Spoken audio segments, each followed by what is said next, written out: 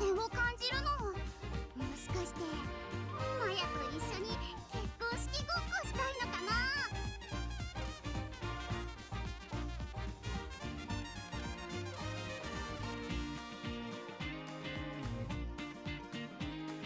ブライアンさんにドレス見せたら目が痛いだって。素直に可愛いって言えばいいのにね。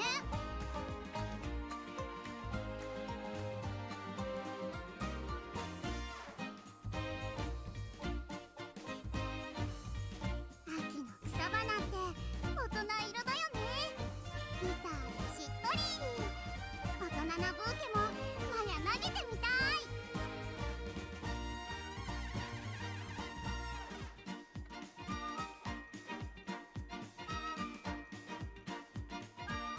マヤ、キラキラな大人のウマ娘に絶対なるから。だから一番近くでマヤのこと見ててね。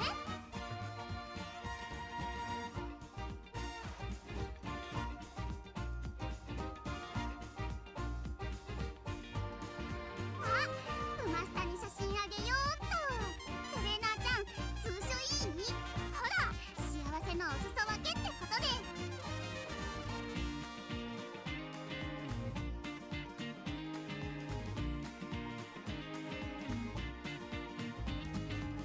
イベントが始まってるよ。エースオブエース目指してテイクオフ。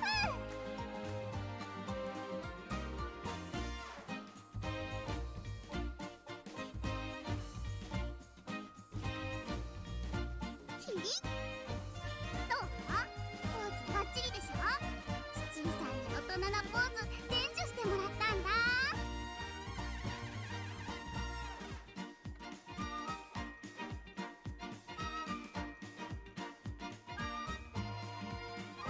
マヤ、もっとキラキラしたい。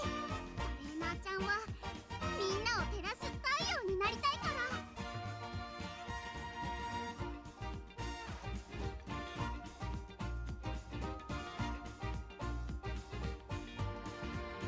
マヤ、キラキラな大人のウマ娘に絶対なるから。だから一番近くでマヤのこと見ててね。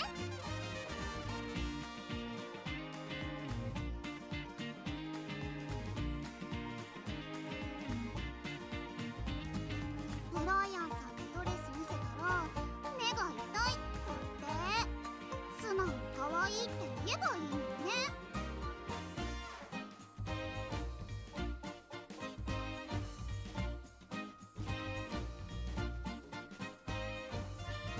キリッ、どう？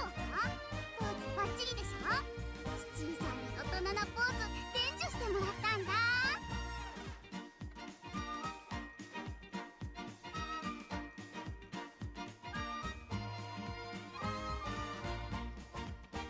マヤ、わかったよ。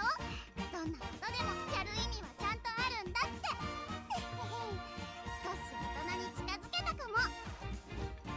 Hi everybody, and welcome back to Yukikaze Gaming. Today we're going to be playing some more Umamusume.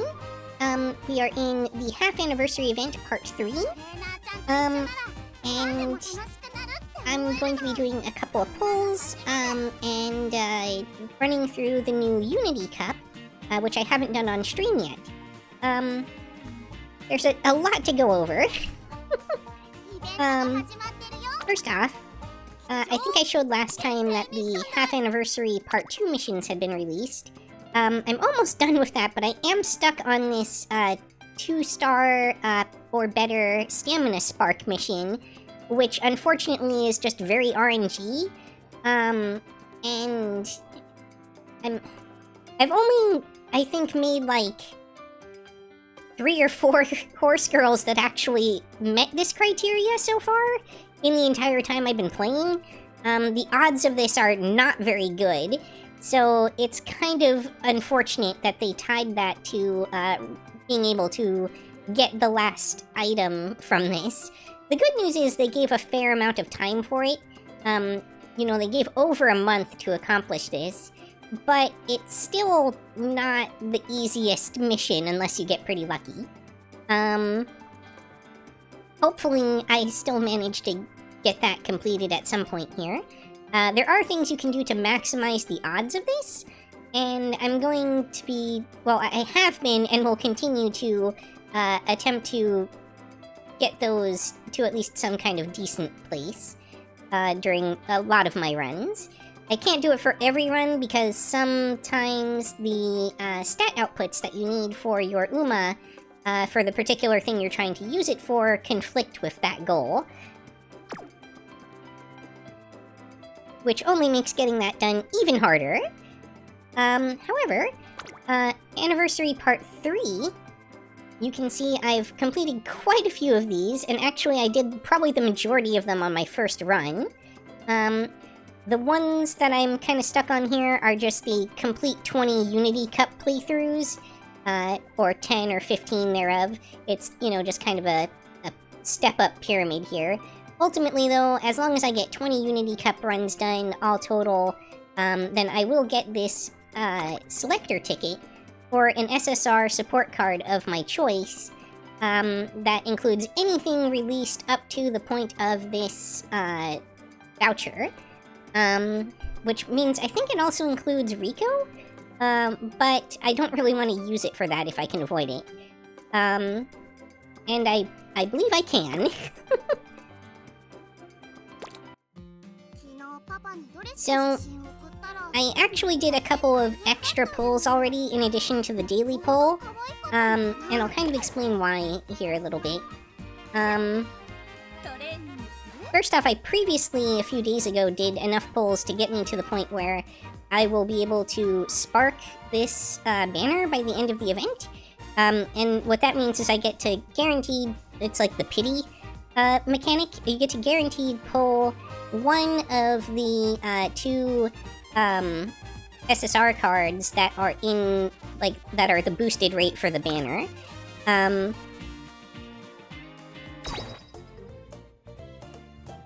Now, the reason that I'm kind of doing all that and everything, and this is also important, is Riko Kashimoto here is kind of a mandatory card for the new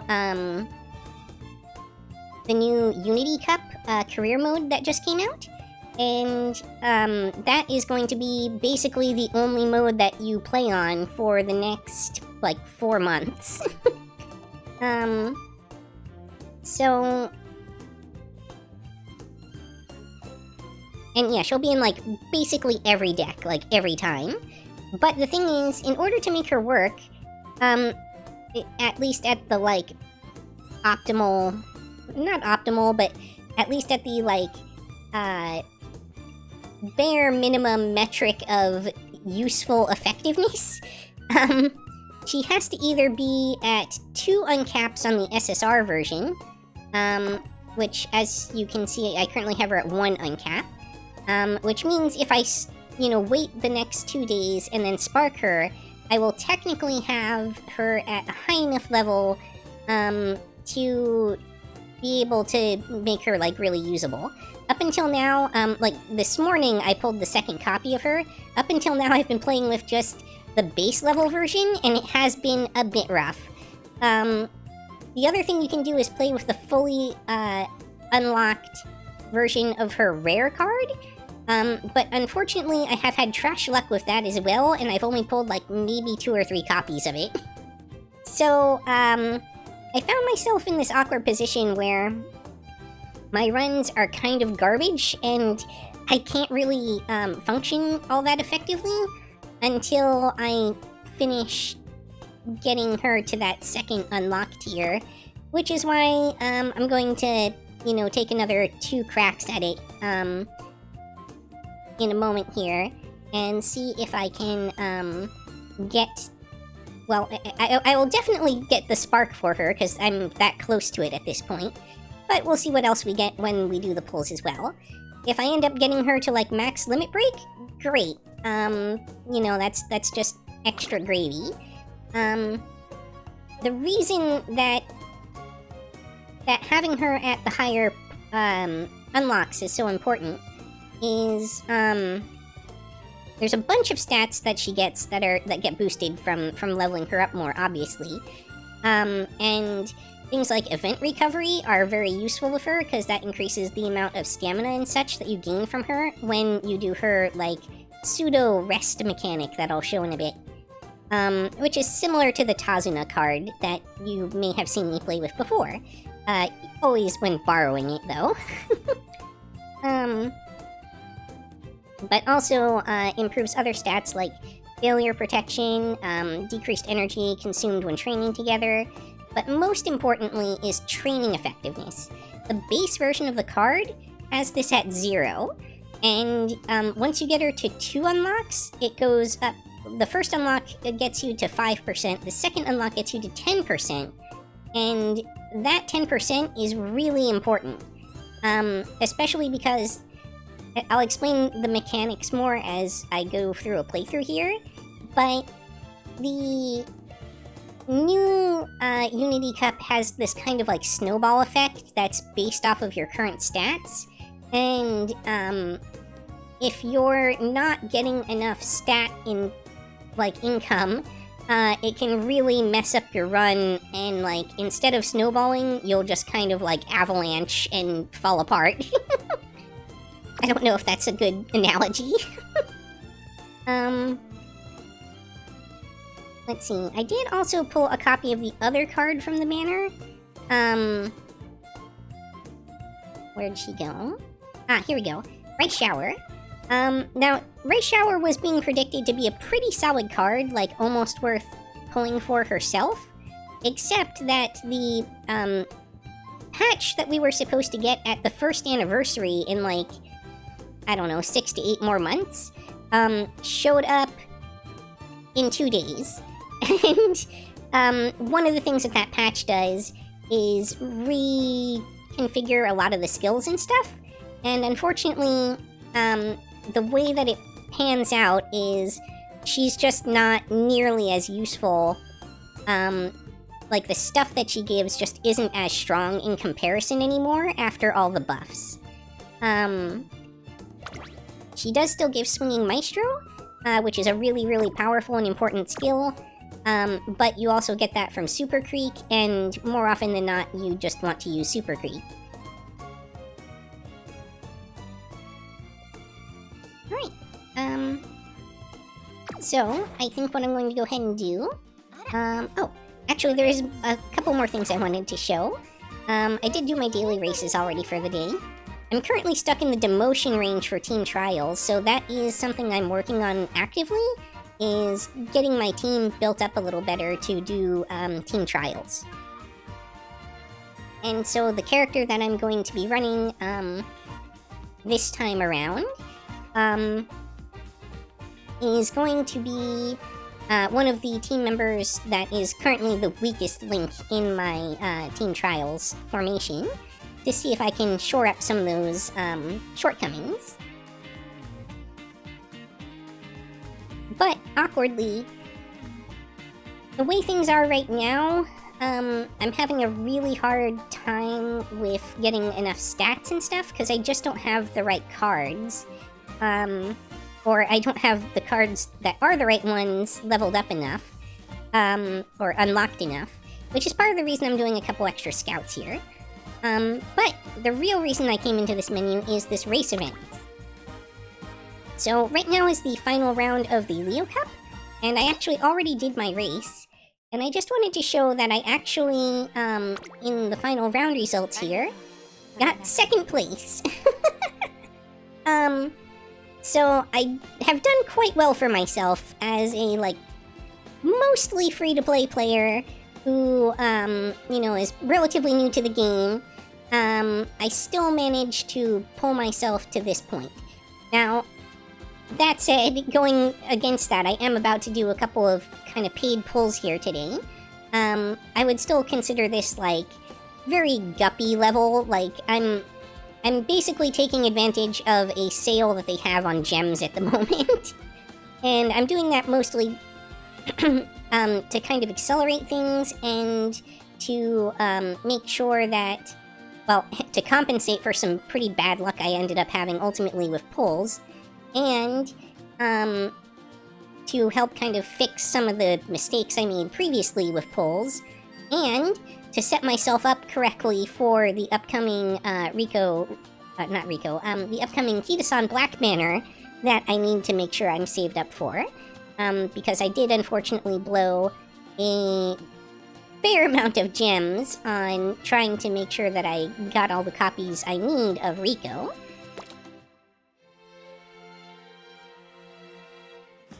And I'm about to blow more. Alright, so you can see I'm at 180 points. And, at the end of the day, once I get to 200 here, I can exchange them for either of these cards.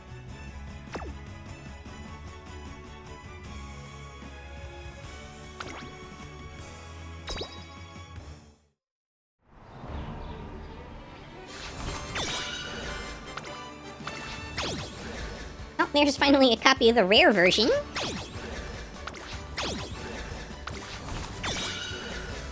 Okay, that's good. I needed more copies of this SR card.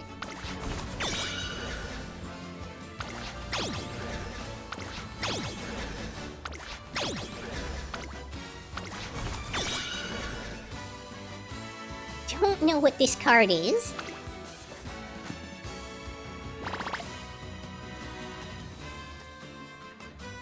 I mean, I didn't get an SSR, but oh well, at least I got a useful SR out of that pull.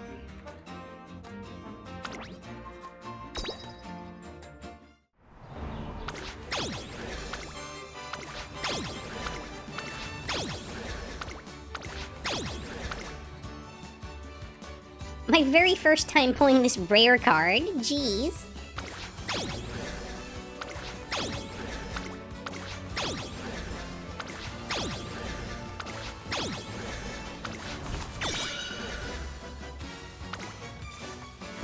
Alright, that was a pretty bad pull, to be honest.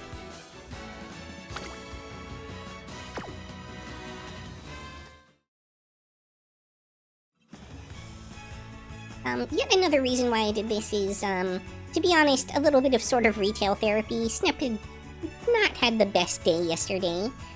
Things did not go right, and it was, you know, a situation where I wanted to feel like something was going right in my life. So we're gonna go ahead and get this additional copy of Rico here.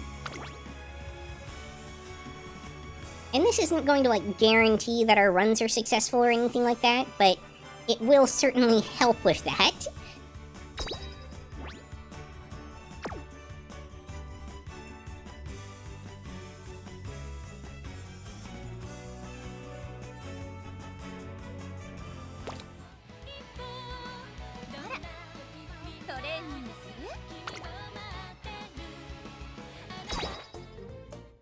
And now the uncapping.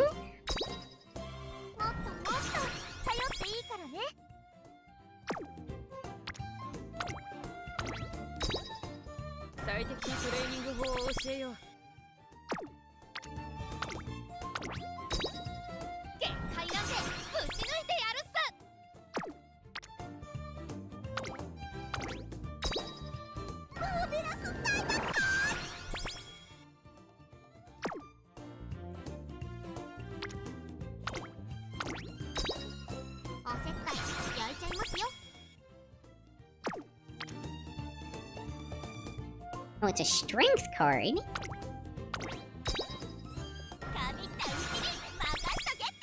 Well, it's fully MLB'd now.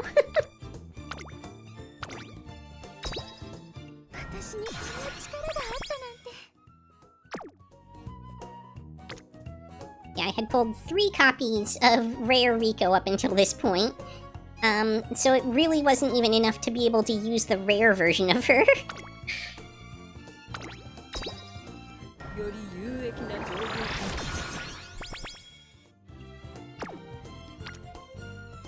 Which is considered, by the way, just absolute garbage trash luck. So, let's see,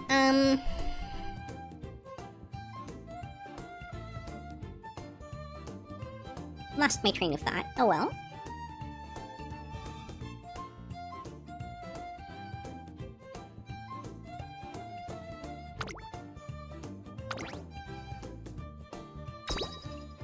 より有益な情報か。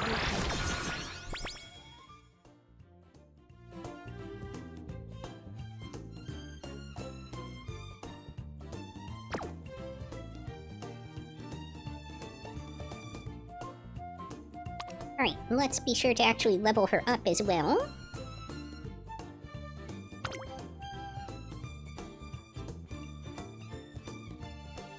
Now, one thing I wish is that it actually, because it does, like, highlight in pink the stuff that's a stat that's increasing. I do wish that the game showed you what it's going from and what it's going to. That would make my life so much easier. There are websites you can kind of use for that, but yeah.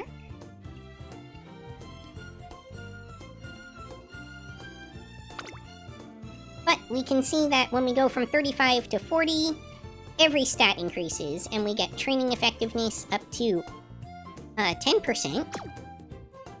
Initial friendship is only gonna go to 27, but hey, every little bit counts. Race bonus is also a very important stat in the current, game, or the current, cup. Current career. In the Unity Cup, the current career. I think that goes to 10% if you have her fully MLB'd, which seems unlikely for me at this point. Unless I get super lucky with the last couple days of pulls and pull, like, a Rico card every day. I don't see myself getting her fully MLB'd, unfortunately, despite the fact that I've will have dropped, like, well over, you know, the 200 pulls on this card. Event recovery, also pretty important. This is going to increase, as I mentioned earlier, the amount of stamina she restores every time that we do a, it's not technically a rest, it's a recreation with her. Which, is a substantial portion of your stamina income during the run. And if you have her only at 1, or only at 0, like I've had up until now for my runs, her event recovery is fairly low, and so you just don't get nearly as much stamina from each of those runs as you, or each of those...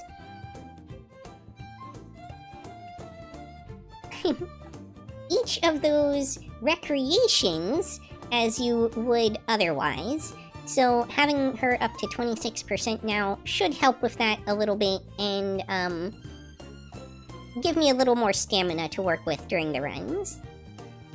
And make it feel more like I'm actually doing a rest than it does currently. She's still not going to restore nearly the amount of stamina that Tazuna does. She's more geared towards giving you a bunch of bonus stats instead. But it will at least be more comparable with her at, you know, a higher limit break level. Especially because the Tazunas I was using were all fully MLB'd. So she has felt like she's giving, like, nothing for energy, in comparison. Failure protection, great. Energy cost reduction, great. I mean, actually, failure protection's not that important, but it's a nice to have. Energy cost reduction, though, this really makes, this is part of your energy management, that makes everything so much nicer. I'm sure this initial stamina bonus is very nice to have as well for a couple reasons. If you can fully MLB her to get it. Or, I guess it's only at 3 that you get that.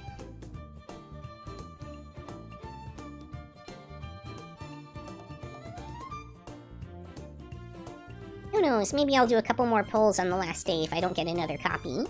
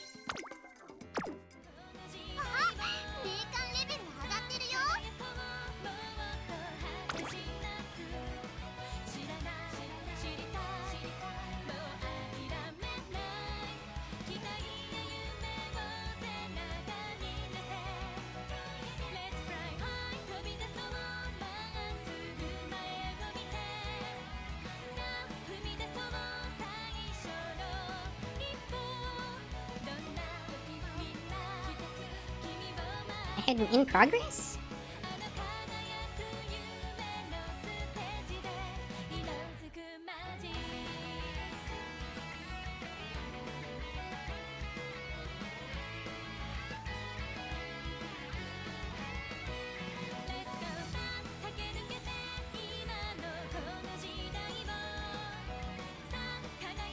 Alright, well, I guess I'll resume this one for the moment, and then, just use it to kind of highlight some things. So, the Unity Cup is... At its core, it's the same as the previous career mode that we had, but the thing is, it has a bunch of extra stuff layered on top of it. And that creates a whole bunch of additional stuff to manage, as well as a bunch of additional RNG. The patch that's coming out in 2 days will reduce some of the really bad RNG that we had from the previous mechanics, which will make it a little more bearable to have the extra RNG layered on top of the existing RNG mechanics. Because right now, like, getting a decent run in is very difficult. Like, at least with the resources I had available, maybe 1 in every 10 runs you could get through without something going horribly wrong that just messed up the entire run.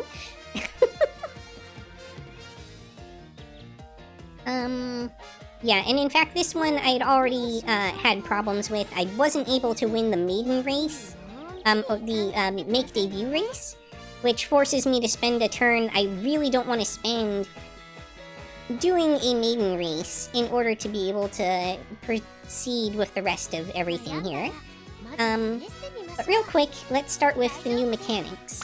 So, the new mechanic is you're not only managing your own Umamusume, you're managing an entire team of them on top of that, and you have a whole set of team races that happen in addition to the normal races that you need to do. Now, these don't consume a turn or anything like that. You get them kind of for free, in a sense. But they do... like, your entire run kind of depends on them. And part of the reason for that is you get a lot of bonus stats for winning these. Another reason for that, though, is that the training facilities level, which dictates how much stats you get from training at them, instead of being dependent on how many times you've trained at that facility like it used to be in the old career mode, is now tied to how well your team is doing. So the better the average stats of your team, the better the level of your training facilities becomes. And that includes your own UMA stats, because your own UMA is a member of the team. So being able to get your own UMA stats higher faster will help increase these training facilities, which increases the value of things like starting stats quite a bit.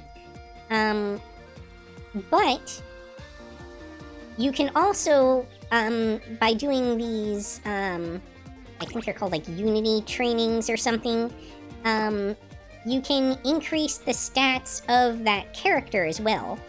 Now, any character you bring as a support card, who is one of the valid characters for the event, will become part of your team. There are support cards that aren't part of that roster, which is kind of rough. If you have to include those, it puts you at a slight disadvantage, because it means that you have, ultimately, more UMAs on your team that you need to increase the ranks of in order to bring up the average, in order to increase your facilities, and also makes the value of your own stats impact the average less. So, ideally, you know, all in a vacuum, you want to try to use only support cards that are members of the Umamusume team.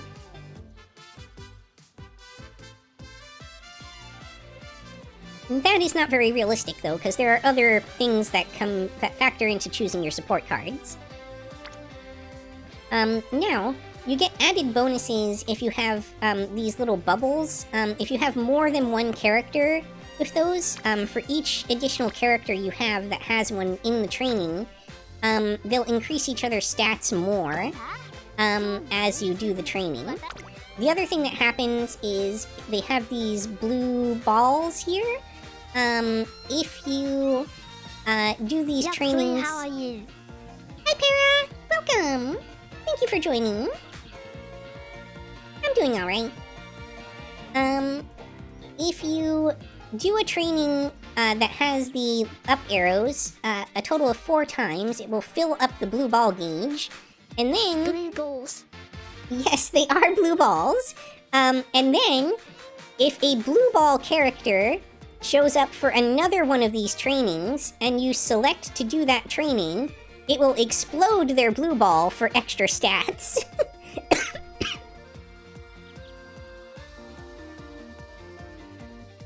And that means not only a whole bunch of extra stats for that character as one of your teammates, but it will also give you, see, I've got this flame here. It will give you a whole bunch of extra stats there that make that training give whatever stat you're training a bunch of extra bonus points.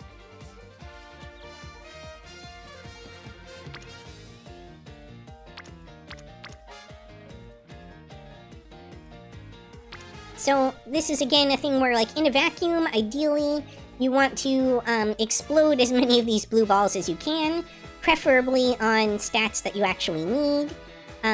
If you don't utilize it, it's not like the gauge goes away. They'll kind of save the gauge, and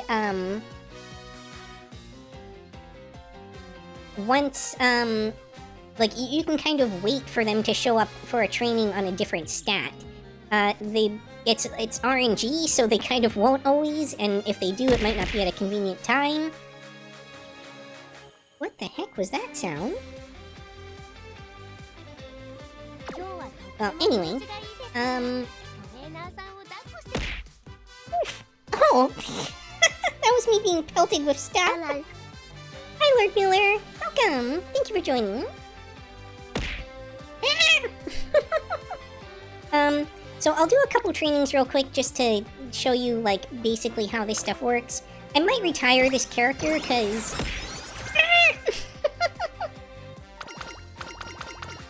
it already kind of failed before it got off the ground. And I want to try and use the upgraded support card.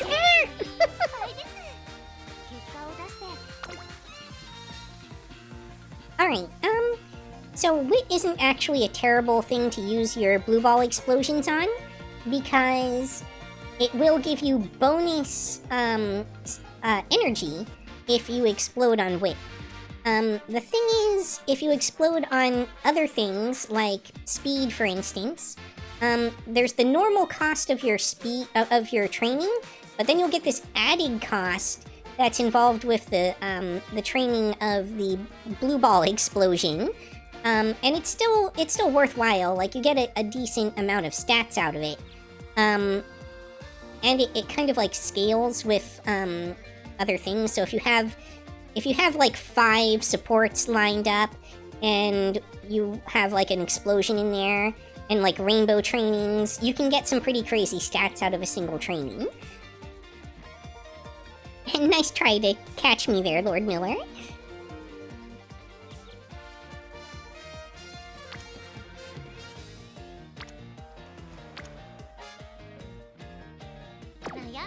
But, yeah, as I said, I think I'm gonna go ahead and retire this run, because I set it up using an older version of the support cards. Well, I'll play it just a tiny bit first. Just to kind of show you the event itself. I'm not even gonna bother looking these up at the moment. I will succeed someday. You're not the only one trying, so be sure to succeed before they do.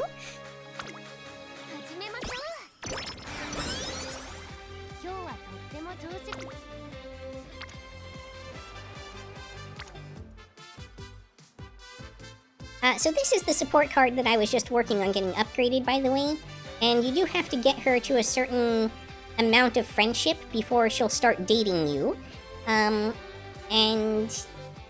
you have to unlock those dates in order to be able to use her recreation mechanic to be able to get your bonus stats, your energy restoration, and ultimately a gold skill.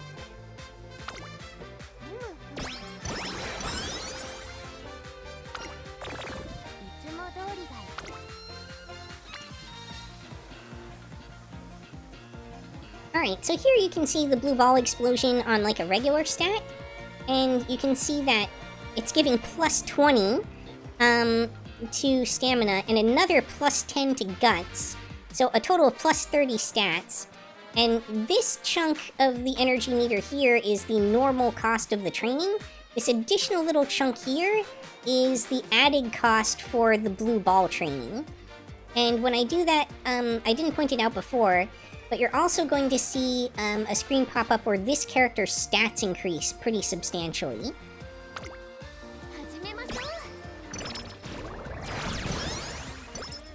Spirit Burst! And now you see my whole team has powered up. And out of that, because we ranked things up, some of my training facilities have gotten better.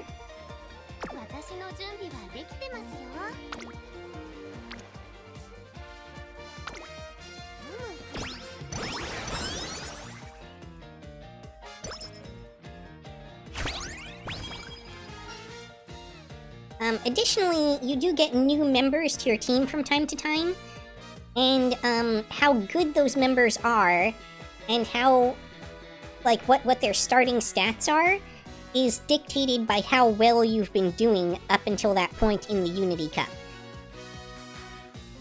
So ideally, you want to be, you know, on a path to be doing really well, so that you continue getting really strong members who raise your average score rather than lowering it.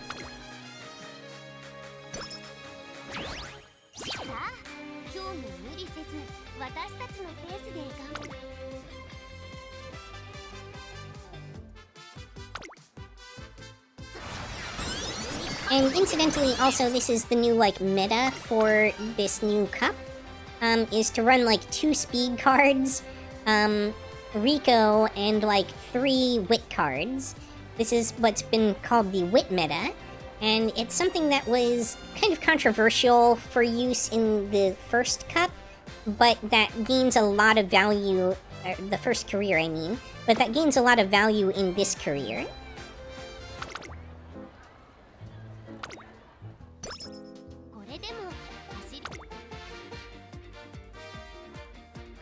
And the reason for that has to do with, basically energy economy, and trying to maximize the number of these, like, spirit bursts that you can get and stuff. That, and also, the skill points that you get out of wit training end up becoming a significant source of your skill points for your runs. Because you don't end up with a lot of time to actually run races. Oh, speaking of which, I forgot to do a maiden race. I should probably do that.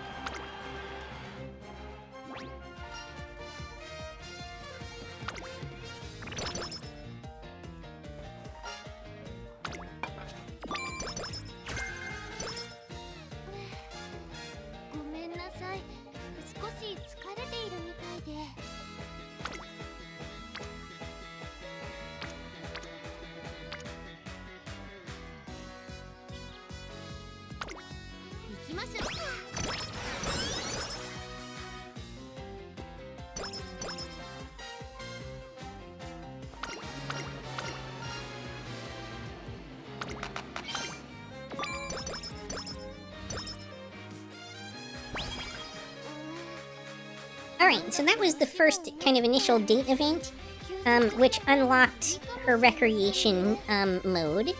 And each of these is a recreation I can do with her, and each time I do one, she's going to give me energy and stamina and guts for my character. Now, guts is about to become a much better stat when the patch hits in 2 days, but right now the reason it's gained some importance even before that is that your own average total stats make such a difference to your team's power, and so just having stats higher in general is very important for being able to succeed. なんだか足が重くて休息した方がいいかもしれませんね。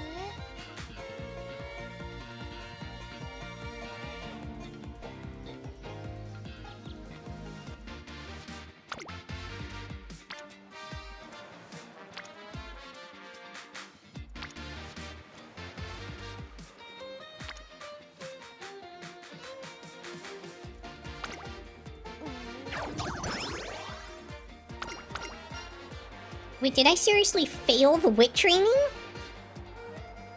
Wow.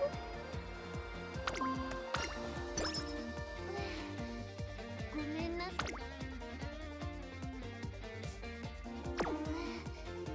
なんだか Yeah, this run is so cooked. 休息した方がいいかもしれませんね。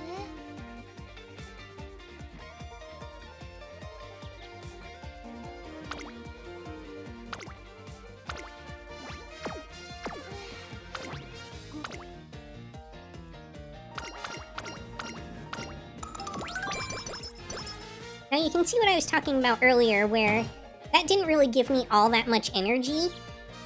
So having a higher level version of the card that I'll be running with now should increase that amount pretty significantly. At the very least, by like that much, maybe.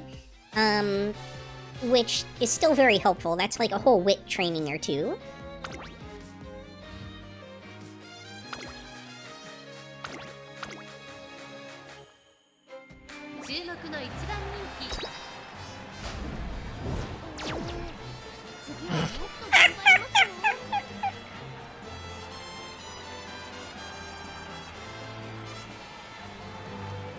Wow, yeah. This run is just so bad.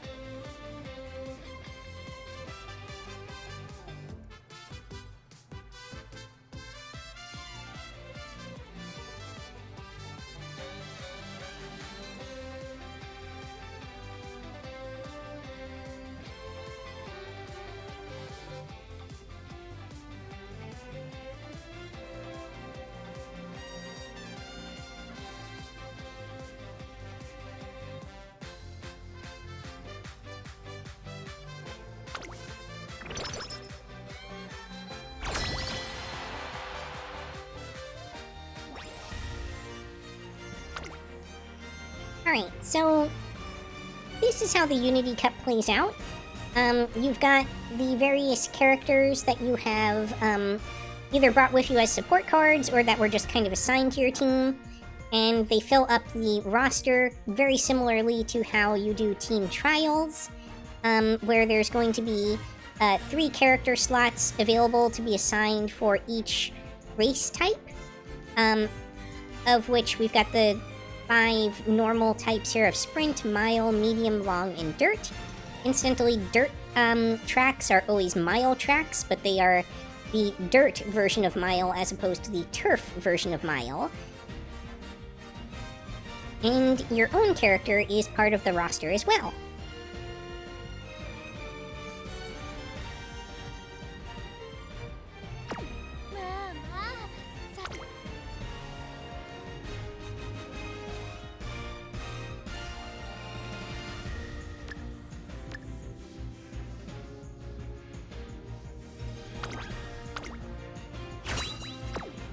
You can manually assign, like, where people go. So, for instance, if you take a bunch of skills that are really specific to, like, medium, but it auto-assigns you to long, you can forcibly move yourself into the other category. But the auto-assign does a fairly good job of making sure that, like, characters are appropriate for the places that they're going and are generally more or less the best.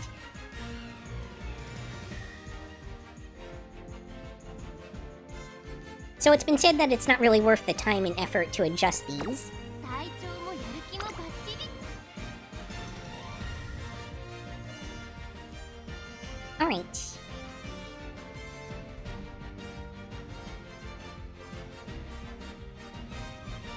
Coughing a lot and all congested, I'm sorry. So, when it comes to this, you get to select one of 3 opponents, and generally speaking, the conventional wisdom seems to be that there's 5 of these races total, and you want to do, the top one the first 2 times, then the middle one the 3rd time, and then the top one the rest of the times. And that has to do with A, hitting specific goals and making sure that you are ranked up enough, but also B, managing the fact that if you do the top one every single time, there's not, like, you don't really get anything out of that until they do the 2.0 version of this much later. And also, you will end up in a position where the opponents that you're facing are, like, ridiculously strong and you have very little chance of victory. So doing one of your races in this lower bracket at some point when you're in a spot where you're going to have trouble, like, let's say this top team were like a rank C team right now, I would probably need to choose this bottom one. So they give you a rough idea of what your chances of victory are. Overall, we've got a pretty good chance of victory here, but I've definitely seen plenty of races where I'm the predicted winner turn out to fail. And that's where the RNG comes in on these, because if you fail any one of these 5 races or the finals, it pretty much scraps your entire run, and you have very little control over it, aside from the basics of making sure that you're actually training up your characters. Alright, see, I got 2 draws already, and I need 3 wins to win, and those were the races I was good at, so I failed this, and even if the rest of the bad stuff hadn't happened on this run would be basically garbage for me now. There's especially on the very first one, there's very little recovering from this, because you will be so behind for the entire rest of the run on the overall team stats that you will be super far behind on your training. Oh, come on! Okay, yeah, that's a bonus event you get from Rico if you have her at a certain friendship level before the start of the year on the second, on the classic year. Anyway.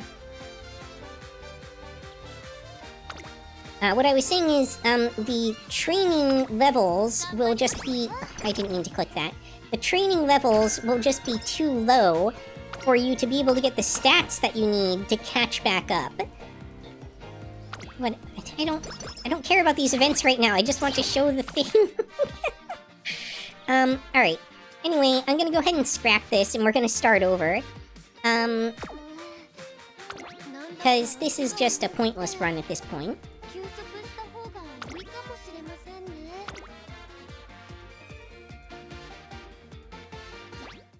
最近ナイスさんの人達成！確認を忘れずにな。シャララー！何時になってもマヤのドレスは消えないよ。エンゲージの証だもん。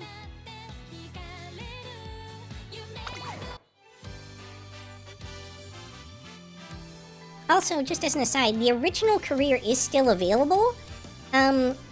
It's just that even a really bad run with the new career, as it turns out, is going to give you so much more stats that, like, these are characters here that were not particularly good runs, using, like, the subpar version of the support cards that I had and everything, that I completed on the new career, and this was the highest ranked character I had ever created on the old career. So we've got people now who are putting out Umas that are in the, like, 14,000 plus range.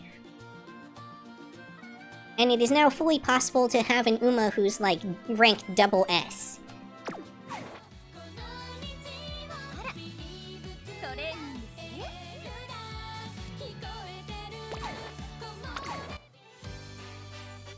That's not the career I want.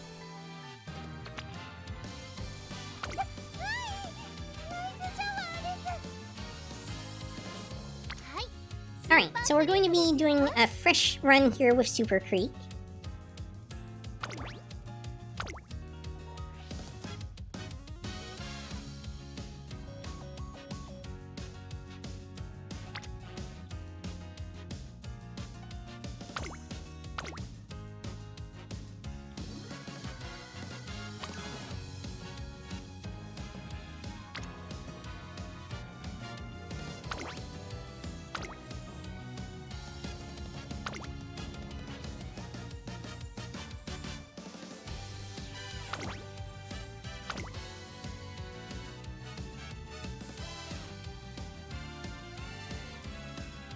Unfortunately, I'm hurting for good wit cards. Fine Motion is a top-tier card, but it is not upgraded at all, which puts it at a bit of a disadvantage. Likewise, this is one of the better cards, but I just don't have enough copies of it, and it puts me in kind of a tough spot.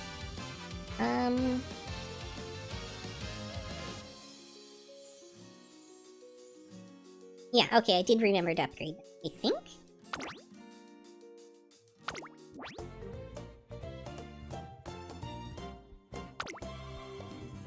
Okay, yeah.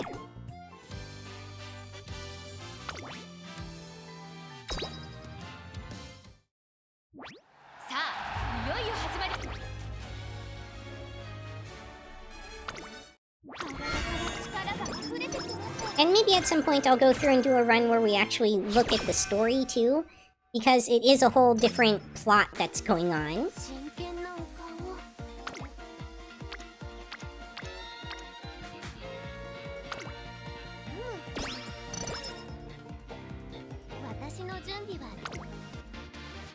So these first couple turns, you haven't been given your team yet, and you just kind of, like, the first 2 or 3 turns are pretty much just running things exactly as you would in the old,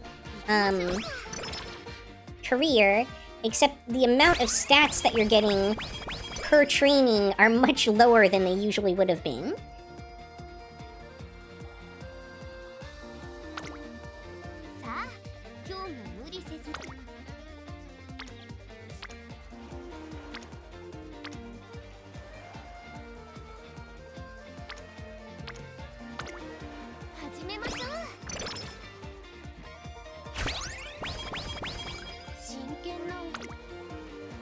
And now we get some additional team members who are not part of our support cards. Oh, by the way, your support cards are always members of your team, I think, regardless of whether they're part of the, like, career roster or not. It's just that having them there when they're not a member of the roster means that you have an extra character in your roster. In effect.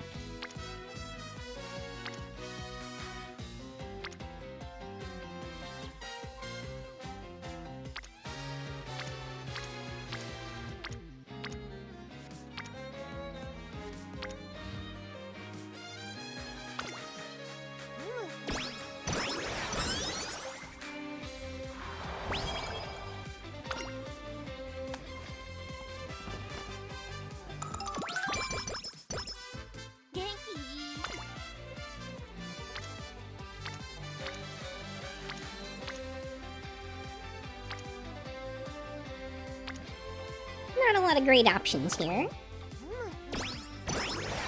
And that's part of why the wit training is so important. It lets you skip the turn and get some resources out of it when there's nothing better to do.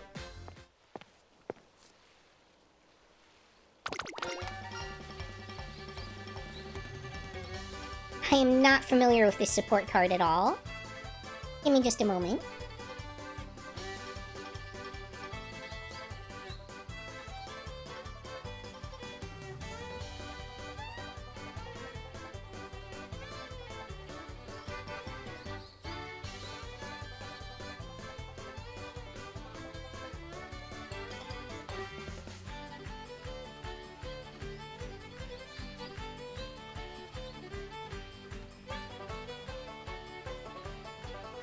Okay, looks like...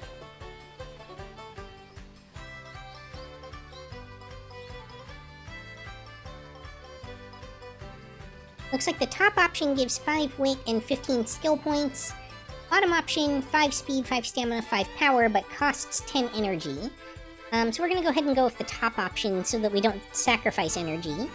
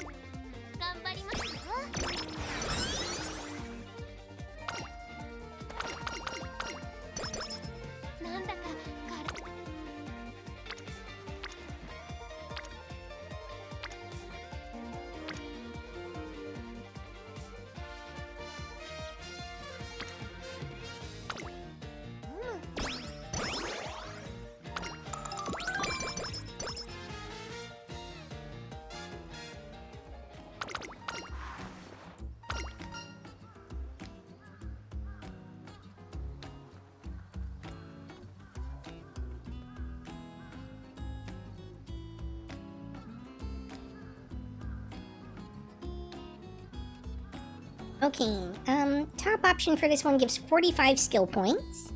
Bottom option, if things go well, you get 3 right-handed hints, 10 energy, and 1 mood. If things go poorly, you get 1 right-handed hint and minus 20 energy. I think I'm gonna stick with the top option on this one.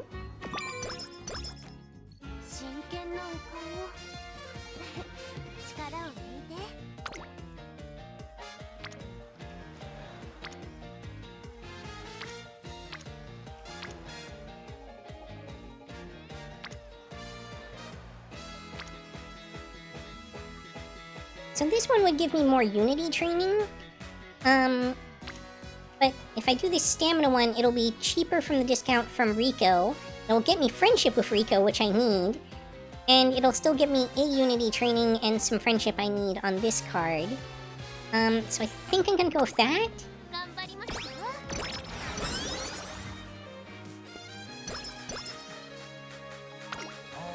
Oh, and also every time you train with Rico, kind of like when you would train with the director in the first one, because Rico is the acting director, she gives you bonus stats. For Taizawa, I think her name is, she would give you skill points when you trained with her. And the amount would depend on how much friendship you had with her. Anywhere between 2 and 4. With Rico, she always gives you 3 stamina when you train with her.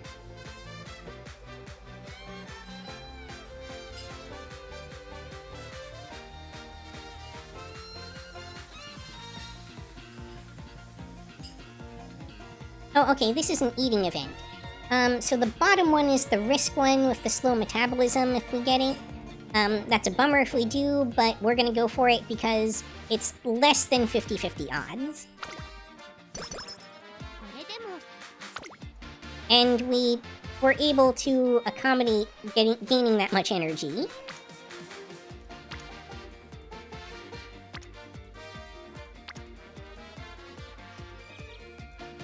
Alright, I think we're gonna go for speed here, because we really need, like, ideally we should be at 200 plus speed for the make debut, but we definitely need to be at over 100 for sure. For power as well. Right now our stats are really lacking.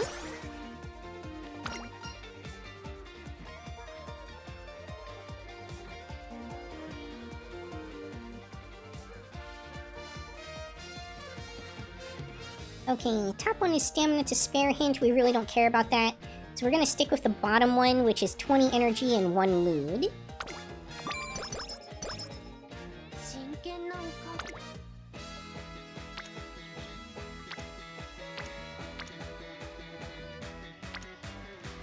Wow, this is... okay. I think I go with power here, because I do need to get over 100 power. I've only got 2 turns left to do that. And I want some of the friendship that I get from this.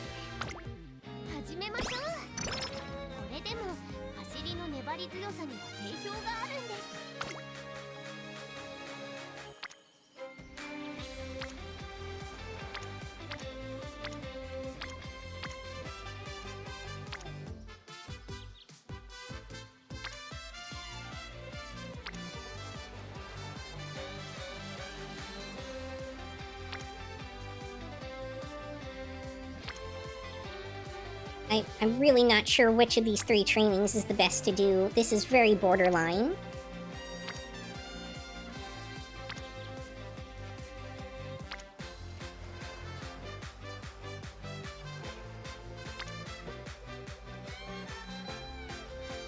Let's see, it's probably this one?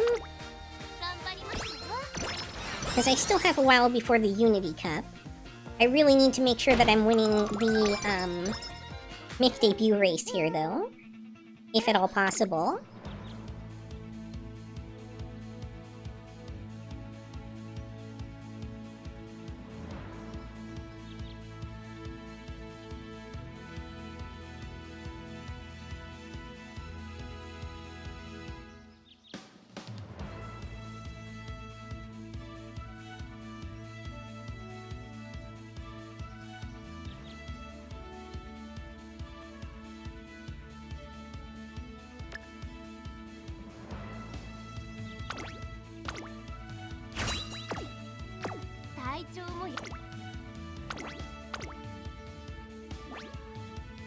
Ramp up is not that good of a skill yet, but it's going to be in 2 days, apparently. Oh no, 2nd place! Alright, well that already puts us in a bad position again for this run.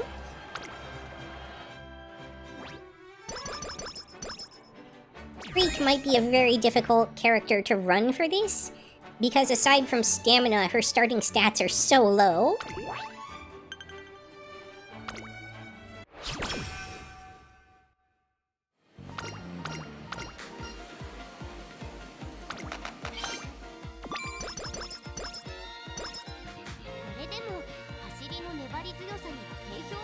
Okay, so I've unlocked my recreation.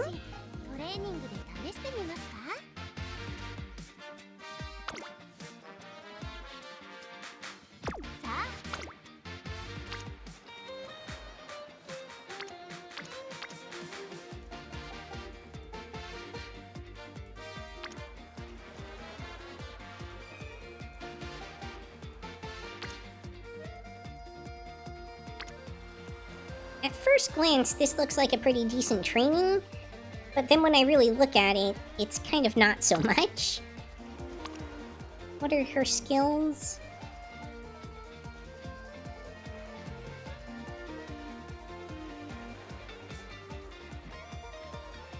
Aside from maybe 777s, nothing I really care about. Well, that's another thing. When you do the Unity training, you get, like, all these random skill hints. So at some point you'll see my skills page just full of just random garbage. Some of them are useful, but because it can be basically anything, you get a lot of stuff that'll be, like, front-runner only skills when you're running a pace chaser or something.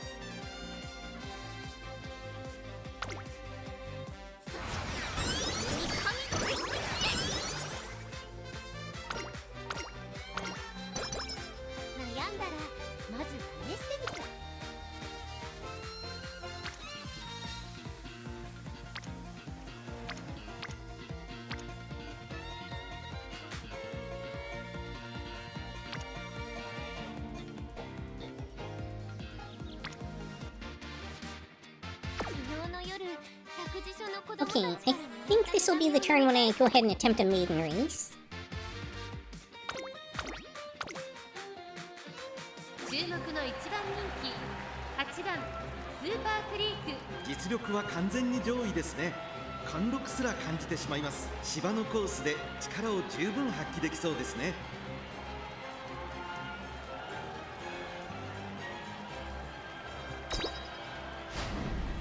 皆さんの声援があればこそ You're kidding me?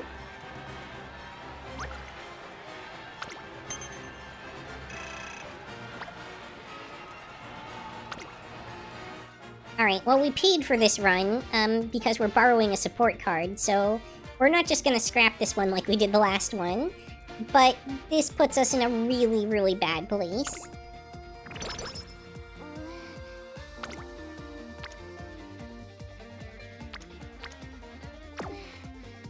ごめんなさい。少し疲れているみたいで。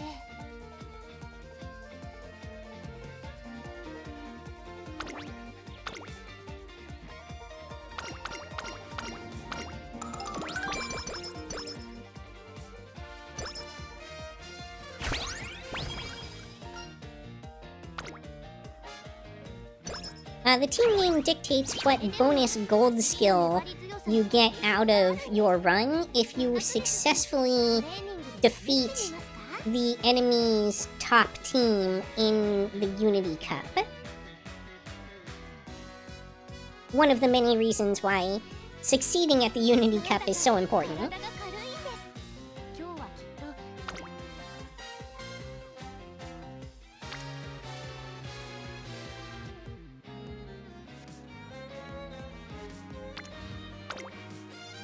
合体ガマン。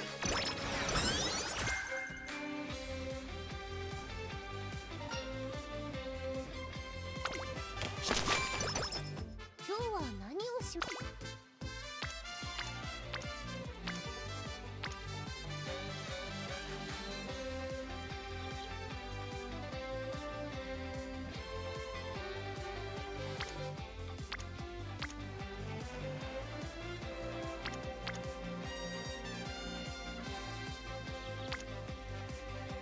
真剣なお顔。 Alright, let's try and race for the third time.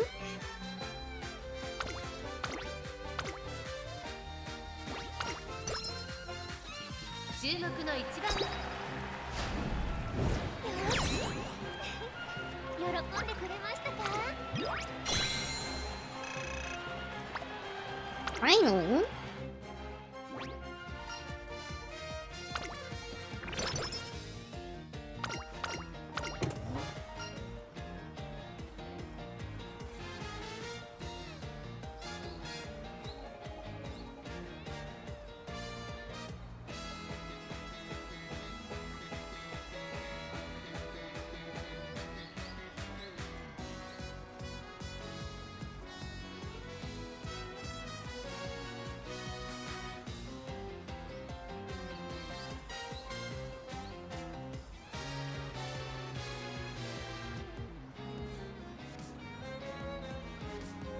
Okay, the bottom one apparently gives corner recovery, which she already has built in.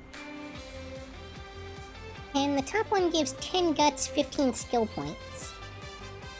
So I think the top one is more worth it.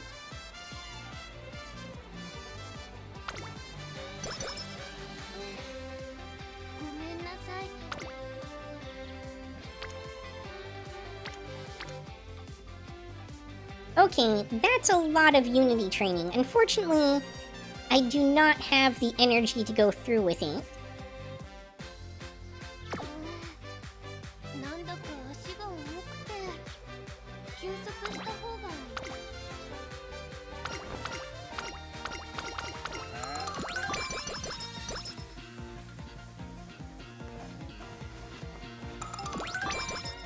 昨日の夜、託児所の子供たちからもらった手紙を読み。なんだか。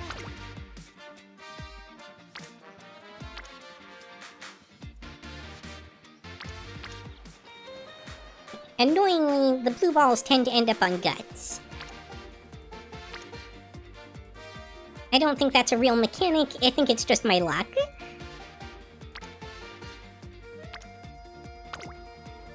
トレーニング始めましょうか。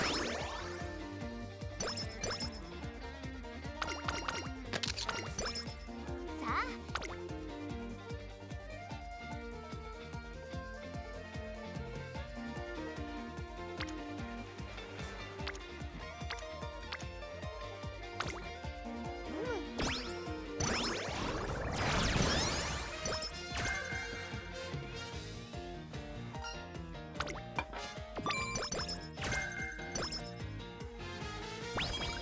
なんだか体が軽いんです。今日はきっと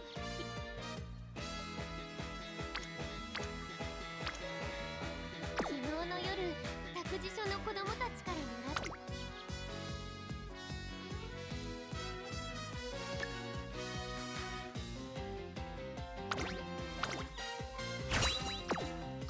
さあ注目の一番人気11番。皆さんの声援があればこそです。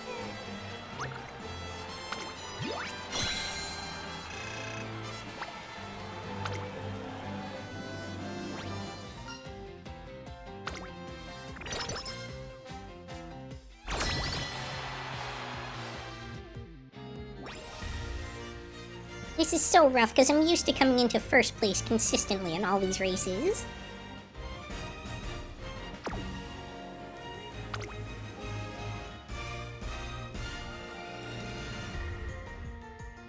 Okay, so like, you don't want to have to choose the first one, or the middle one on your first race, but I think I'm going to have to probably, because I'm probably not going to stand much of a chance against this team. I mean, alright, we'll try it. This run's already pretty scuffed, so...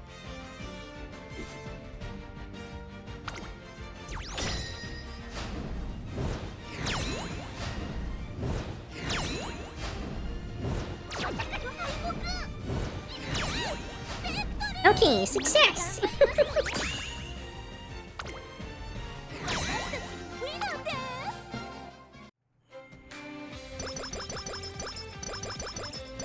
There was at least one streamer talking about how they have, like, PTSD from Unity Cup on previous, like, on other servers.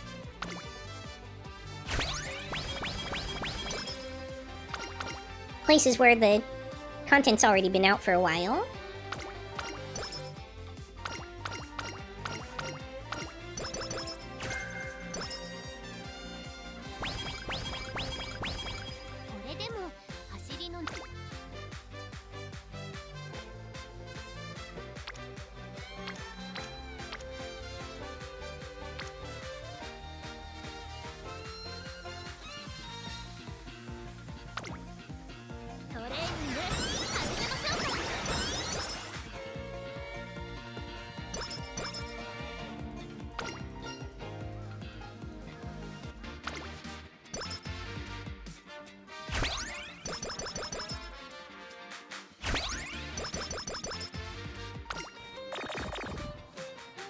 Oh, come on! とても調子がいいですから、トレーナーさんを抱っこしてても走れちゃいそうです。What does migraine do again? Can't gain improvements in mood. Alright, I'm gonna have to cure that, but I don't have to do it 今日は yet. 無理せず、私たちのペースで頑張りましょうね。Which is good, because I'm at max energy at the moment. I don't want to be doing things that give me energy.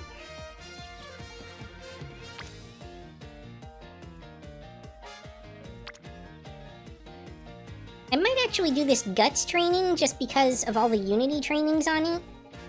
And because I'm at max energy already. 始めましょう。真剣なお顔。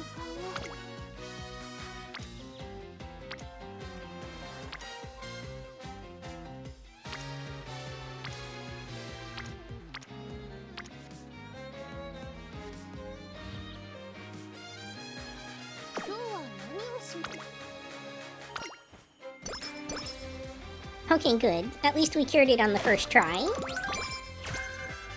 さっきファンの方から応援の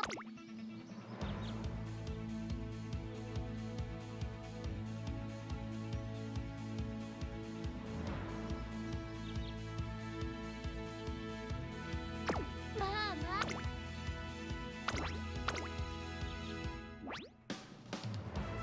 注目の一番人よ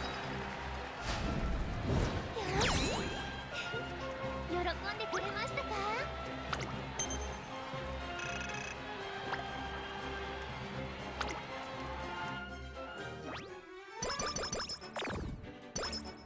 Oh, come on! Oh wait, that's a guaranteed part of her career. I forgot about that. Oh man.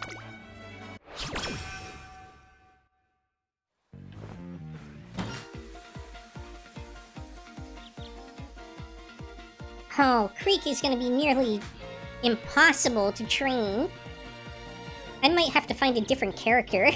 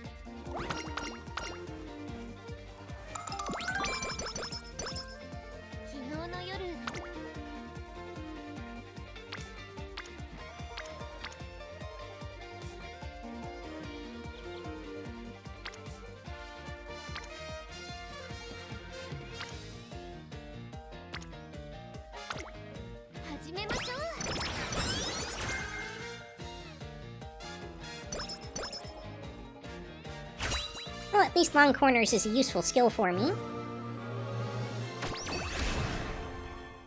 体から力が溢れてきます。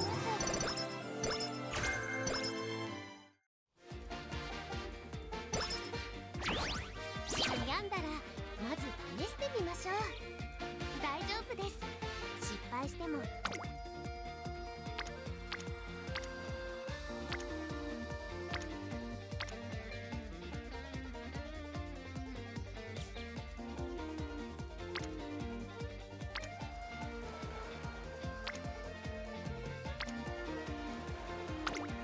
頑張りますよ。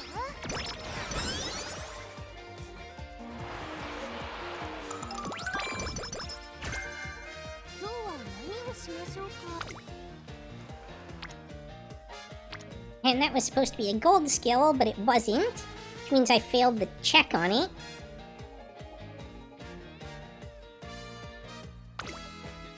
トレーニング始めましょうか。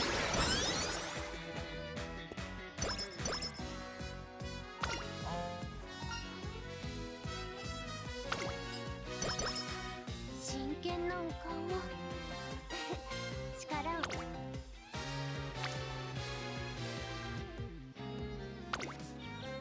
張り切っていこう。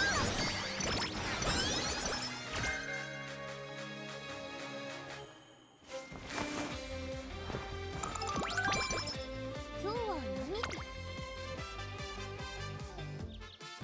なんだか体が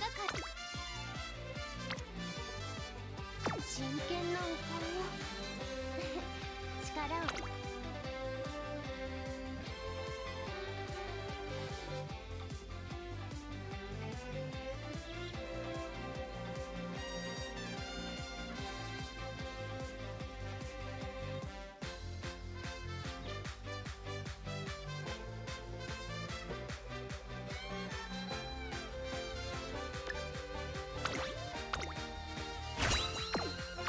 悩んだらまず試してみましょう。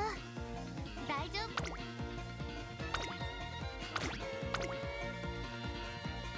Hey Yuki sent you a message on Discord. 15番スーパークリーク Okay, I'll take a look, 注 Agent. 目を集める素晴らしい仕上がりですね。見事勝利してダービー馬娘の夢を掴んでほしいですね。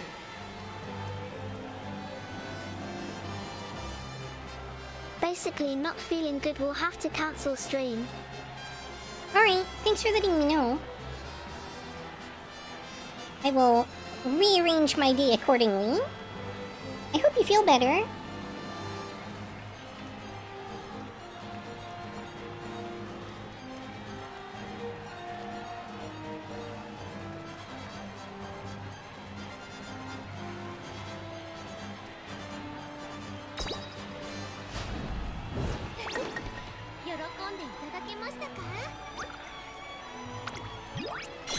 I just cannot win with Super Creek.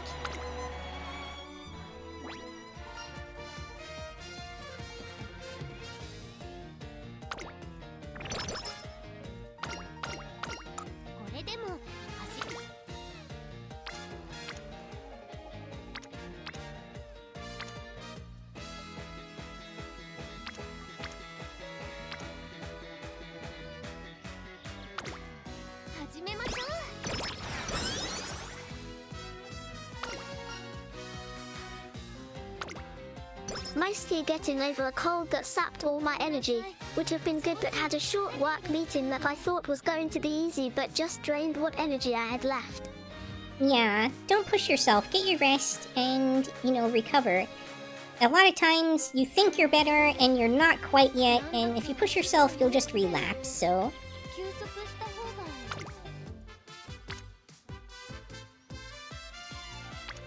Definitely do not push yourself on my account.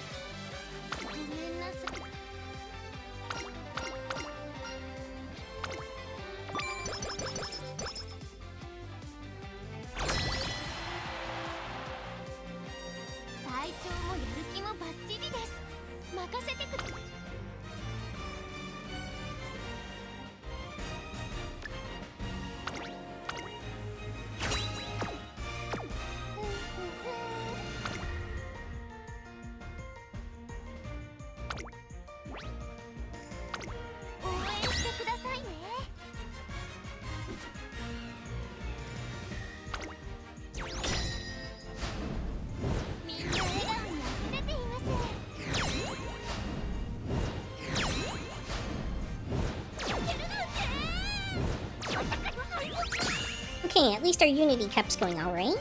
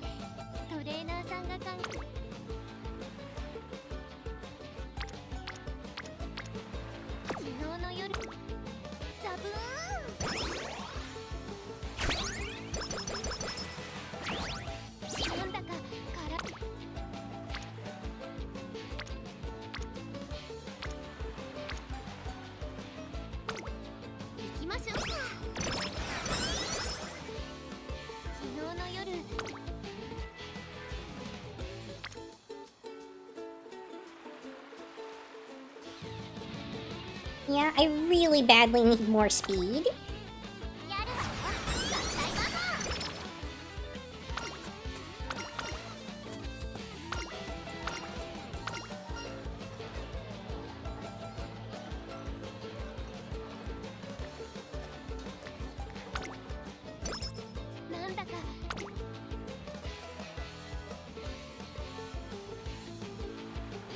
Alright, not too bad.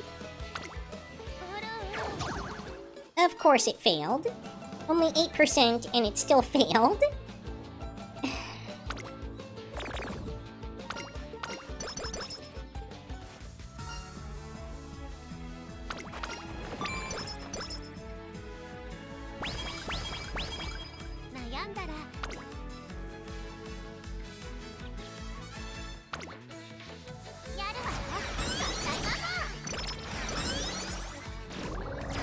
At least I got a second chance at it.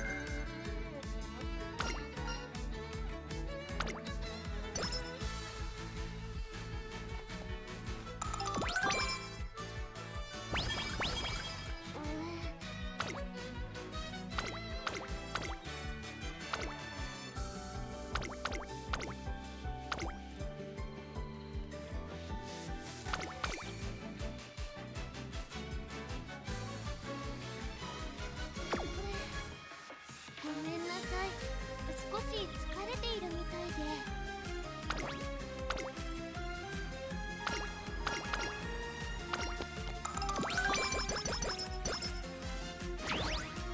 真剣なお顔。始めましょう。 Unfortunately, because this debuff on her that's part of her storyline, we can't possibly go lower than a 3% failure rate.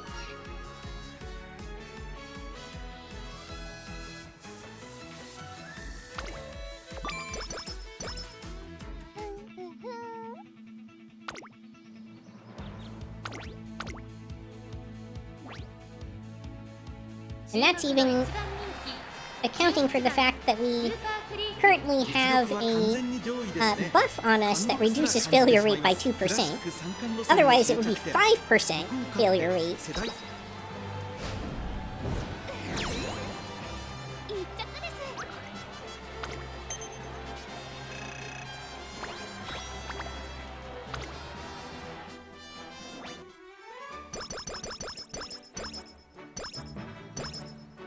Okay, now we've got the opposite.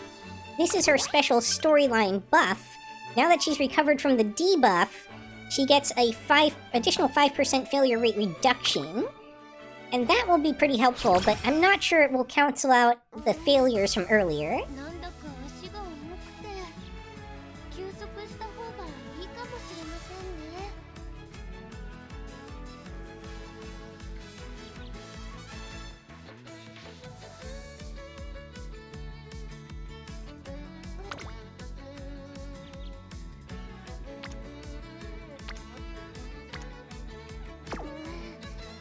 なんだか足が重くて。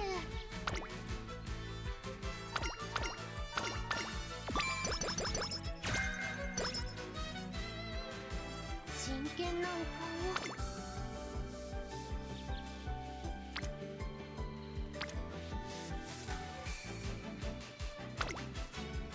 張り切っていこう。これでも走りの粘り強さには定評があるんです。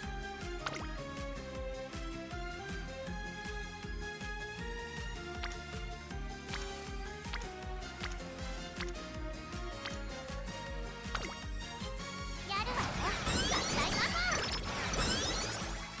体調もやる気もバッチリです。任せてくださいね。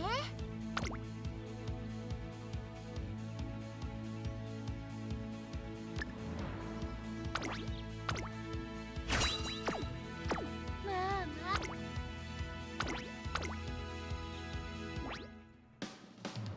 実力は引けを取ります。 喜んで Aw, come on.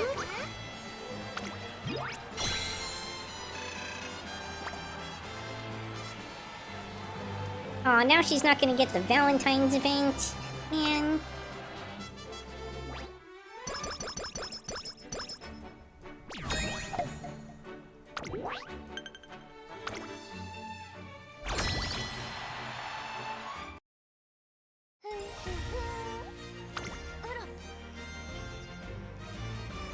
Alright, so this is that third training, where you pretty much always are going to have to go with the second option.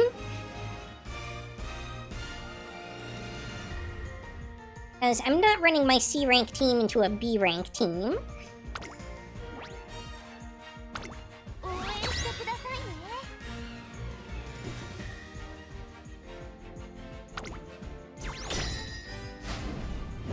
ありがとう。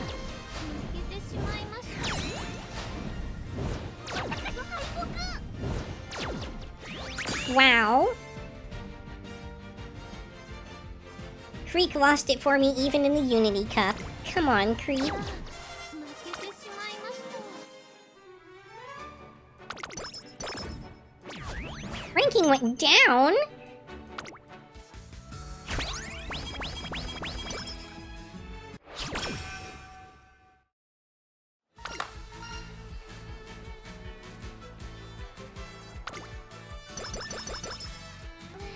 That wasn't the option I thought it was. Which just caused me even more problems.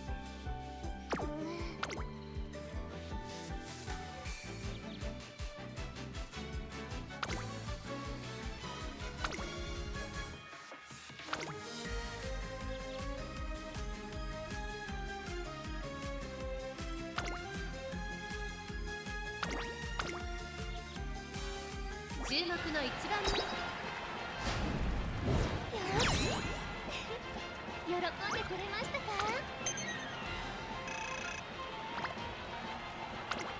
か？ Okay, now I have just enough to not miss the Valentine's event.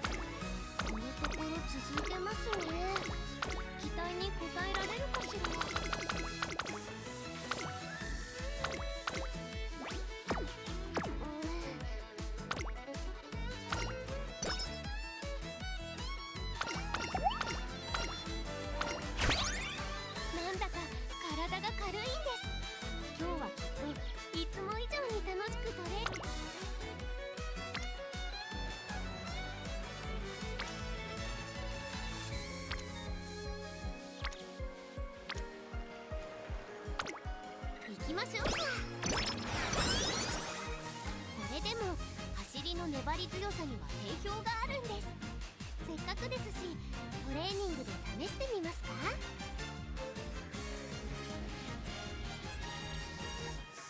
I need to AFK for a bit. BRB. さあ今日も無理せず私たちのペースで頑張りましょうね。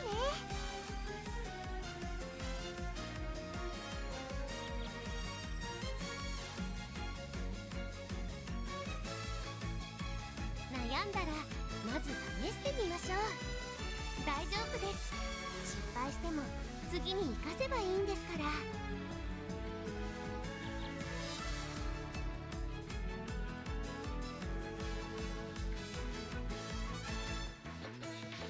真剣なお顔を力を抜いて、どんな練習でもトレーナーさんを笑顔にしてみせますから。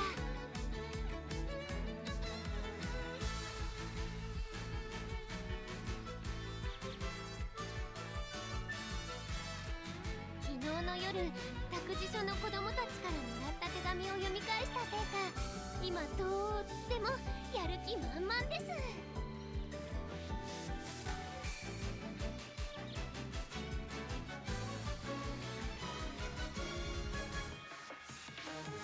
それでも走りの粘り強さには定評があるんです。せっかくですしトレーニングで試してみますか？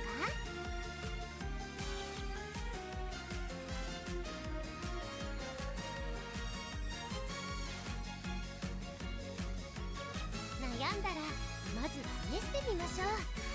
大丈夫です。失敗しても次に生かせばいいんですから。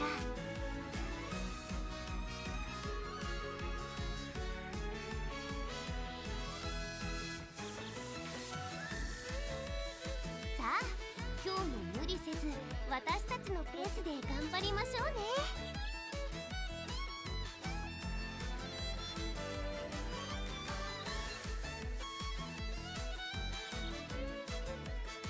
なんだか体が軽いんです。今日はきっといつも以上に楽しくトレーニングができると思います。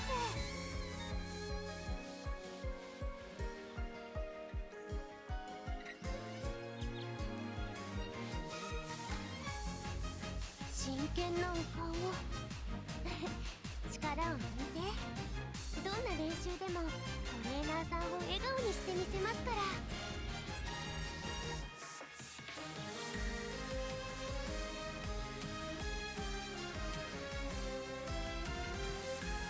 これでも走りの粘り強さには定評があるんです。せっかくですしトレーニングで試してみますか？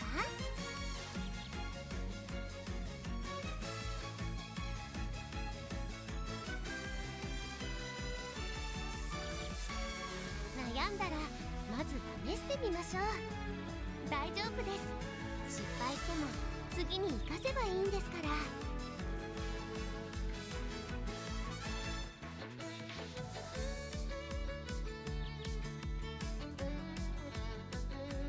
さあ今日も無理せず私たちのペースで頑張りましょうね。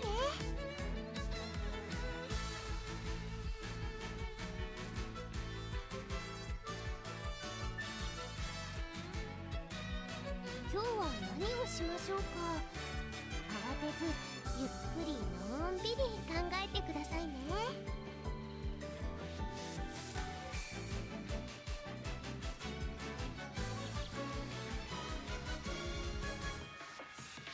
昨日の夜託児所の子供たちからもらった手紙を読み返したせいか、今とってもやる気満々です。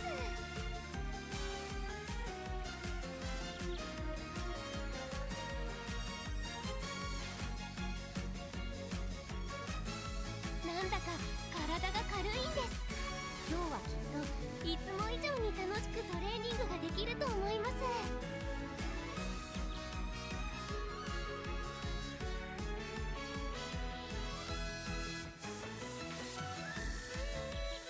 さあ今日も無理せず私たちのペースで頑張りましょうね。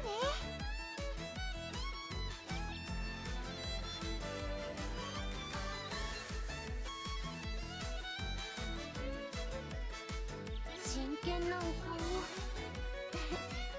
を抜いて、どんな練習でもトレーナーさんを笑顔にしてみせますから。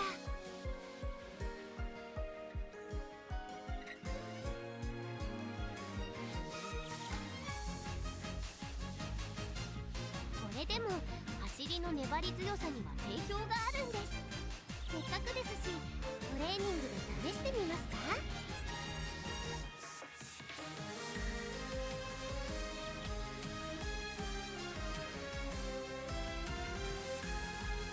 昨日の夜託児所の子供たちからもらった手紙を読み返したせいか、今とってもやる気満々です。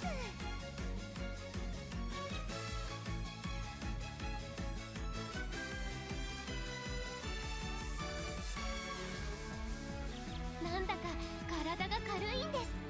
今日はきっといつも以上に楽しくトレーニングができると思います。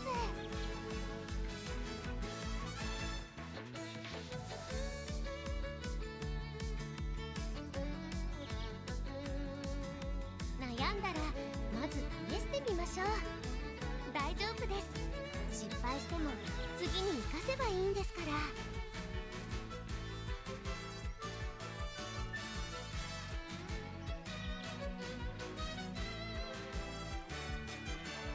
これでも走りの粘り強さには定評があるんです。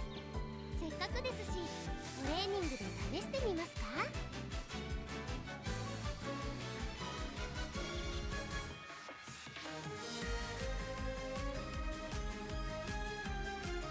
今日は何をしましょうか。慌てずゆっくりのんびり考えてくださいね。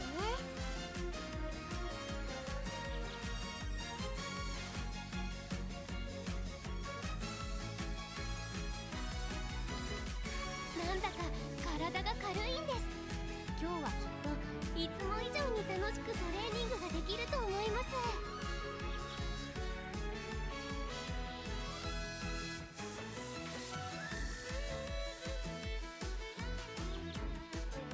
悩んだらまず試してみましょう。大丈夫です。失敗しても次に活かせばいいんですから。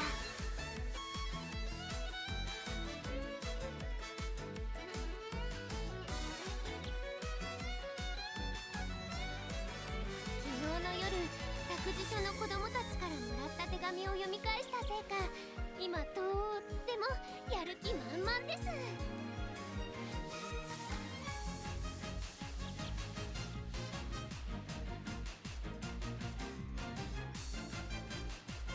今日は何をしましょうか。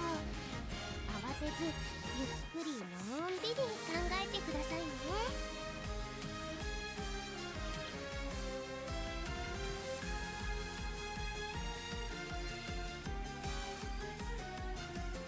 さあ今日も無理せず私たちのペースで頑張りましょうね。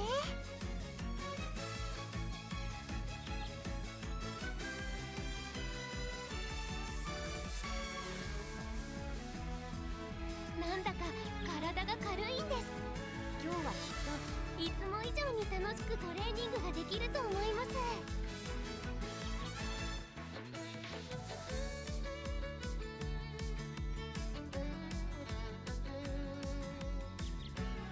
真剣なお顔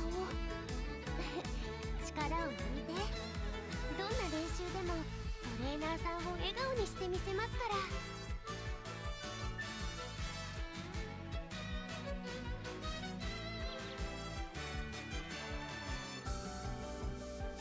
昨日の夜、託児所の子供たちからもらった手紙を読み返したせいか、今とってもやる気満々です。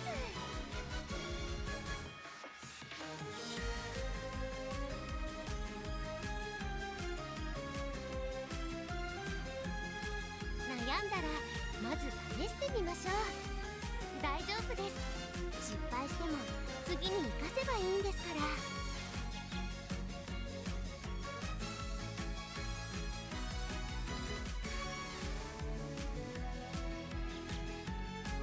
これでも走りの粘り強さには定評があるんです。せっかくですしトレーニングで試してみますか？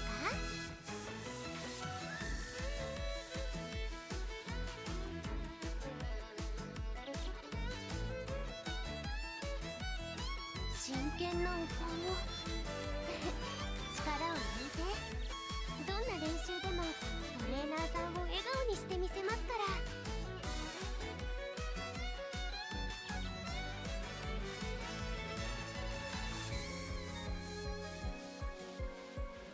なんだか体が軽いんです。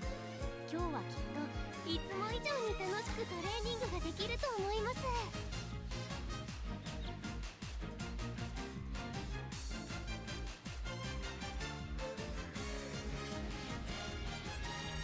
今日は何をしましょうか。慌てずゆっくりのんびり考えてくださいね。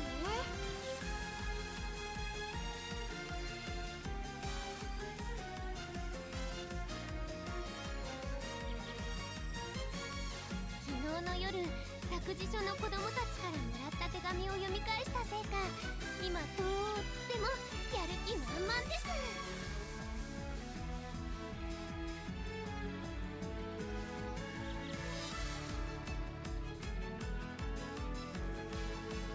真剣なお顔力を抜いて、どんな練習でもトレーナーさんを笑顔にしてみせますから。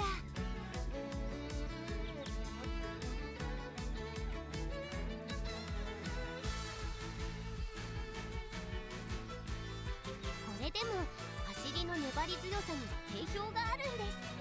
せっかくですしトレーニングで試してみますか？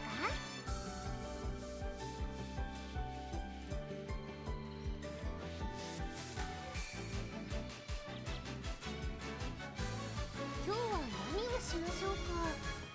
慌てずゆっくりのんびり考えてくださいね。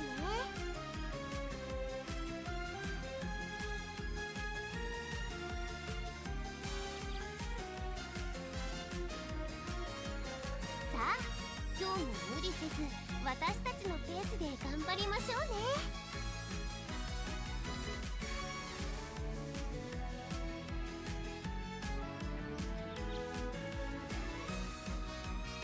悩んだらまず試してみましょう。大丈夫です。失敗しても次に活かせばいいんですから。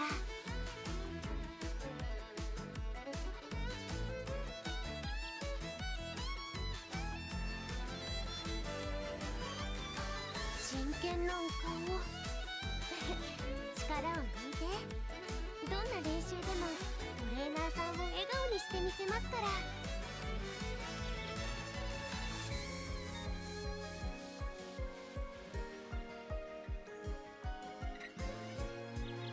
今日は何をしましょうか。慌てずゆっくりのんびり考えてくださいね。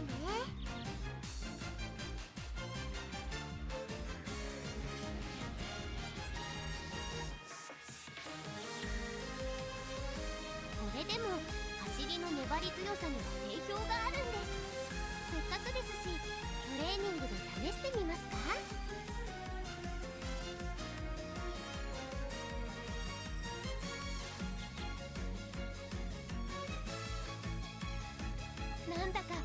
体が軽いんです。今日はきっといつも以上に楽しくトレーニングができると思います。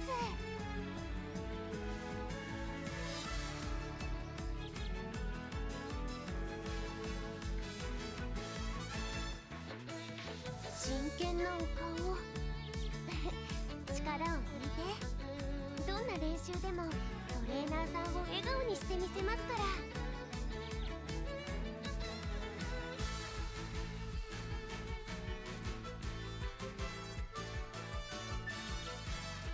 昨日の夜、託児所の子供たちからもらった手紙を読み返したせいか、今とってもやる気満々です。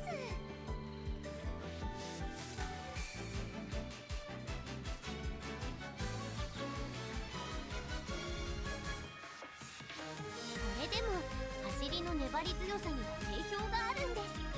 せっかくですし、トレーニングで試してみますか？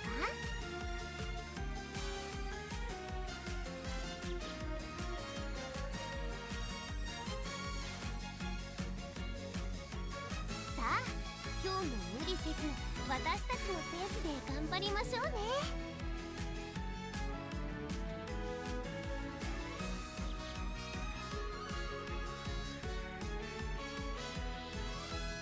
悩んだらまず試してみましょう。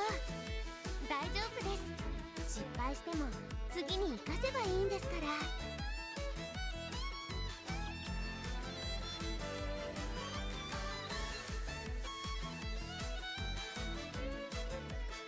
真剣なお顔力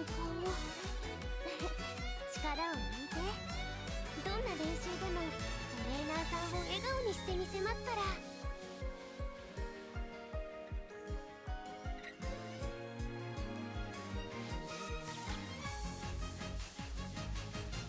昨日の夜、託児所の子供たちからもらった手紙を読み返したせいか、今とってもやる気満々です。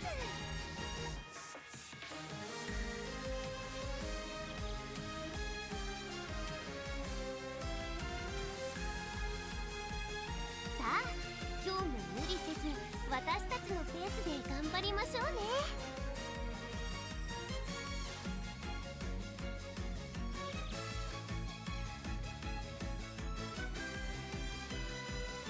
なんだか体が軽いんです。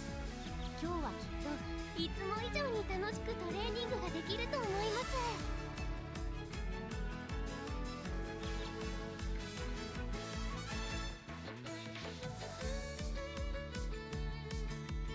悩んだらまず試してみましょう。大丈夫です。失敗しても次に活かせばいいんですから。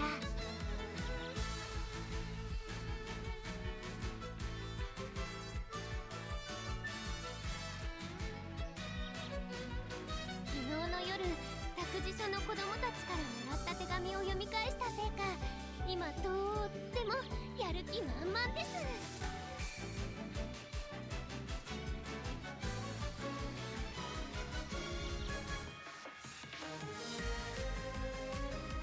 今日は何をしましょうか。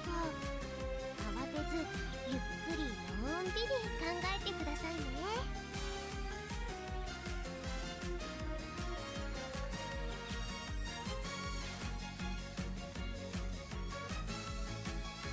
さあ、今日も無理せず私たちのペースで頑張りましょうね。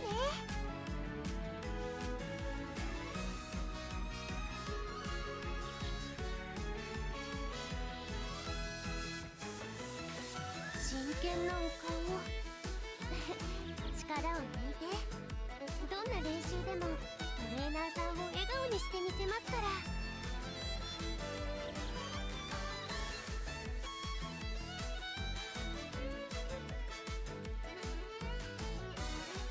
悩んだらまず試してみましょう。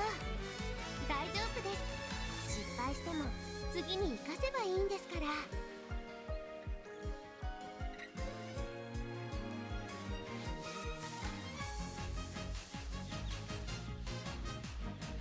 なんだか体が軽いんです。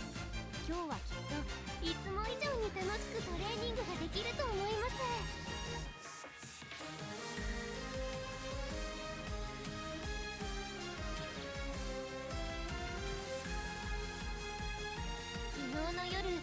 託児所の子供たちからもらった手紙を読み返したせいか、今とってもやる気満々です。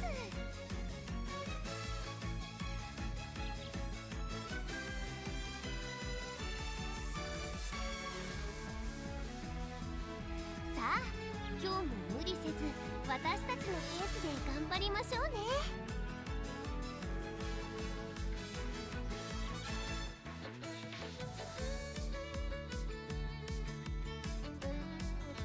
これでも走りの粘り強さには定評があるんです。せっかくですしトレーニングで試してみますか？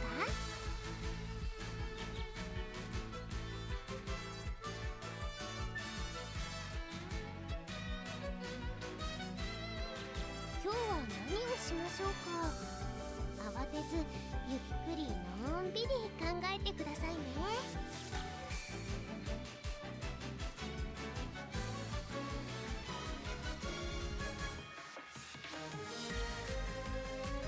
昨日の夜、託児所の子供たちからもらった手紙を読み返したせいか、今とってもやる気満々です。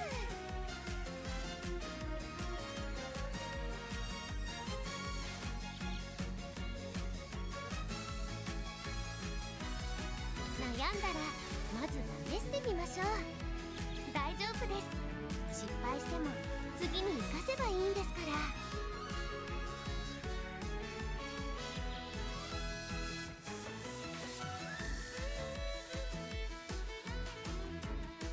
真剣なお顔力を抜いて、どんな練習でもトレーナーさんを笑顔にしてみせますから。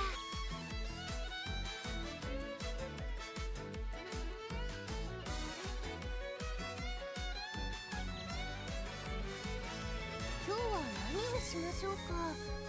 慌てずゆっくりのんびり考えてくださいね。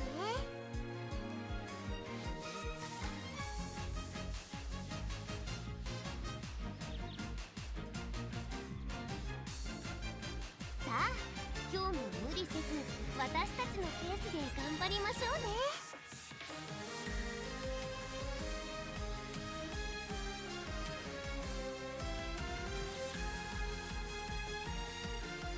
なんだか体が軽いんです。今日はきっといつも以上に楽しくトレーニングができると思います。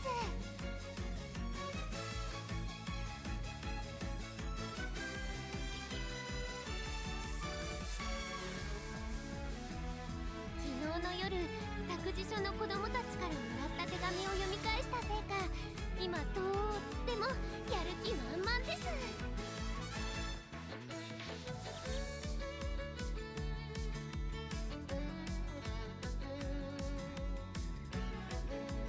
悩んだらまず試してみましょう。大丈夫です。失敗しても次に活かせばいいんですから。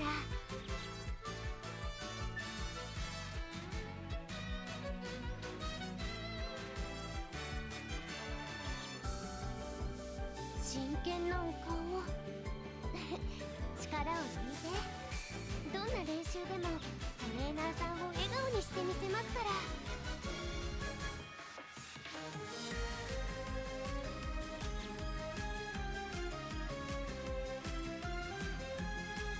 今日は何をしましょうか。慌てずゆっくりのんびり考えてくださいね。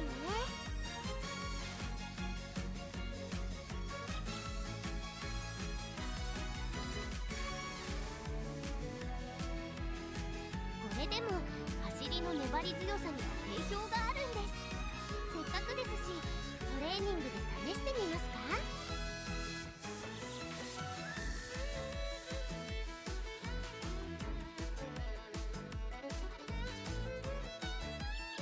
悩んだらまず試してみましょう。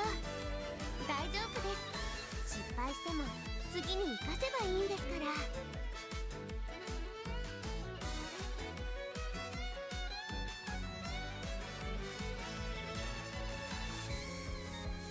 昨日の夜、託児所の子供たちからもらった手紙を読み返したせいか、今とってもやる気満々です。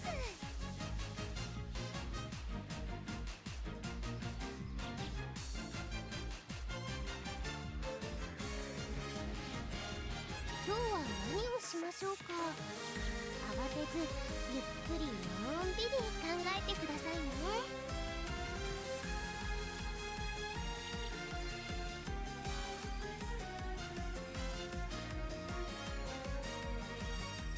さあ今日も無理せず私たちのペースで頑張りましょうね。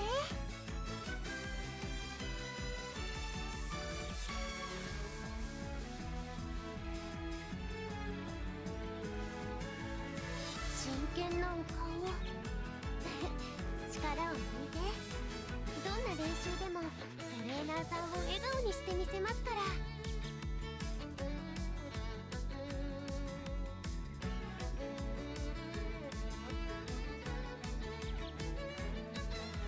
れでも走りの粘り強さには定評があるんです。せっかくですしトレーニングで試してみますか。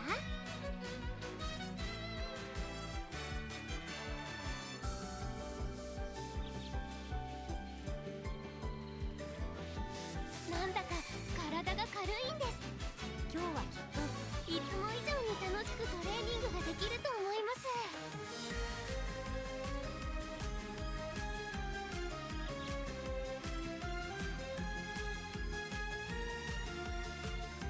今日は何をしましょうか。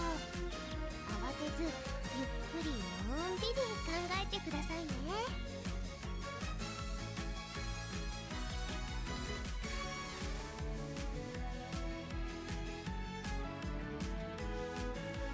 真剣なお顔を力を抜いて、どんな練習でもトレーナーさんを笑顔にしてみせますから。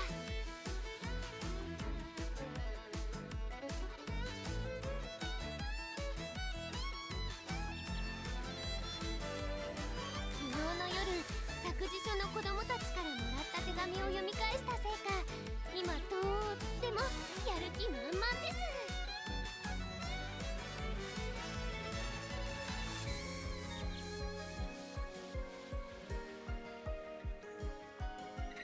悩んだらまず試してみましょう。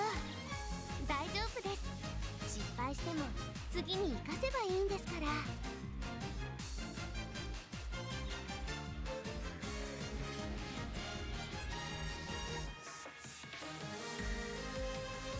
れでも走りの粘り強さには定評があるんです。せっかくですしトレーニングで試してみますか。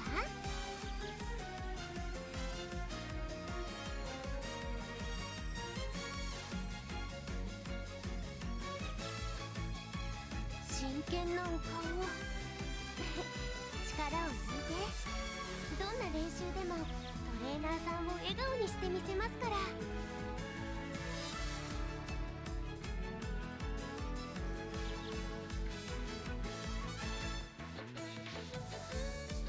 今日は何をしましょうか。慌てずゆっくりのんびり考えてくださいね。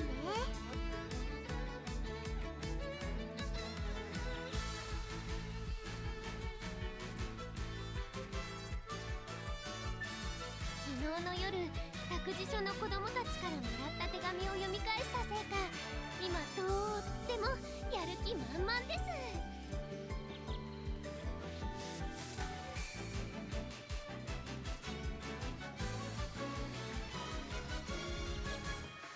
なんだか体が軽いんです。今日はきっといつも以上に楽しくトレーニングができると思います。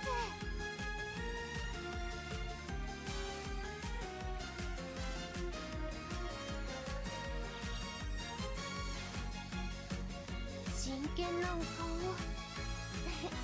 力を抜いて、どんな練習でもトレーナーさんを笑顔にしてみせますから。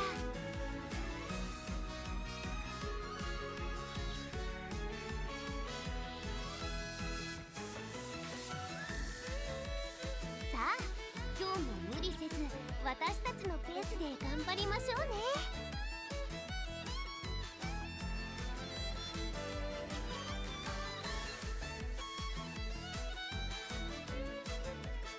今日は何をしましょうか。慌てずゆっくりのんびり考えてくださいね。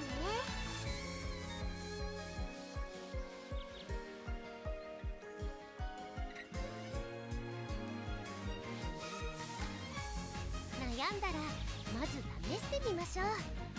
大丈夫です。失敗しても次に活かせばいいんですから。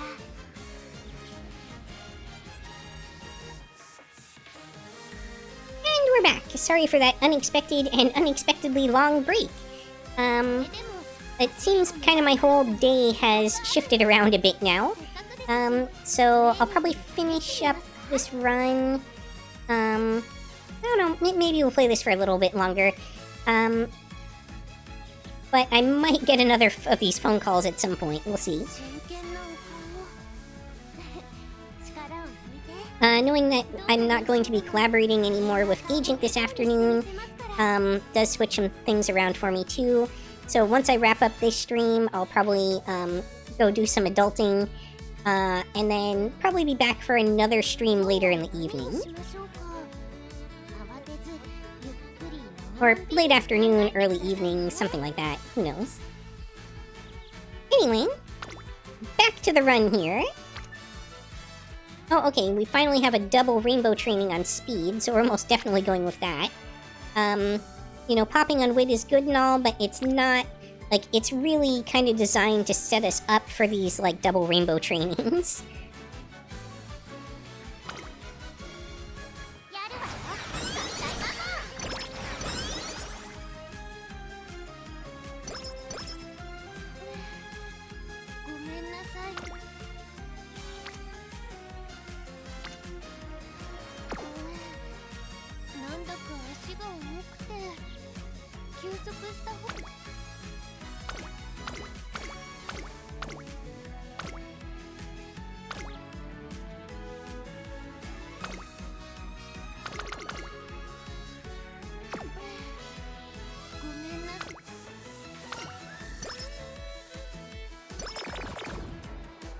Oh, come on! 私がレースでしっかりとお返ししますね。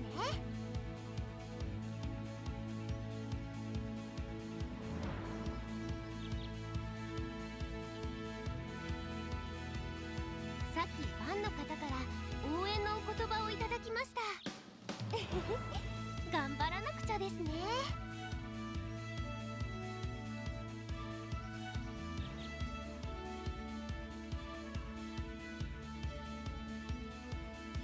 Okay.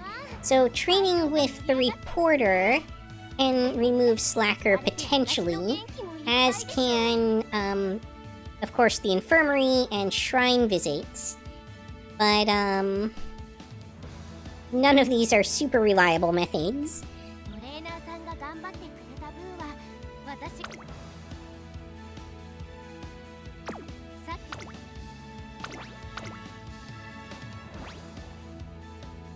ここは負けられない。 I'm just gonna get second in like every race, aren't I? Or worse.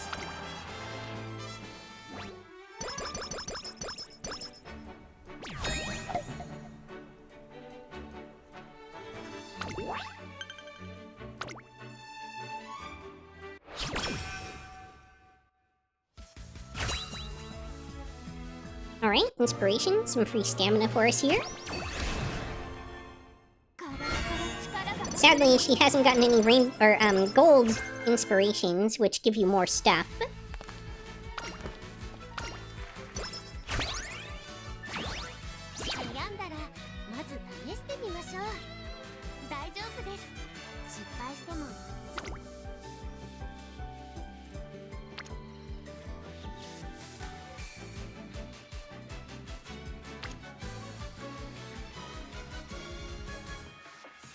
Oh, maybe I go for this wit training and hope that Etanashi removes the slacker condition for me.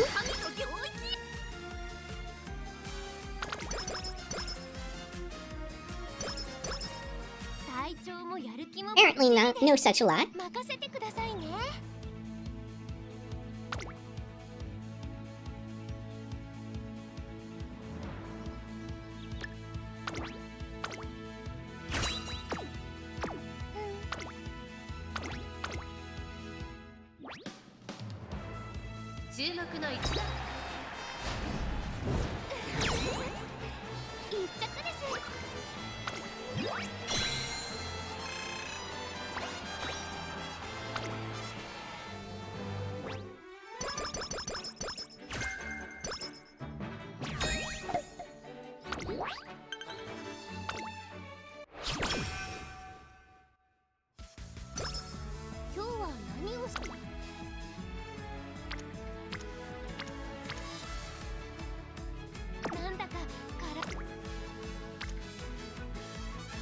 Oh, we'll try again.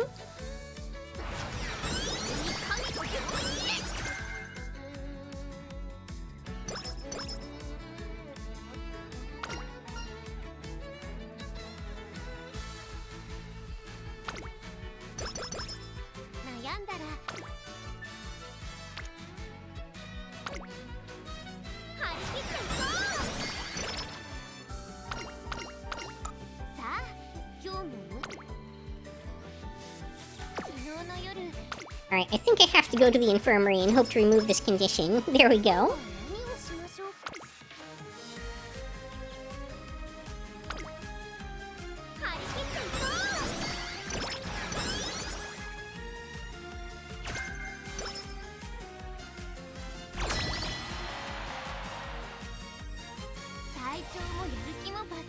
Our team is in a rough position here. We gotta go for the top one, but this is just really bad.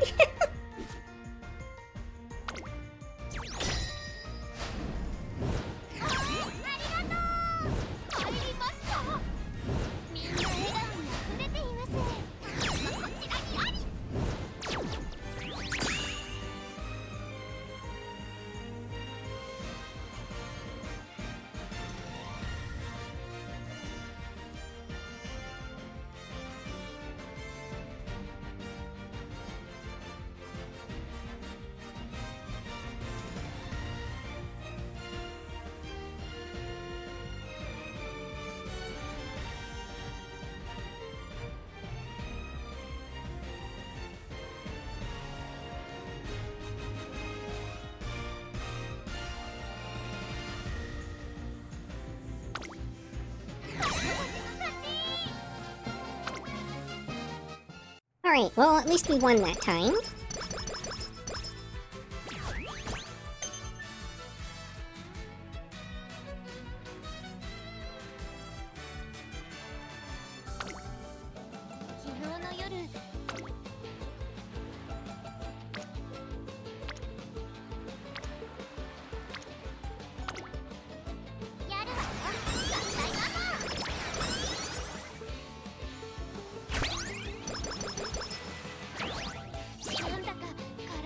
Team rank finally got above C tier.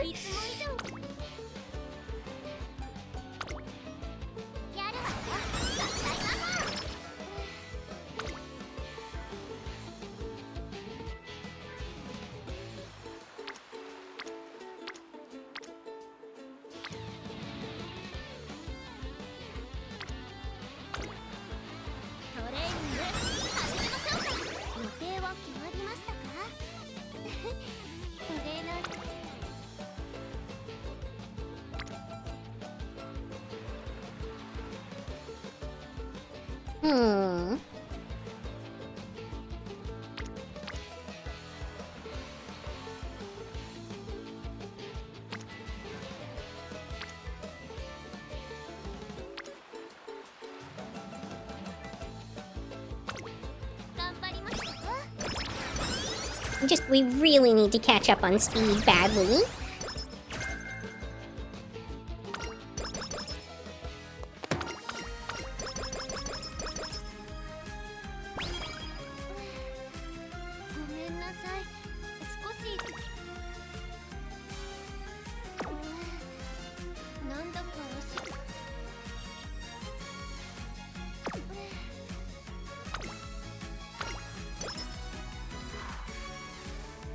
Harsh. Even my rest didn't give me very good, energy.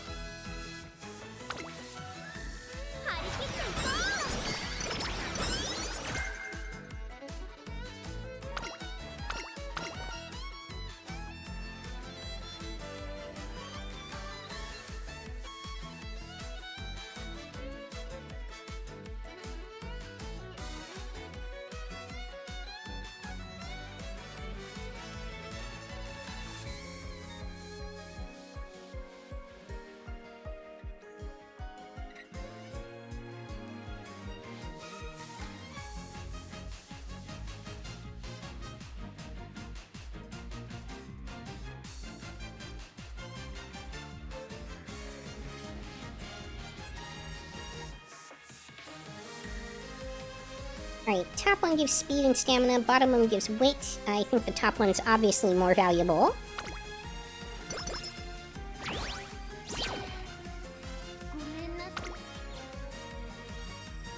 And we have to rest again.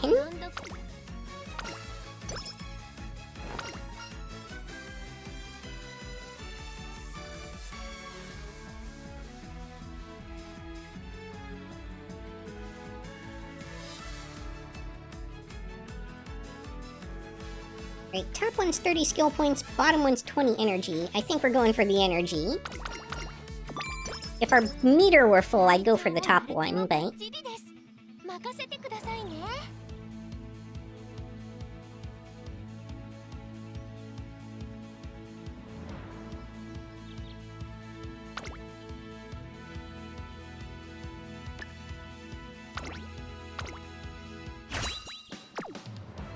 まあ。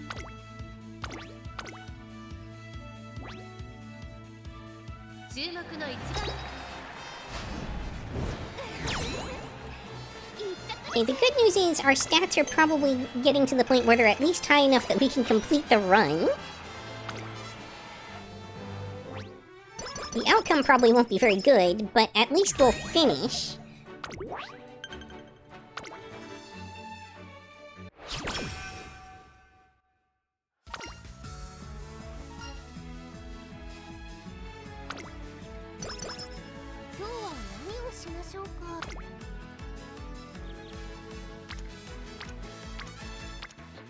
I don't want to explode this blue ball here, as the energy from it will be wasted.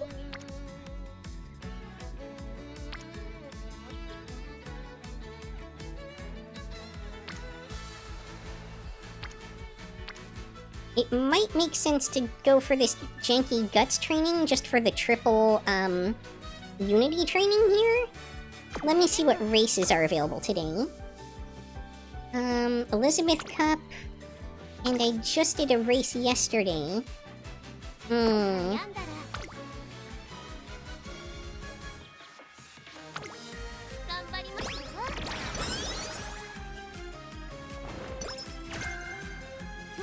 are coming up on the Unity Cup finale, I think, and I really need all the help I can get.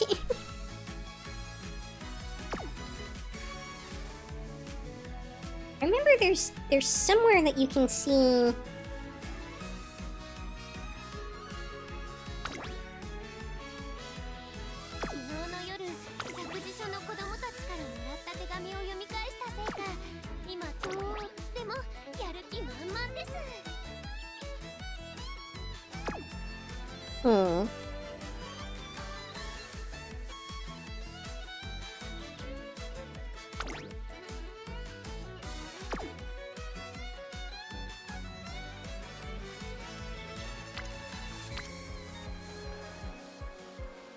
Badly need more spirit bursts.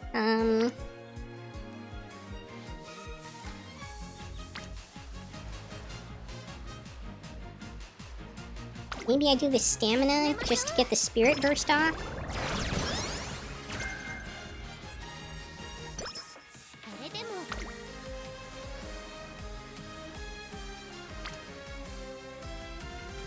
Okay, double spirit burst on Wii.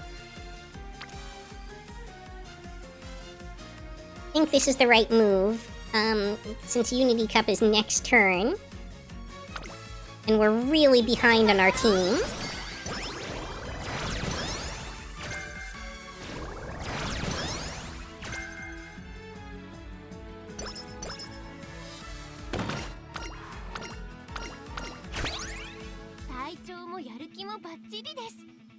Oh man, we're still only B rank.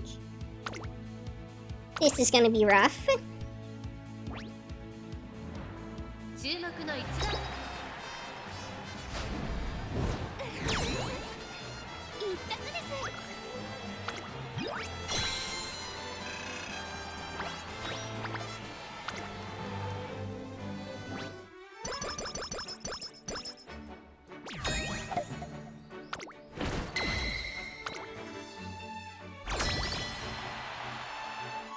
We are not prepared to take on the S-ranked team.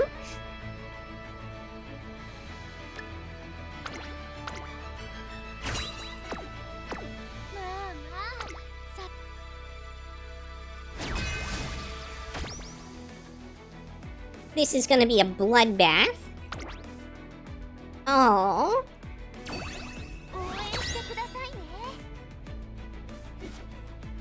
We will need to get very lucky to actually complete this. And luck has not been our strong suit in this run so far. Okay, it all comes down to this last one, and we lost.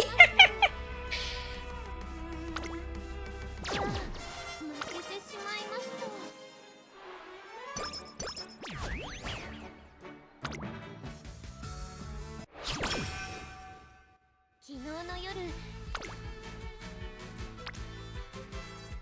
Yeah, this run has just been miserable. やるわよ合体魔法あらごめんなさいレースが楽しみでつい鼻歌を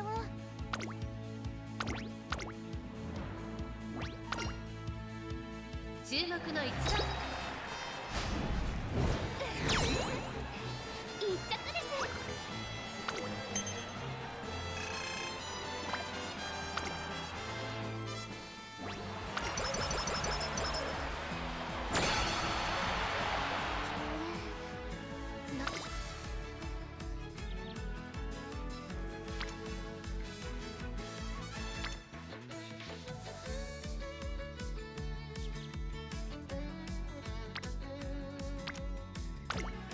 始めましょうまあまあさすがはトレーナーさん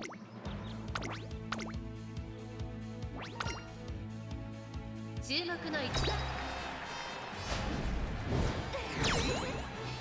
一着です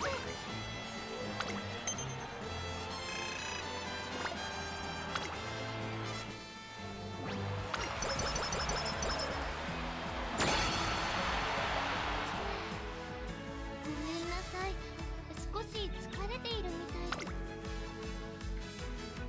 Oh, sure. Now we get the really good Unity training turn. After the Unity Cup is over.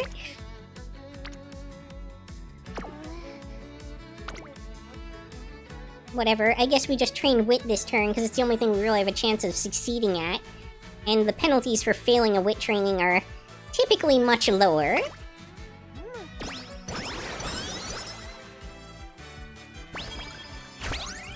Oh, now we get the Team Rank A power-up. Aw, man. Yeah, we've just been a little bit behind on everything this entire run. ですよ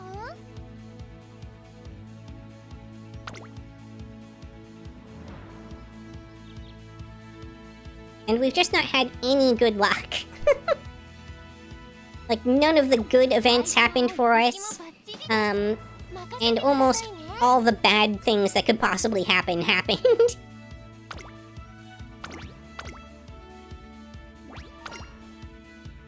注目の一番人気9番一着です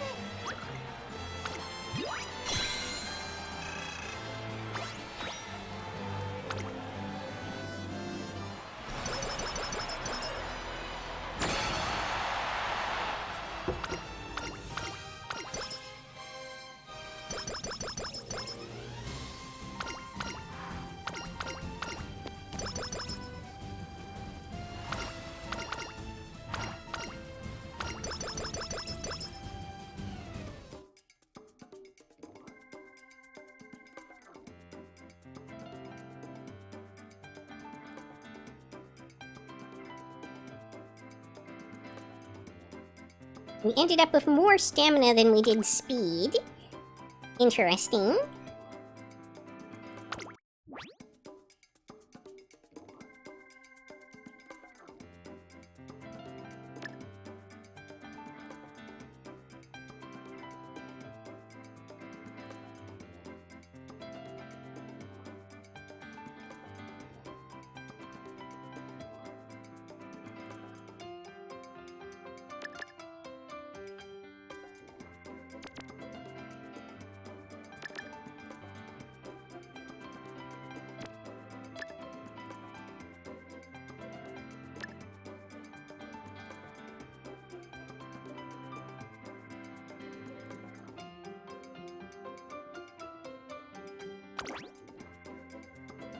The only thing that was kind of nice is we did get, like, a couple of procs on useful skills here, but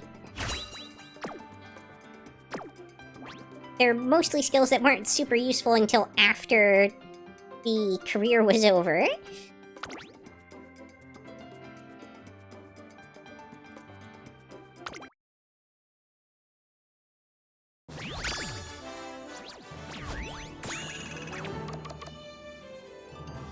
So, that was a pretty dismal run, but you can see we still scored over, like, around 10,500, which was around what we get for, like, a decent run in the old career.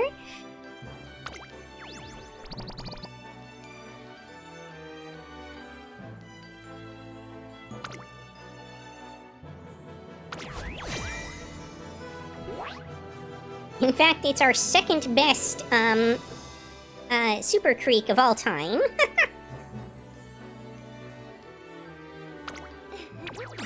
期待に応えられましたか？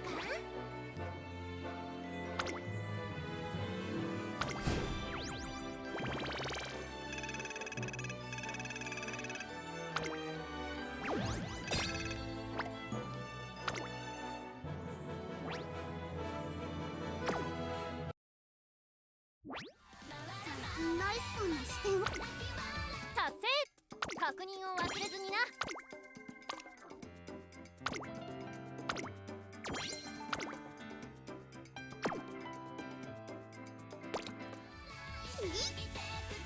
どうか？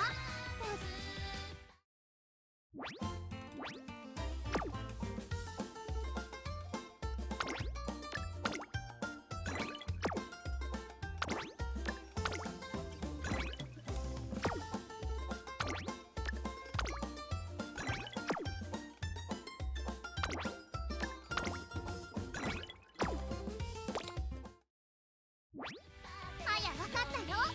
どんなことでもやる意味はちゃんとあるんだって。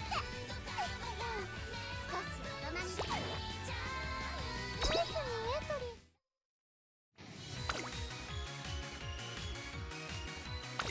Just gonna use up one of these entries before we end up losing out on point restoration time, or whatever we want to call it. 皆さん頑張りましょう。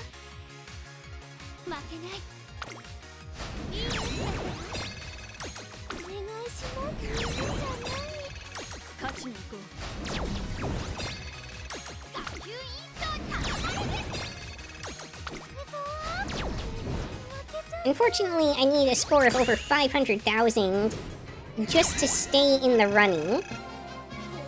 Or just to maintain in the class that I'm currently in. Although it is the top one, so it's not the easiest one to not get demoted from.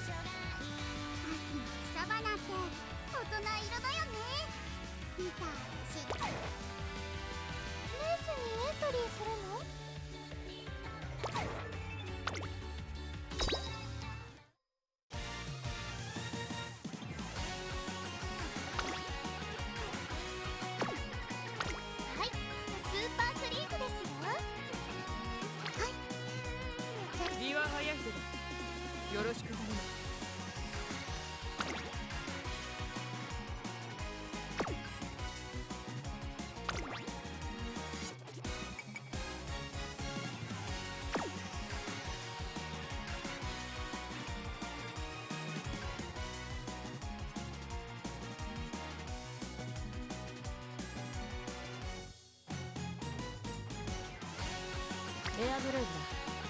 何か。桜爆心アグネスタッキオンだ。私の力が必要か。エアグルーヴだ。何か用か。アグネスタッキオンだ。私の力が必要か。Yeah, I could easily replace Super Creek with either Agnes or Biwa. よろしく頼む。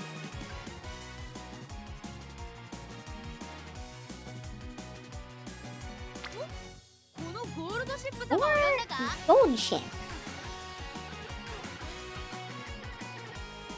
You know, this is as good its time as any to try and set up a gold ship run. Why not?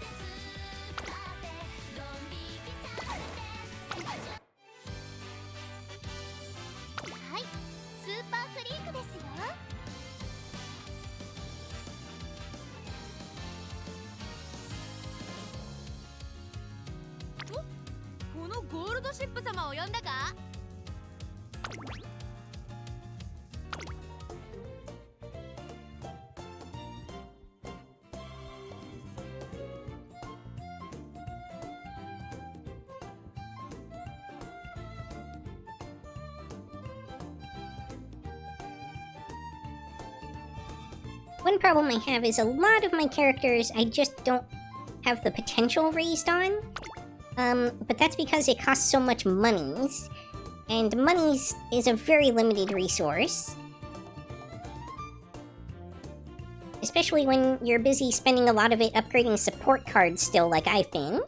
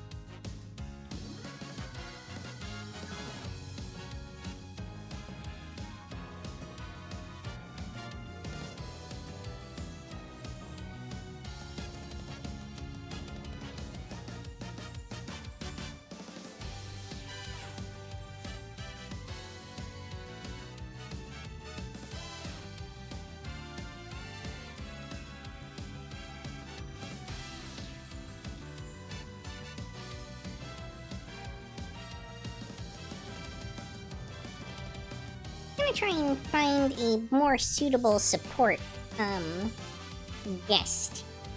Guest Umamusume parent, for Gold Ship here.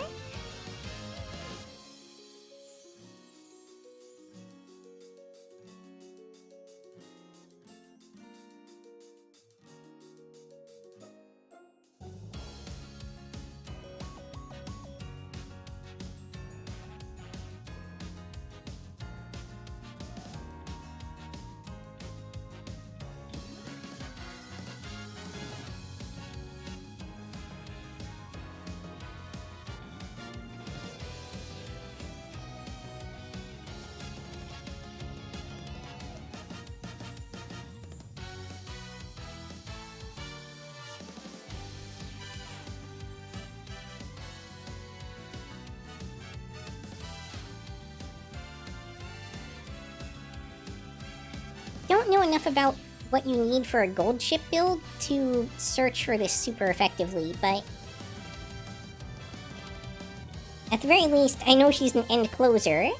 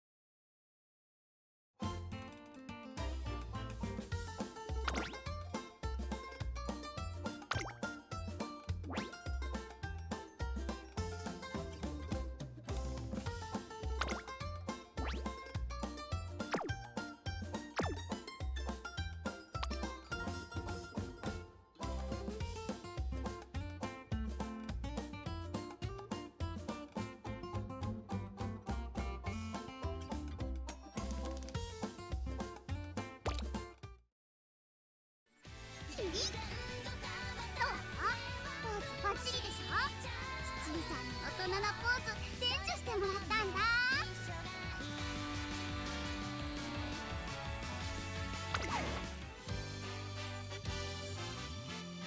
はい、スーパーフリークですよ。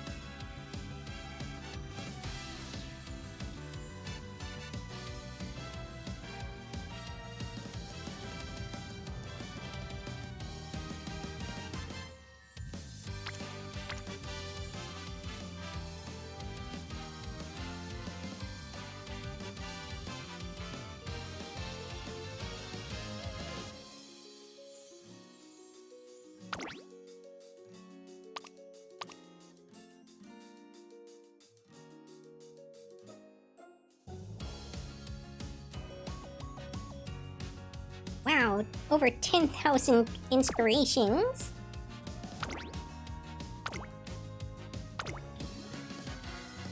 I wonder what I'm at.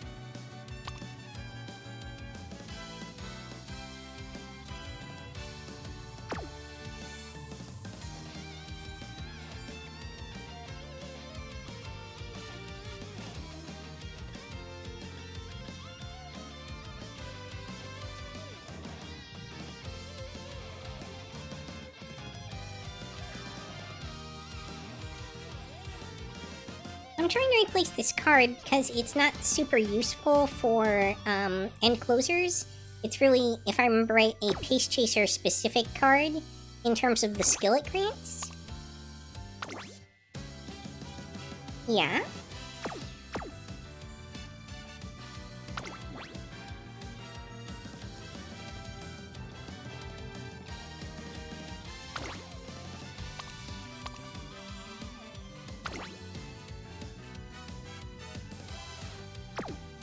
Oh, this card's about to become much better.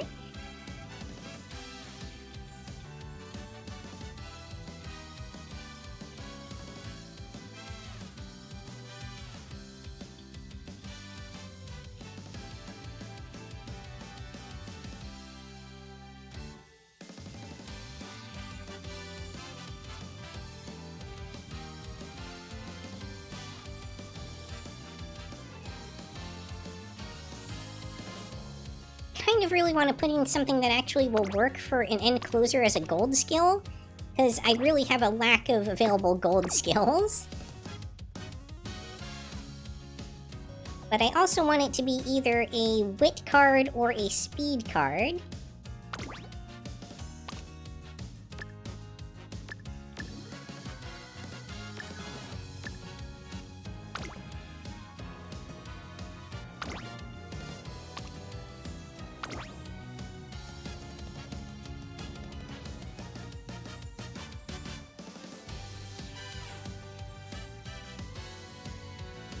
See, this is kind of a frontrunner specific long card.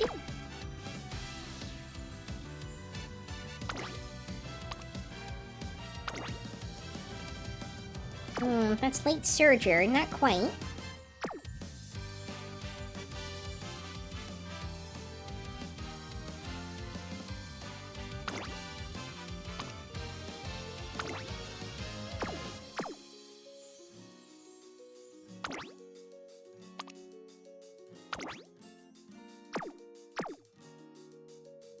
He's about to be a lot better.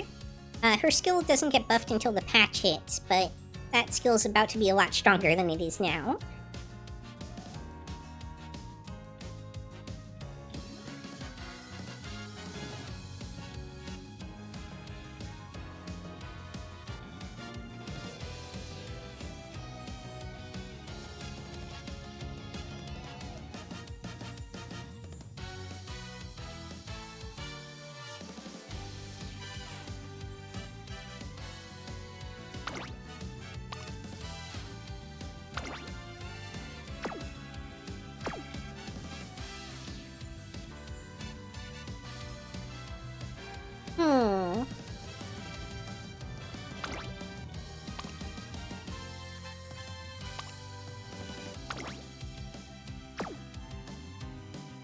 Maybe I give her Beeline first, using Nishino Flower.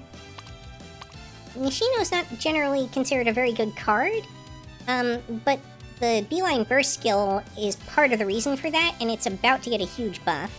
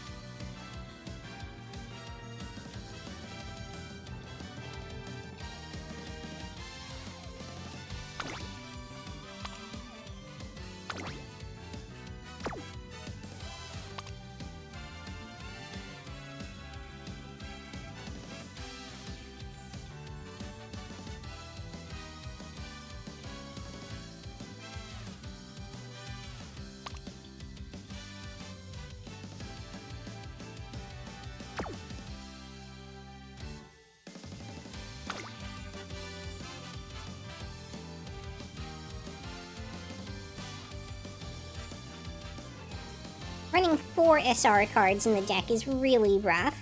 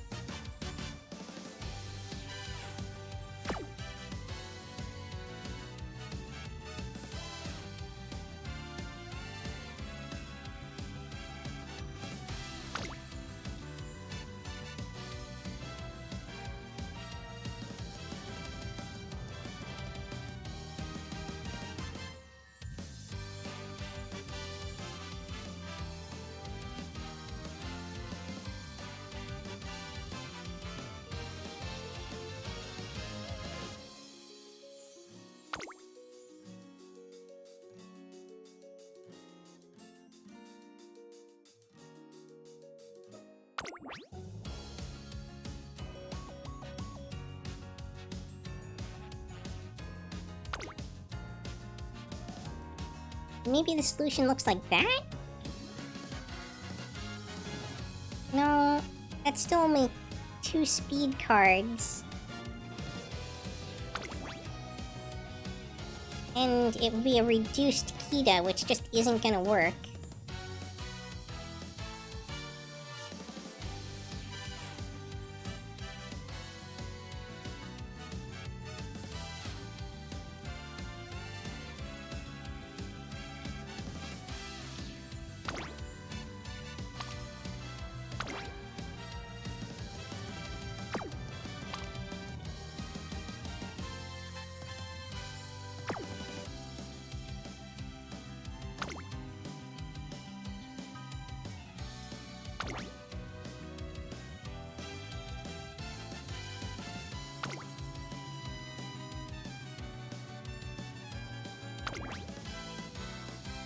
ideal, but we'll see how this goes.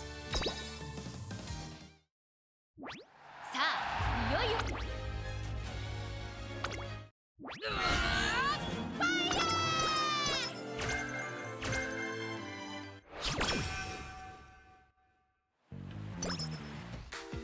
お、やんのか？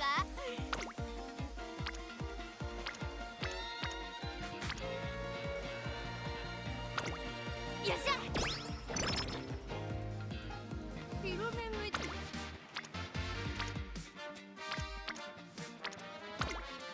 気合いだ！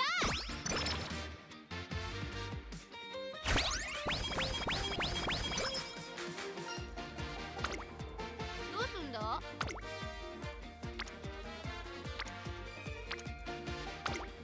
余裕余裕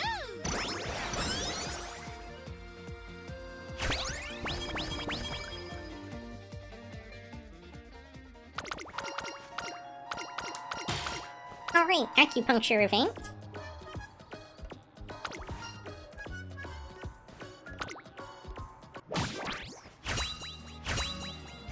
Alright, not bad. 脚力で舞台を踏み鳴らしてやるぜ！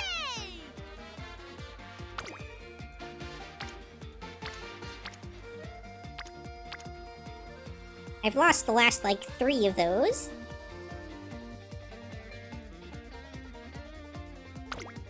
よっしゃ！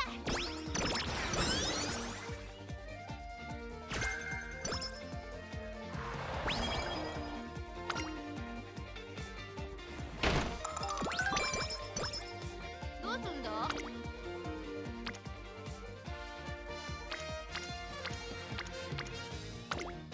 余裕余裕！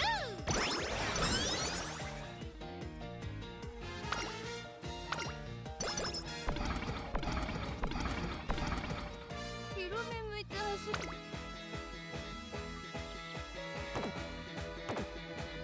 I can't even see what the training is. Alright, well, I guess I'm doing power this turn.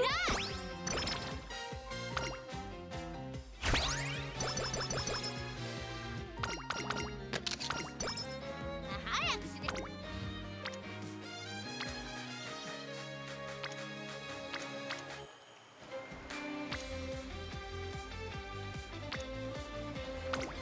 行くぜ！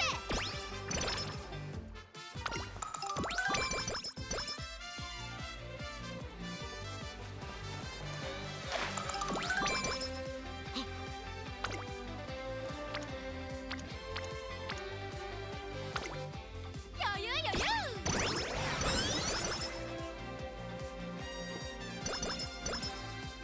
広め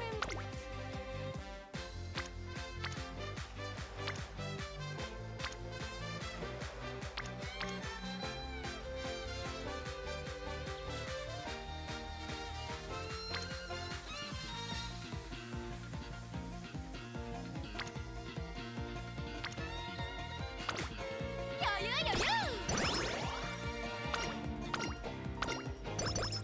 タイキックで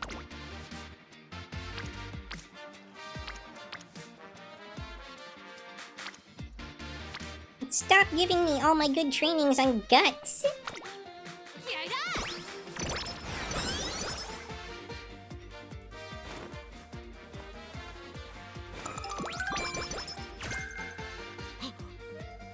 鳥の数数えてたらうっかり気を失ってた。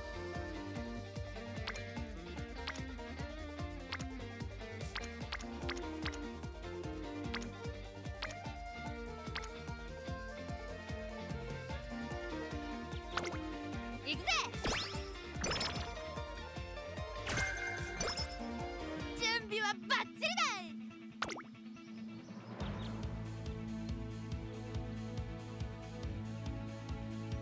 だ！ Umastan is about to become one of the best skills in the game.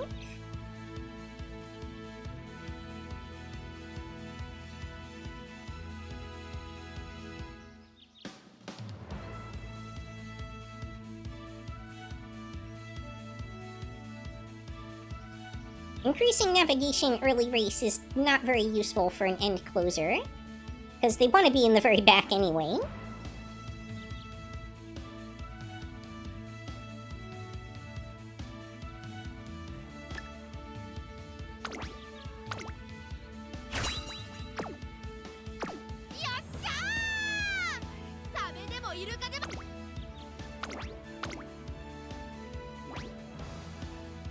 こは負けられない一番。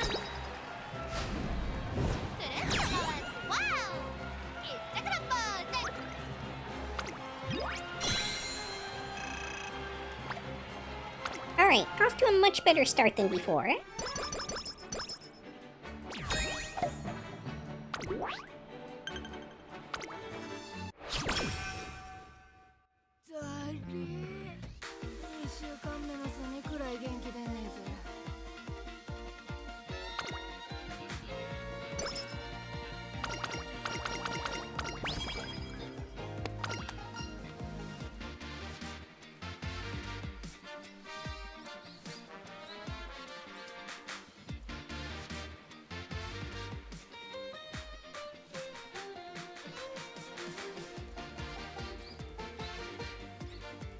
Alright, I'm gonna take a short bio break here. Open up some windows and stuff like that while I'm at it.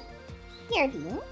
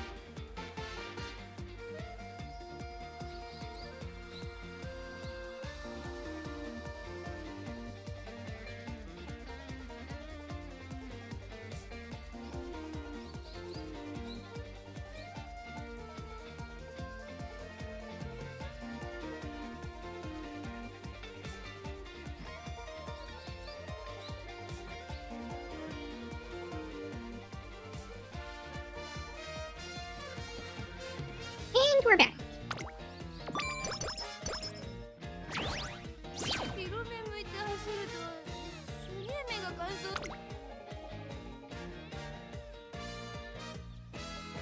Alright, speed's looking like a decent option. 行くぜ。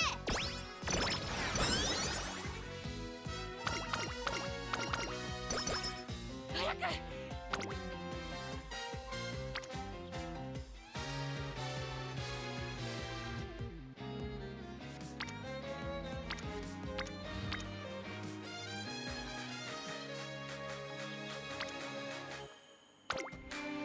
トレーニング始めましょうか。タイキックで培って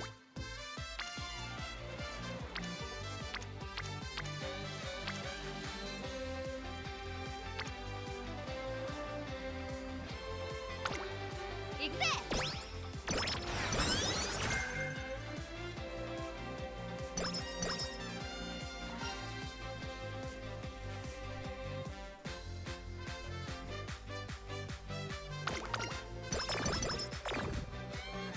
Darn it.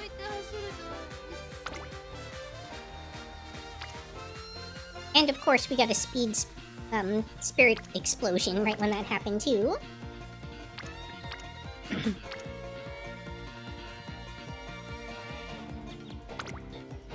There is a chance that training stats will remove that condition. 鳥の数数えてたら彼気失ってたわ。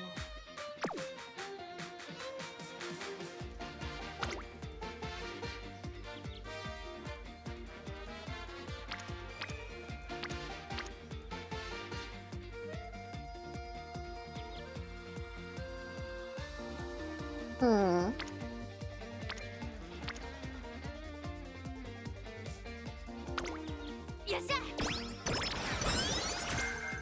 I need to go, Yuki. Have great rest of stream. Okay, bye-bye. Thank you so much for stopping in. Hope to see you again next time. Ah! Nice try. Gotta go for that last second catch attempt.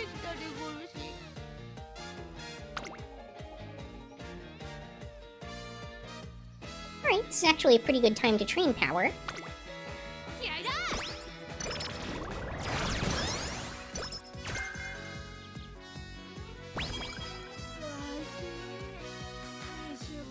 New out of stock.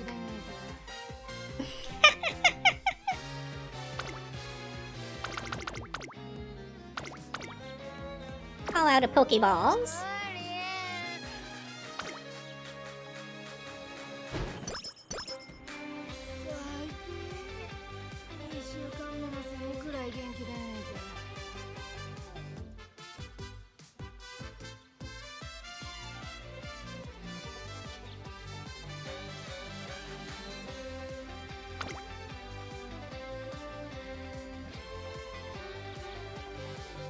Okay, we got a power training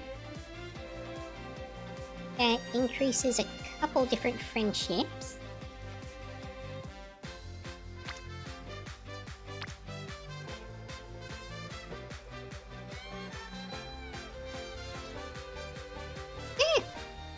I'm under attack by an ant.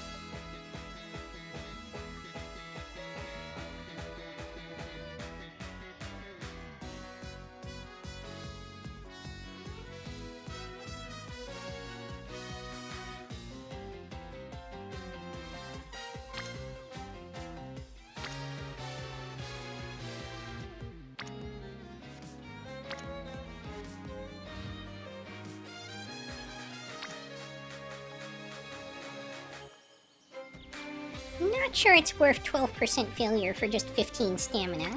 Or 15 speed, I mean. トレーニング始めましょうか。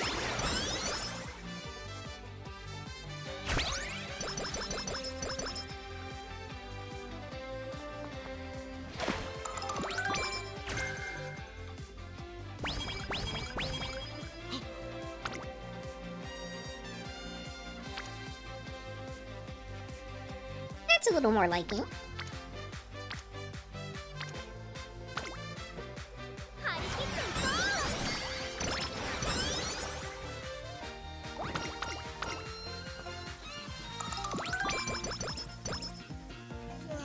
こう。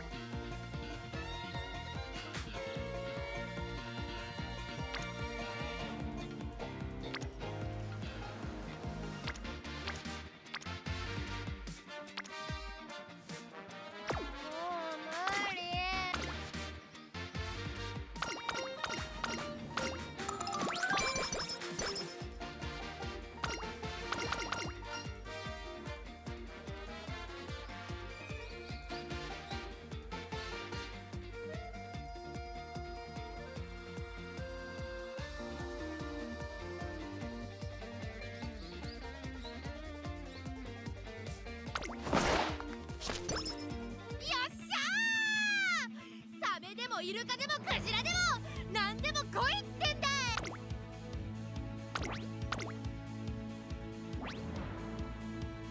ここは負けられない。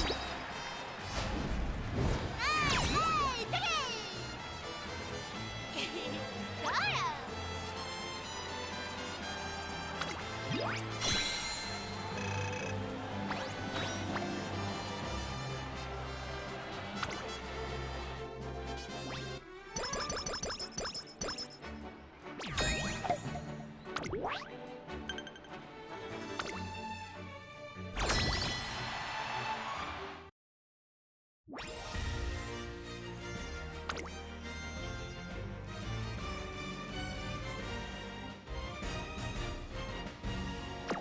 準備はバッチリだ。金宴か。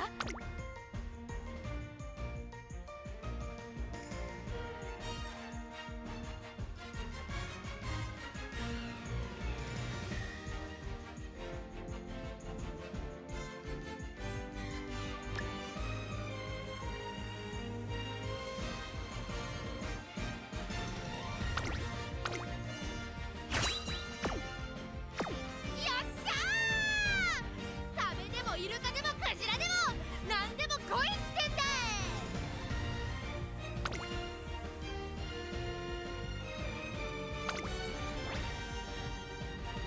Alright, it's a bit of a gamble, but we'll see if we manage it. ゴリスからついてきない。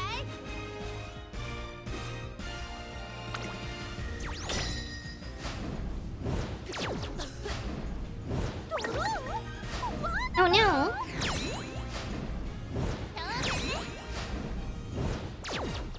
Ah! You need 3 wings.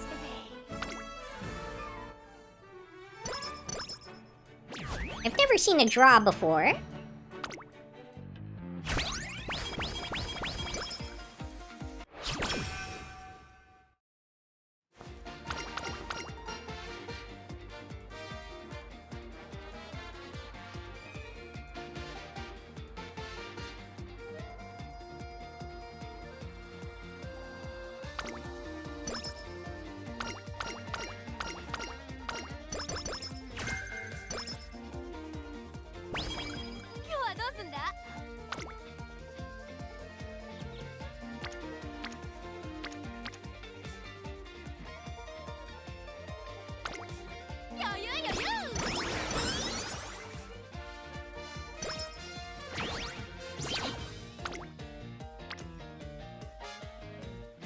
Okay, we're pretty much definitely training speed this time.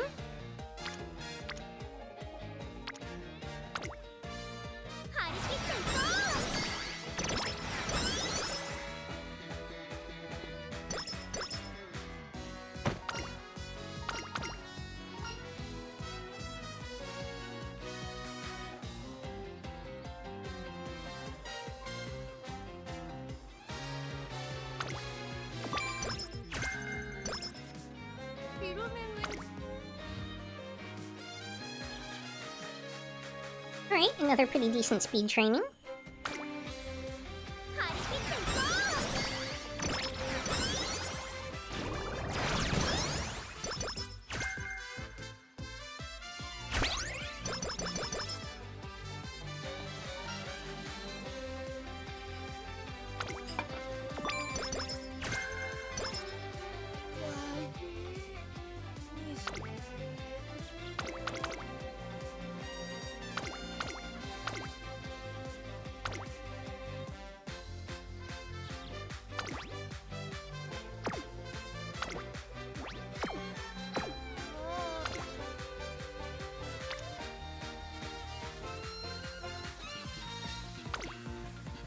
トレーニング始めましょうか。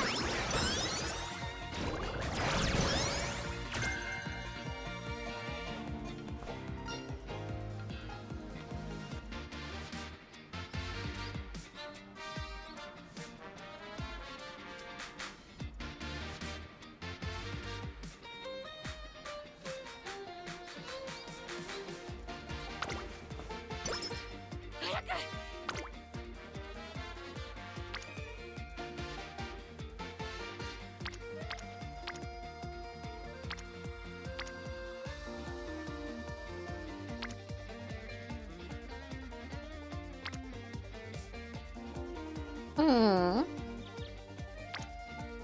Yeah, I guess I go for the wit double rainbow training here. トレーニング始めましょうか。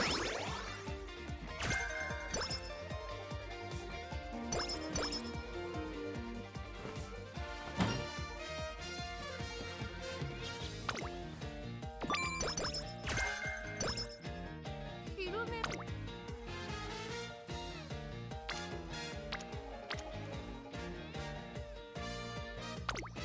気合いだ。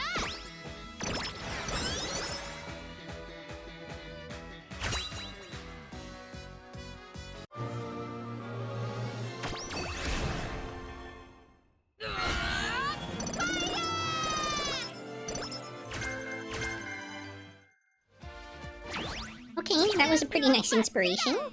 金銀財宝掘り当てようぜ。 Like to see her getting a long gold, or a long S rank. Since I plan on using her, for long races.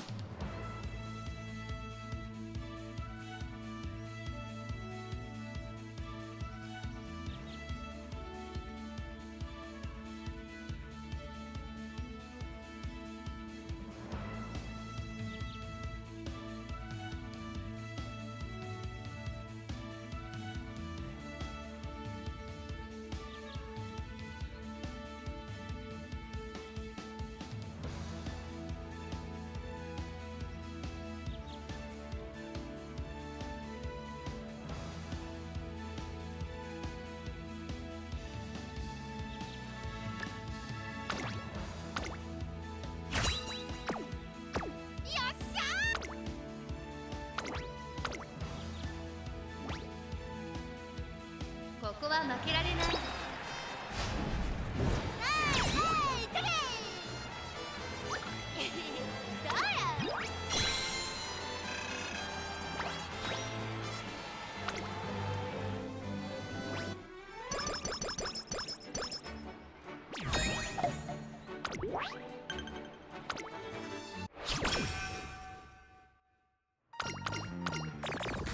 早くしねえと。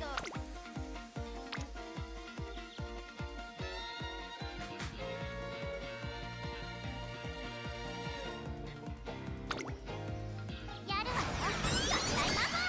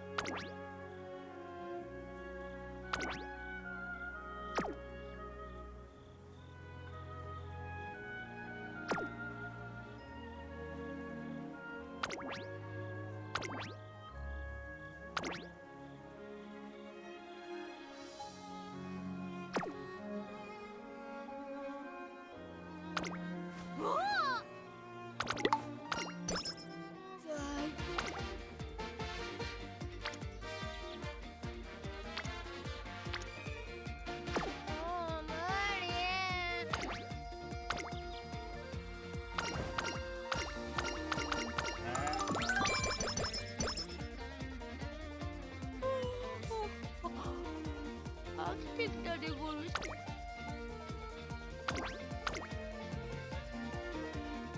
注目の一番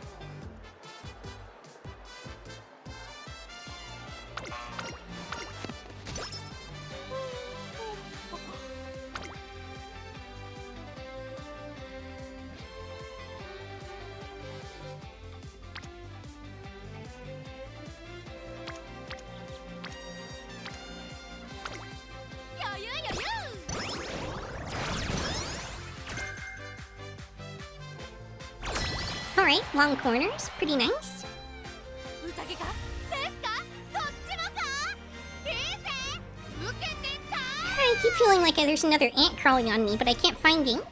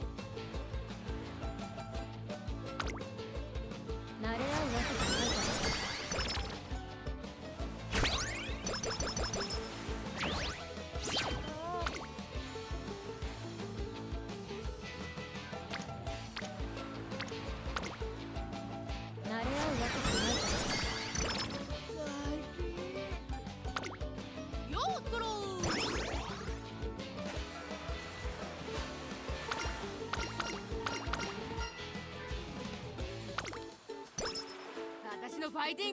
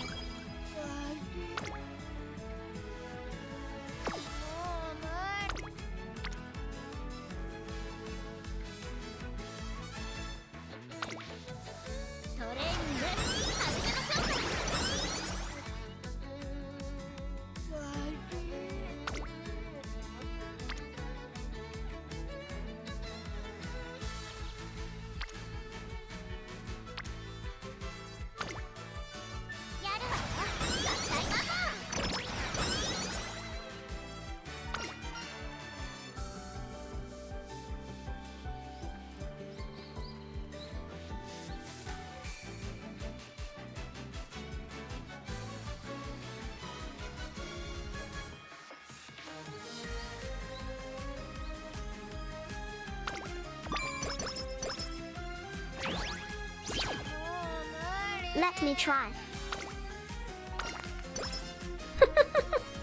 Your turn to try and catch me in the Pokeball? 準備はバッチリだい。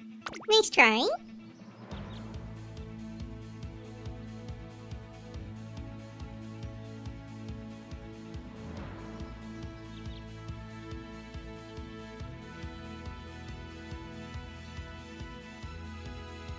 っしゃー。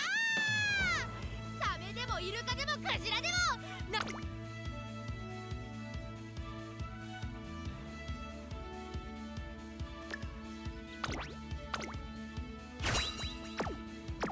宴が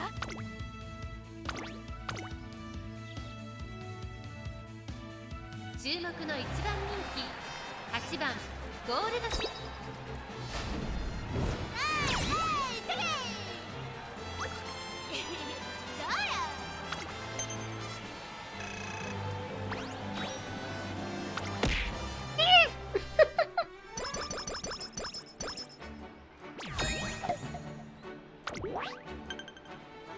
Now I need ultra rare pike ball. Everyone wants the Master Ball. やる気マックスエンターテイン。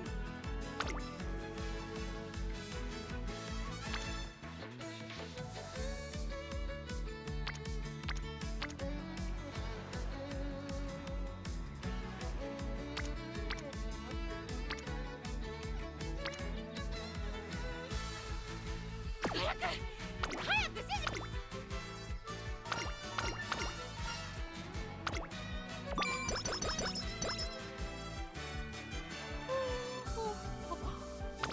飽きてきたでごるし。昼寝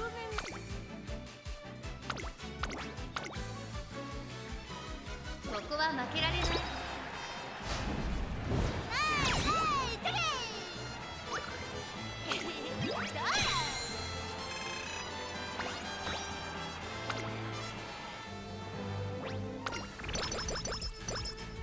早く指示くれよ。もう待てなくな。ゴールスちゃん。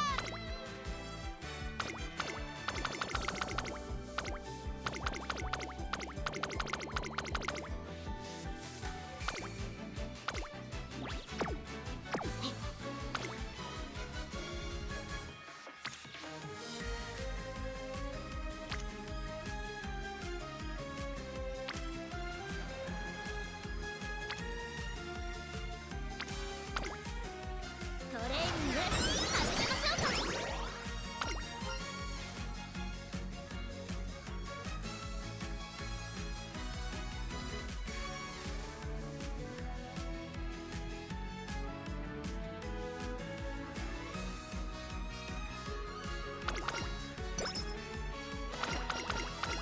よっしゃー。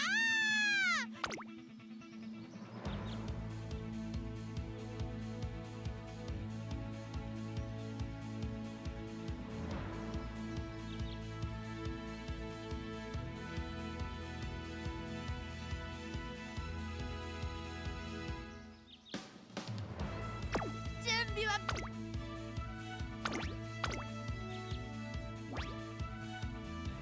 ここは負けられない。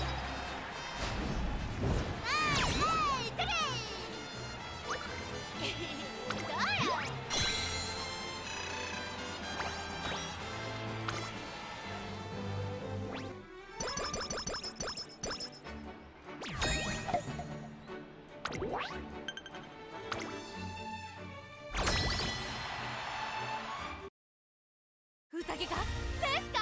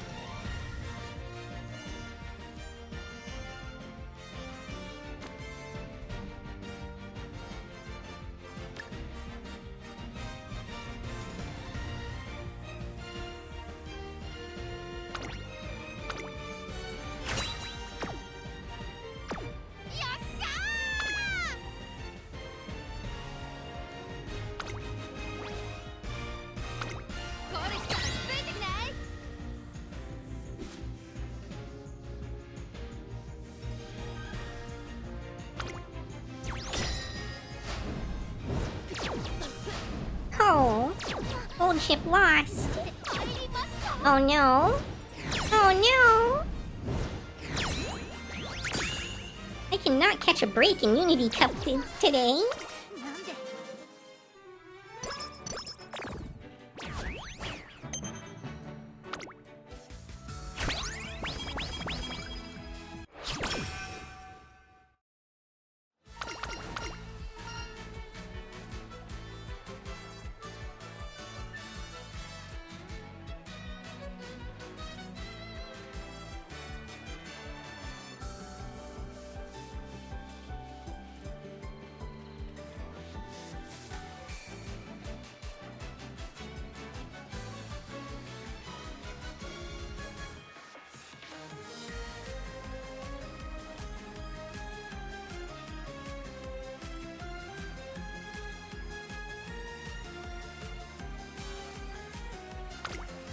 Oh no, I shouldn't have chosen that one because my stamina or energy was almost full. I was too focused on figuring out which one did which and forgot to check which one was the right one to choose.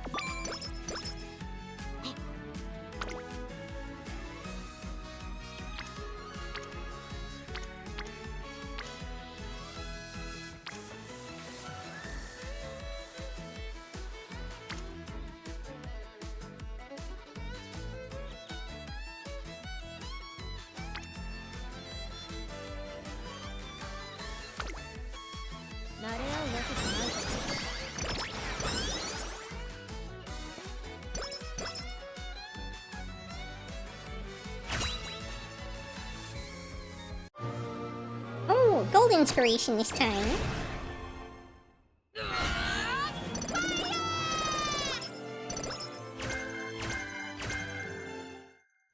Bad Long can't go to double S.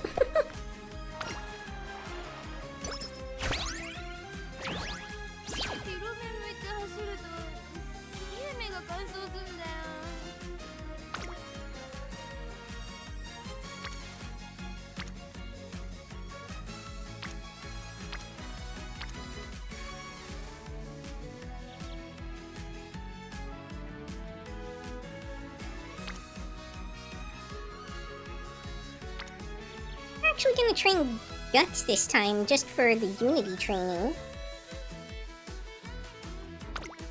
行くぜ。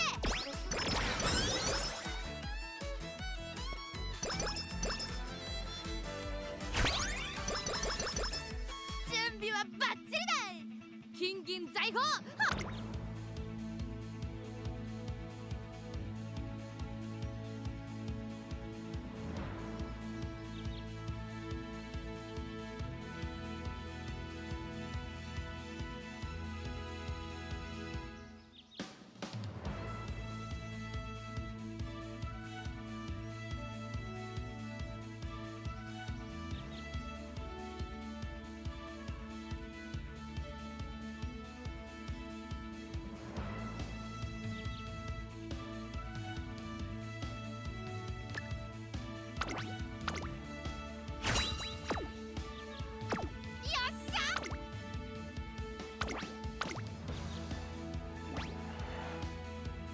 注目の一番人気3番ゴールドシップ。パドックでも注目。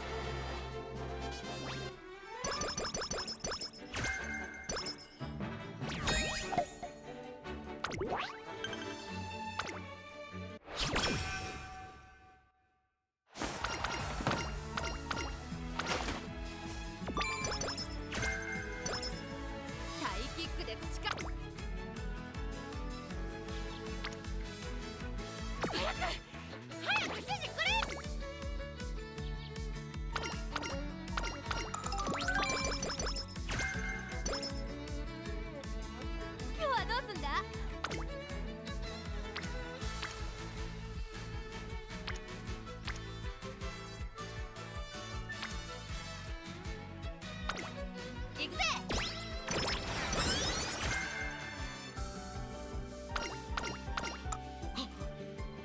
アリの数数えてたら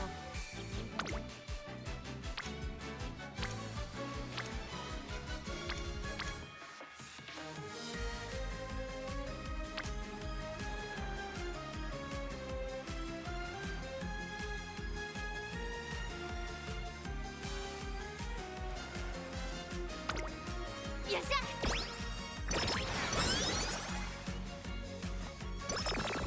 走るなら勝ってみせるぜホトトギス。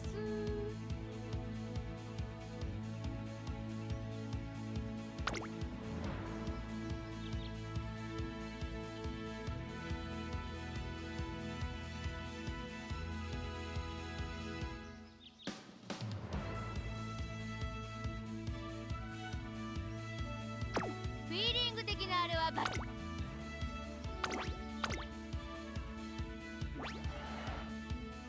ここは負けられない。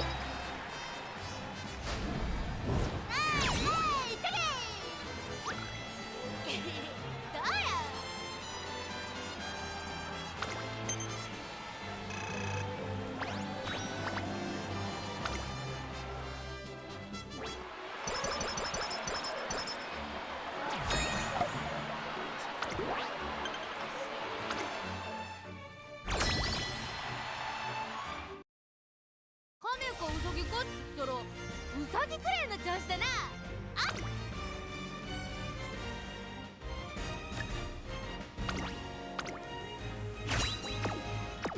走るならはっ。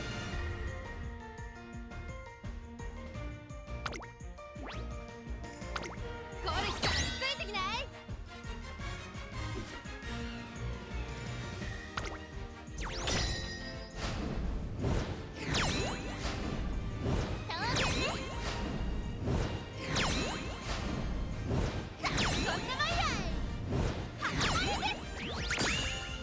We are only winning this easily because we are so far behind.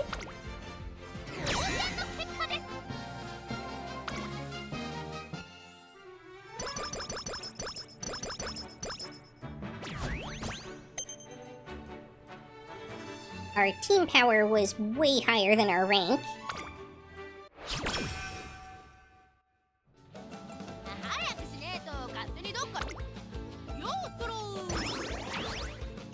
早く指示くれ。行くぜ。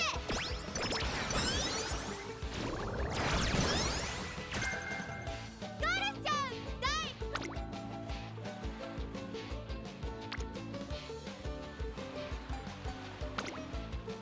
トレーニング始めましょうか。早く。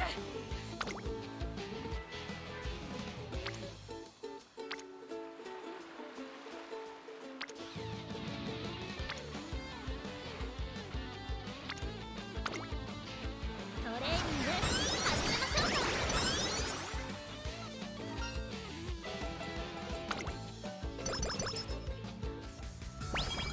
ゴールしちゃう。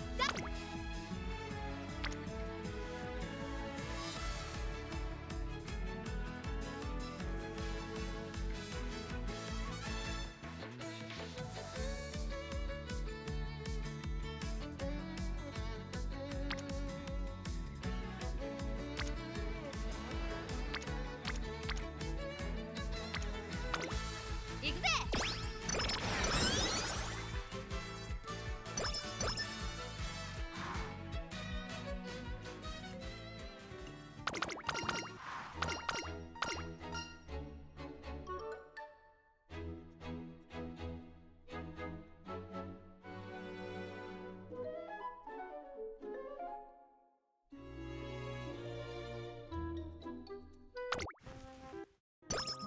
早く。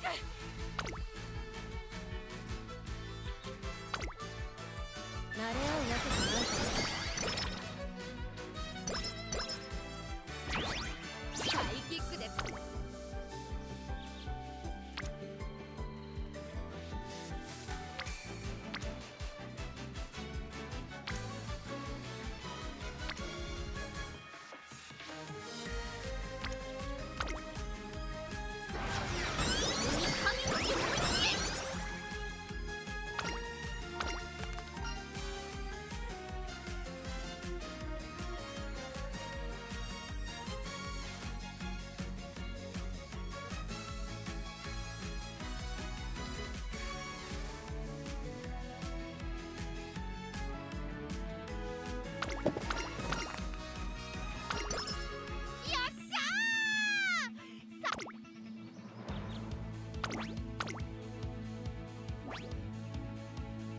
ここは負けられない。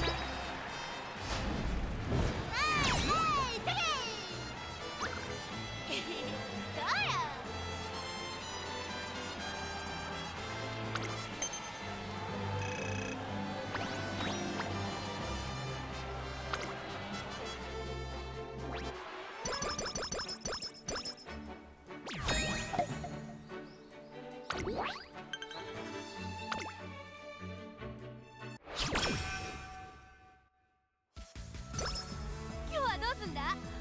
ぶつか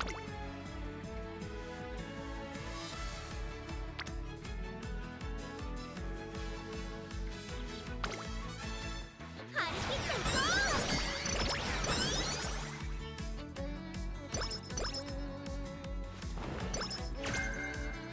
もう無理なあ。今日は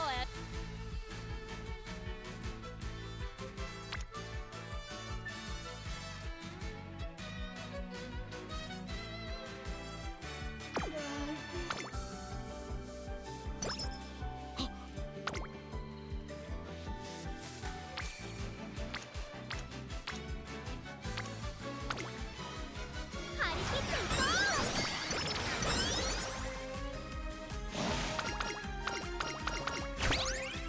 準備はバッチリだ。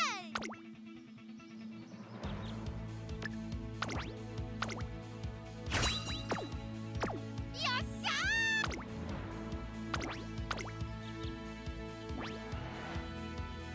注目の一番人気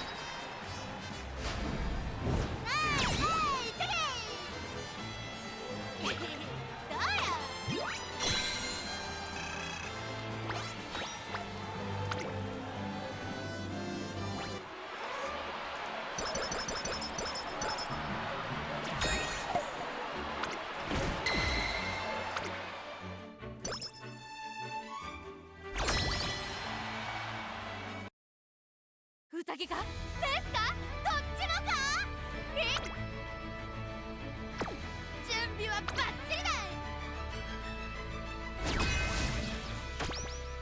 Yeah, this probably isn't gonna go well. ゴールしたらついてきない？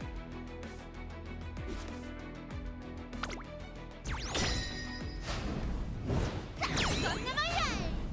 負けてしまいました。 Okay, we have a chance. We actually won. Alright. I mean, losing the other 2 sets of races still really hurt us, but... winning the finals at least is something.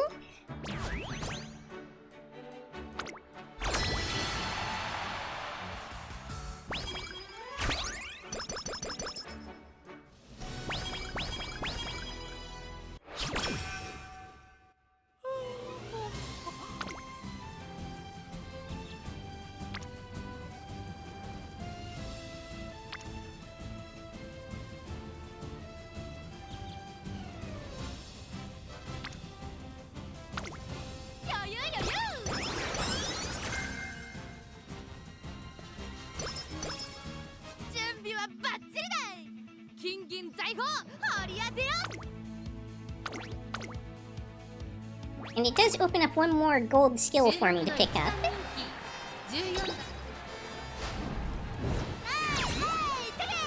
Unfortunately, it's no longer possible for me to tap out my speed, which makes this run kind of a throwaway.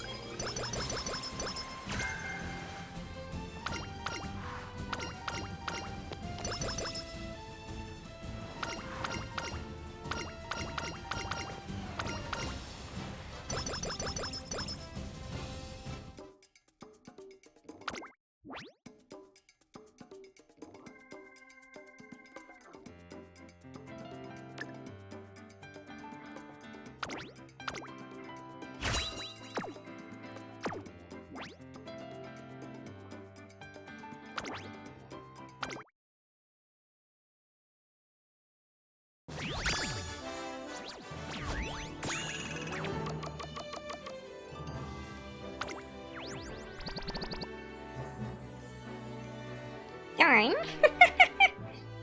needed that to be stamina.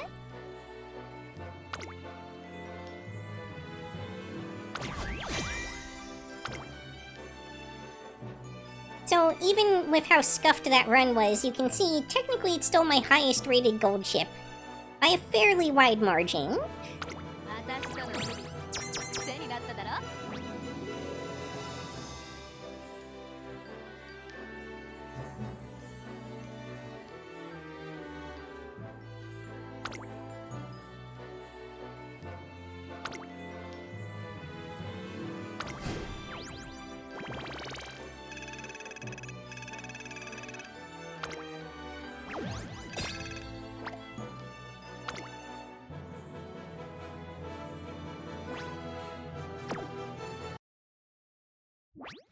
お知らせ一緒に確認。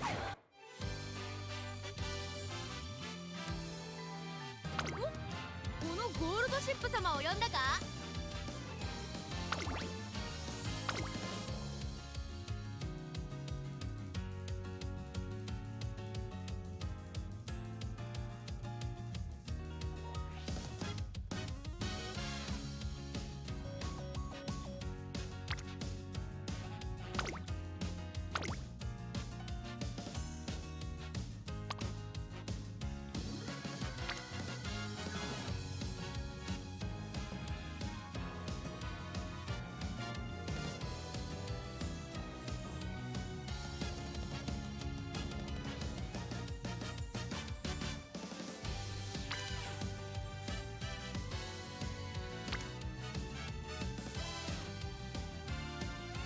I'm pretty sure I had double circled last time with the same setup.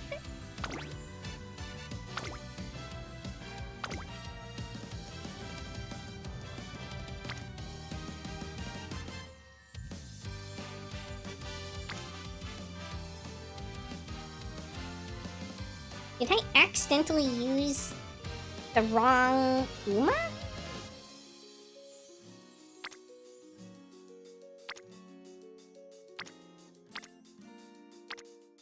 Interesting.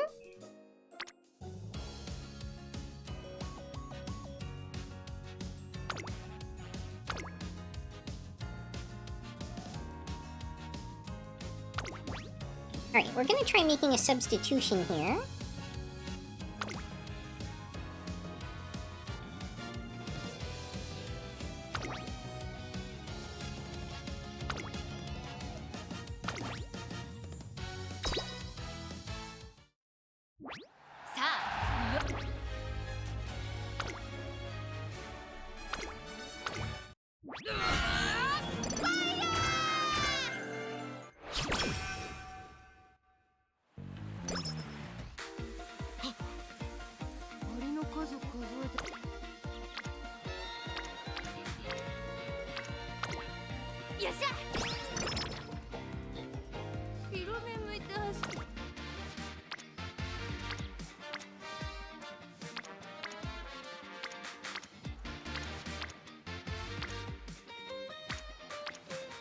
And we're making that substitution for two reasons. One is I think Narita Bryan is actually one of the, like, team members? Could be wrong about that. Another is, the events that Bryan has give a lot of speed, which will help us get there for that speed stat more reliably. I think Bryan also gives more starting speed.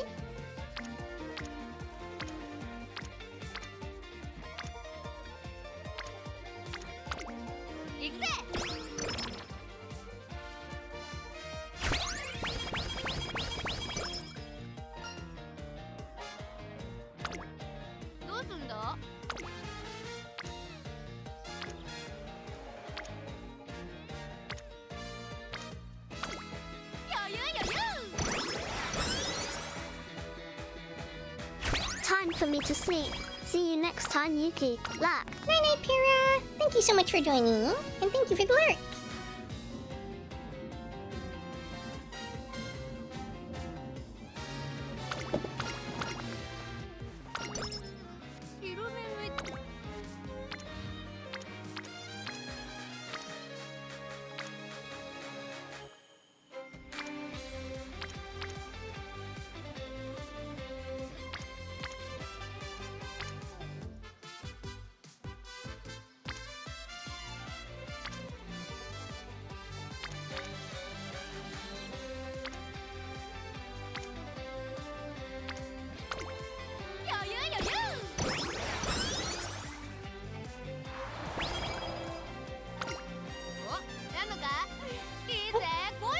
okay with you.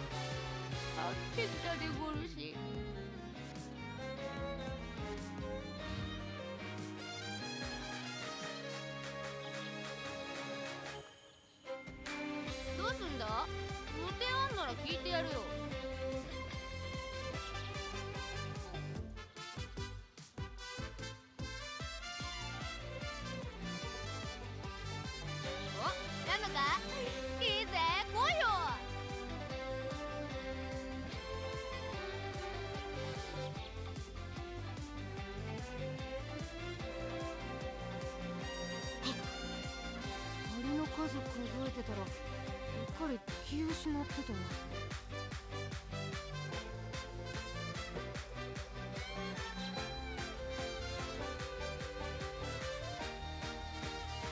今日はどうすんだ？ぶつかり稽古か？いいぜ、任せろ。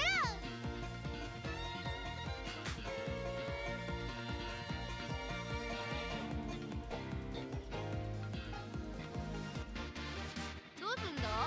予定あんなら聞いてやるよ。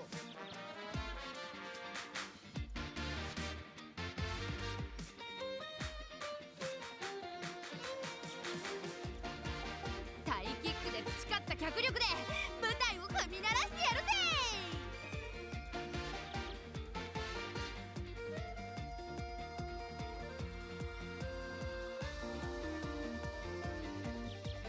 お、やんのか？いいぜ、来いよ。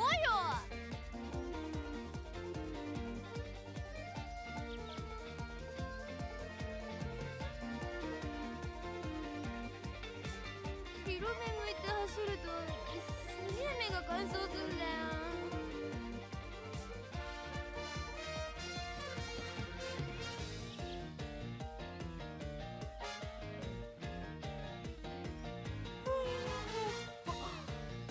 飽きてきたでゴルシ。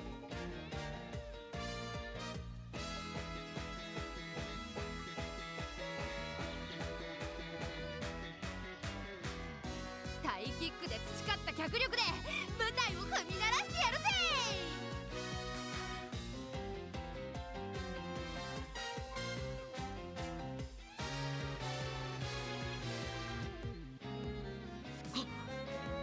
鳥の数数えてたらうっかり気を失ってたわ。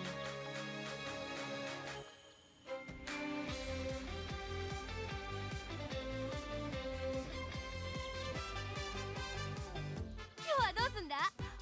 ぶつかり稽古か？いいぜ、任せろ。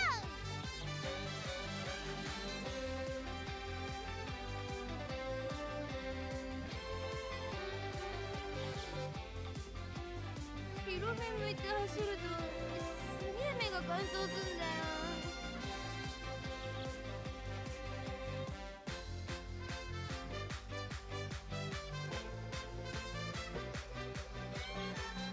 お、やんのか？いいぜ、来いよ。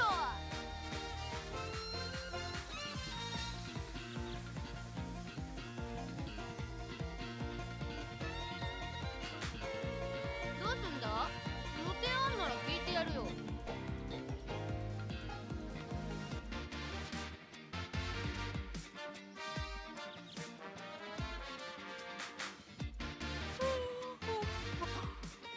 飽きてきたでゴルシ。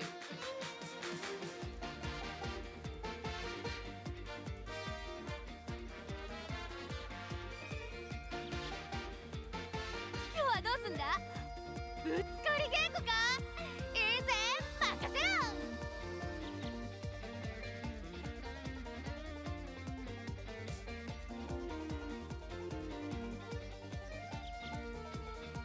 広め向いて走るとすげえ目が乾燥すんだよ。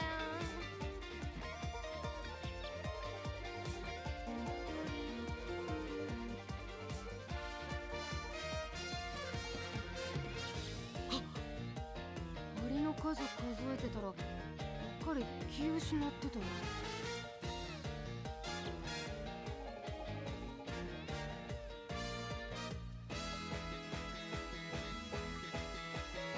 どうすんだ？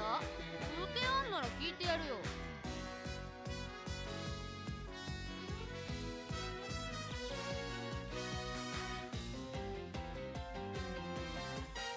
今日はどうすんだ？ぶつかり稽古か？いいぜ、任せろ。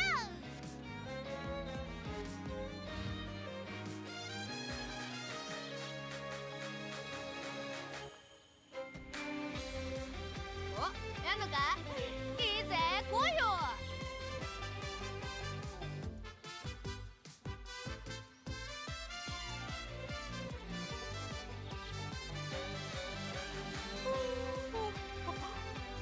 飽きてきたでゴルシ。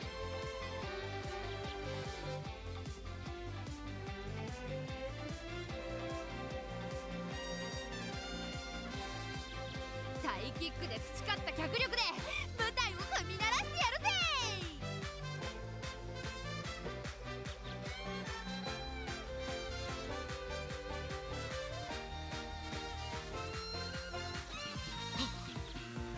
鳥の数数えてたらうっかり気を失ってたわ。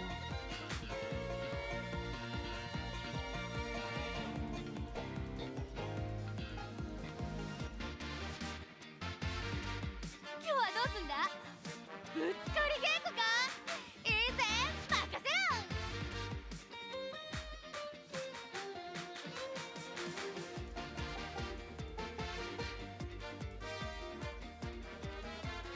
広め向いて走るとすげえ目が乾燥すんだよ。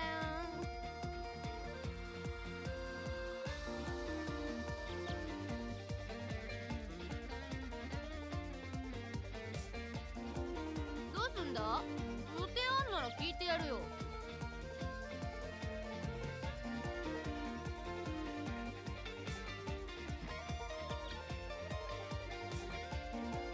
お、やんのか？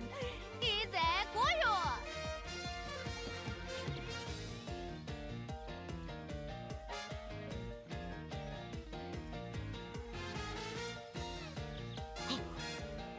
アリの数数えてたらうっかり気を失ってたわ。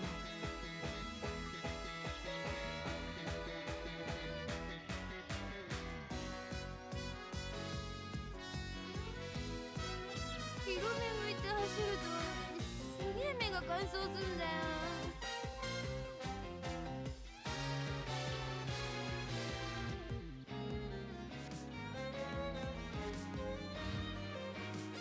タイキックで培った脚力で舞台を踏み鳴らしてやるぜ。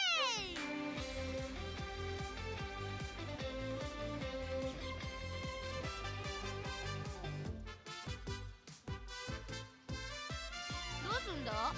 予定あんなら聞いてやるよ。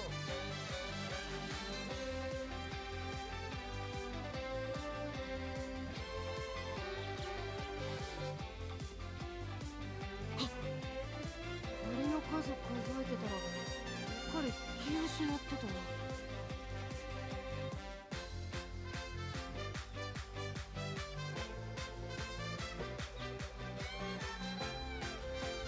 お、やんのか？いいぜ、来いよ。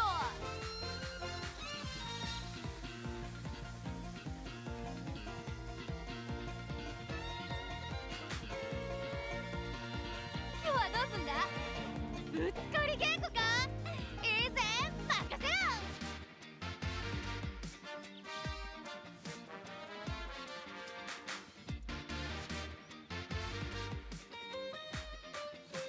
広め向いて走るとすげえ目が乾燥すんだよ。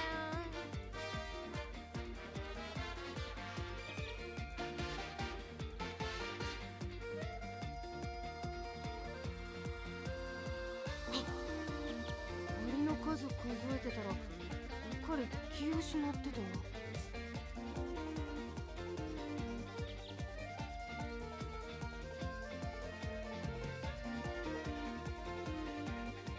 お、やんのか？いいぜ、来いよ。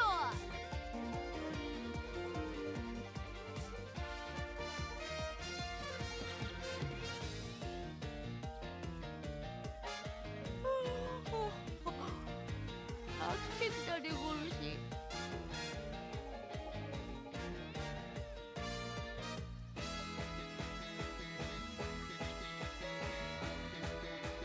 タイキックで培った脚力で舞台を踏み鳴らしてやるぜ。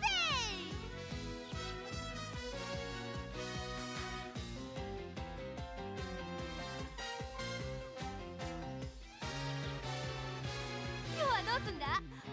ぶつかり稽古か？いいぜ、任せろ。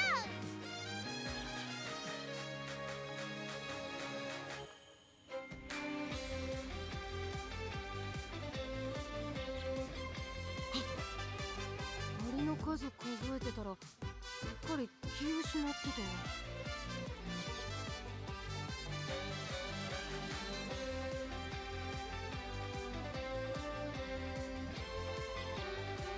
広め向いて走るとすげえ目目が乾燥すんだよ。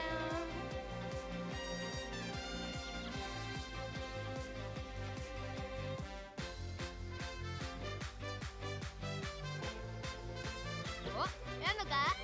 いいぜ、来いよ。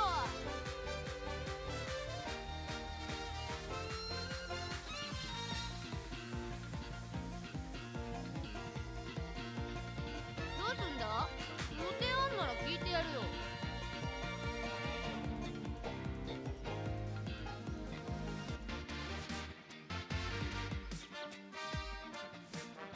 タイキックで培った脚力で舞台を踏み鳴らしてやるぜ。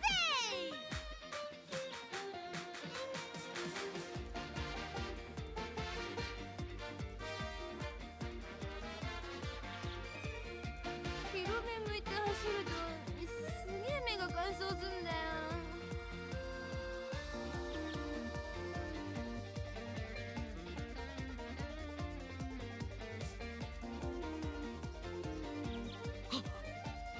アリの数数えてたらうっかり気失ってたわ。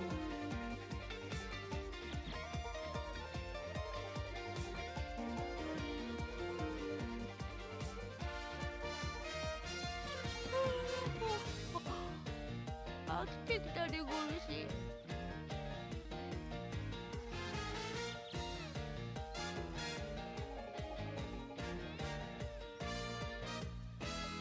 今日はどうすんだ？ぶつかり稽古か？いいぜ、任せろ。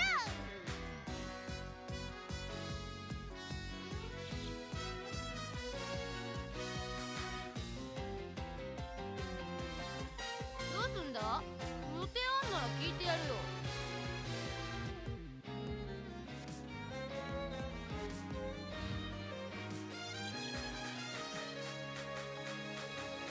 広め向いて走るとすげえ目が乾燥すんだよ。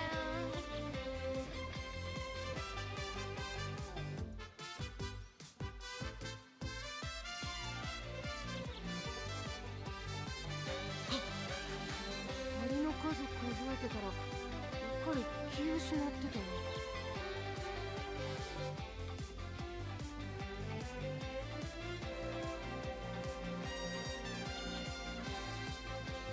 お、やんのか？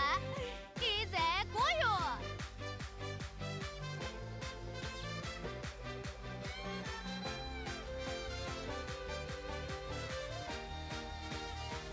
どうすんだ？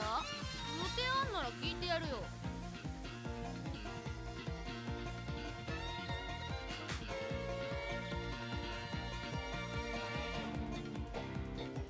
タイキックで培った脚力で舞台を踏み鳴らしてやるぜ。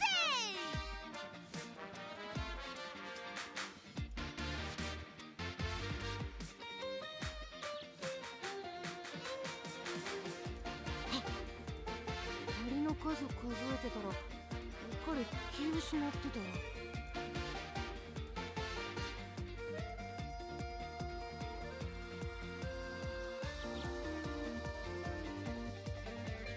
広め向いて走るとすげえ目が乾燥すんだよ。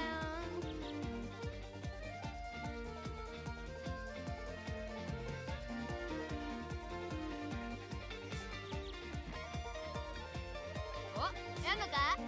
いいぜ、来いよ。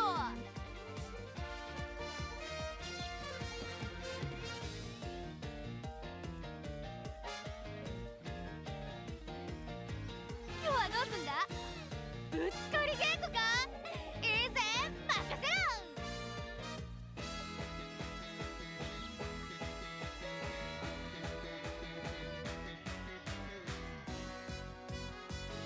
どうすんだ？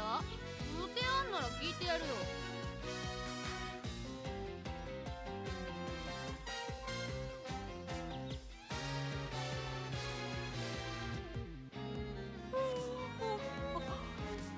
飽きてきたでごるし。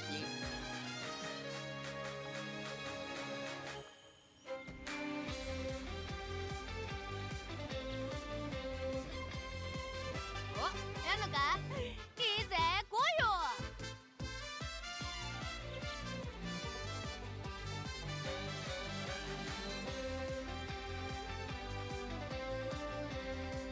キックで培った脚力で舞台を踏み鳴らしてやるぜ。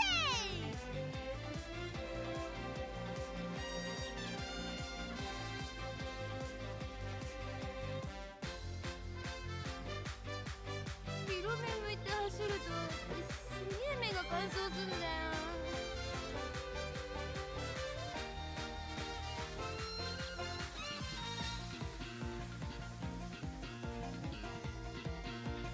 今日はどうすんだ？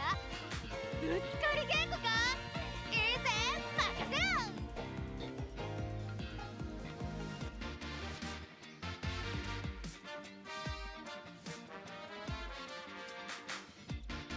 どうすんだ？予定あんなら聞いてやるよ。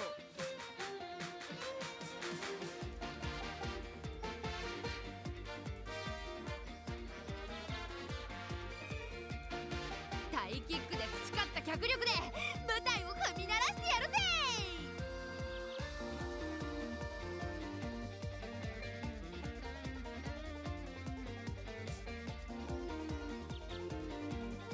お、やんのか？いいぜ、来いよ。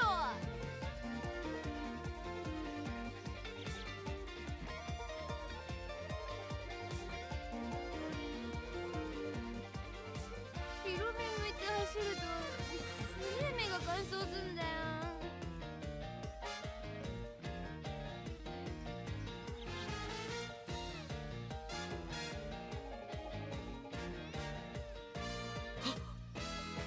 アリの数数えてたら彼気を失ってたわ。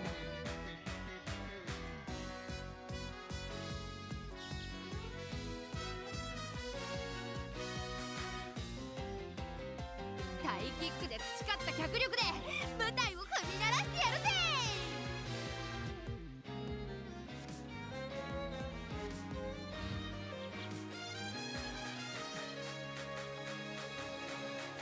どうすんだ？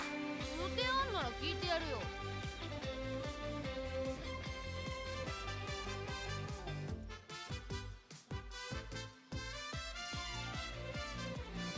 今日はどうすんだ？ぶつかり稽古か？いいぜ、任せろ。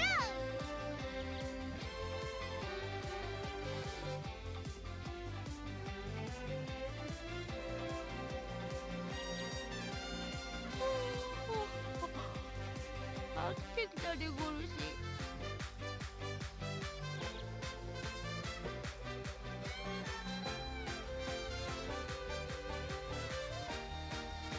タイキックで培った脚力で舞台を踏み鳴らしてやるぜ。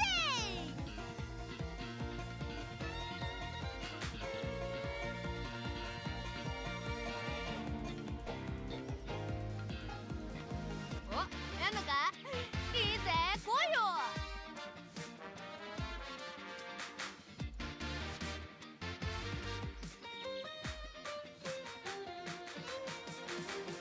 今日はどうすんだ？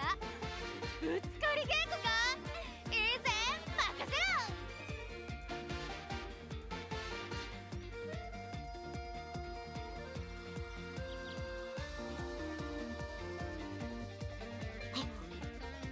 アリの数数えてたら彼気を失ってたわ。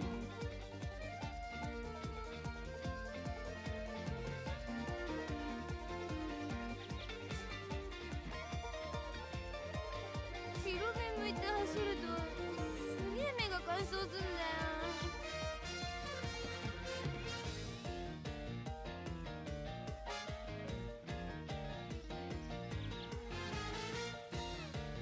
お、やんのか？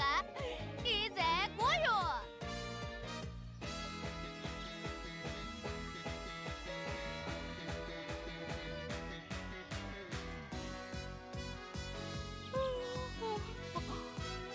飽きてきたでゴルシ。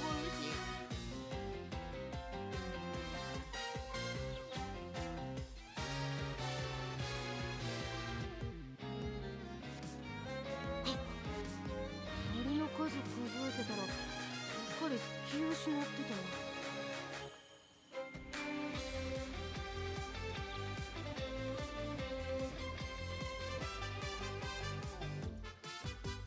広め向いて走るとすげえ目が乾燥すんだよ。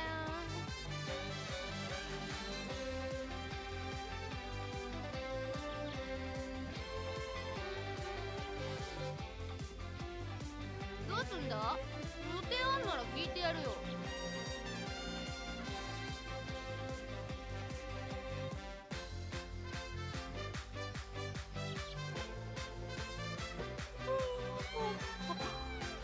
飽きてきたでごるし。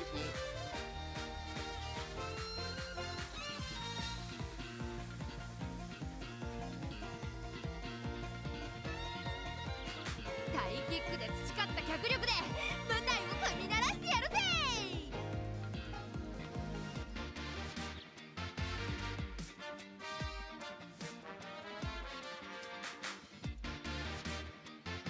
広め向いて走るとすげえ目が乾燥すんだよ。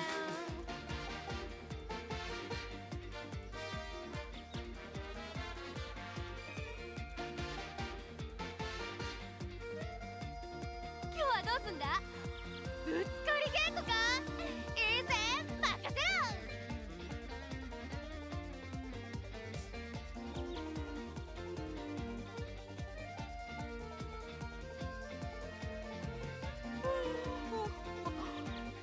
飽きてきたでごるし。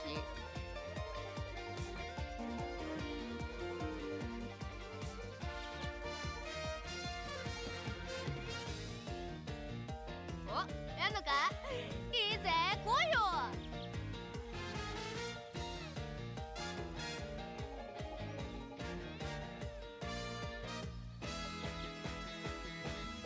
タイキックで培った脚力で舞台を踏み鳴らしてやるぜ。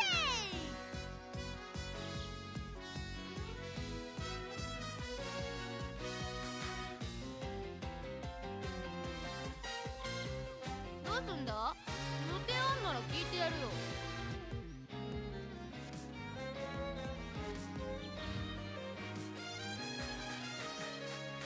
And we're back. Sorry, I keep getting important but very long phone calls today. いいぜ、任せ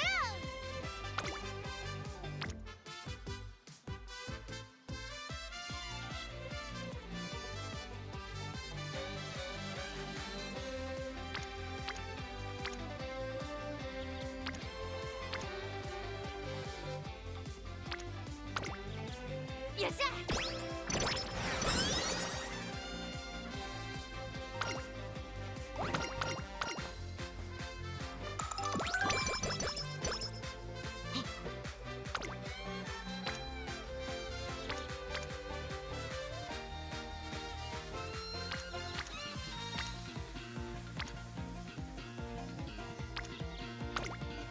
行くぜ。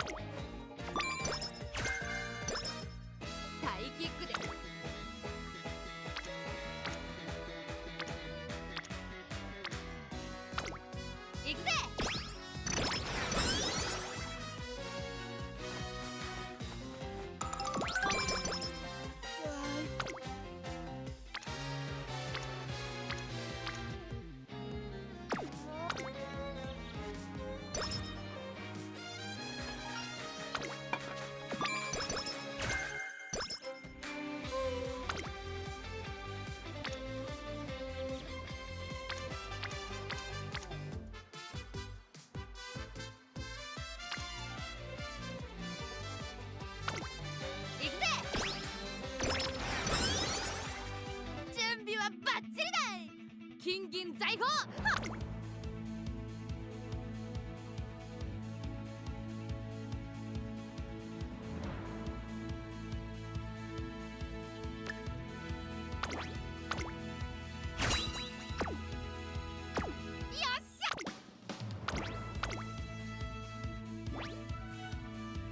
注目の一番人気くるっと回ってワオいったからポーズ。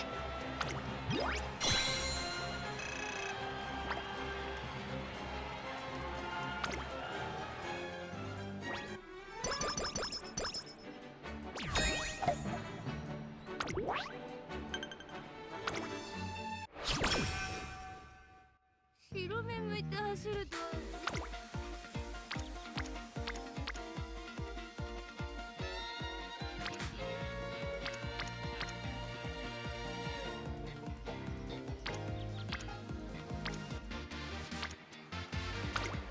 よっしゃ。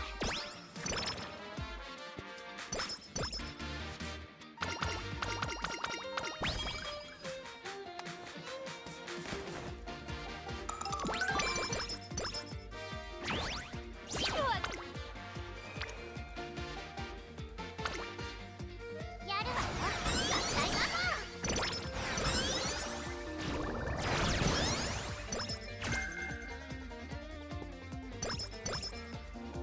Alright, a lot of stuff from that training.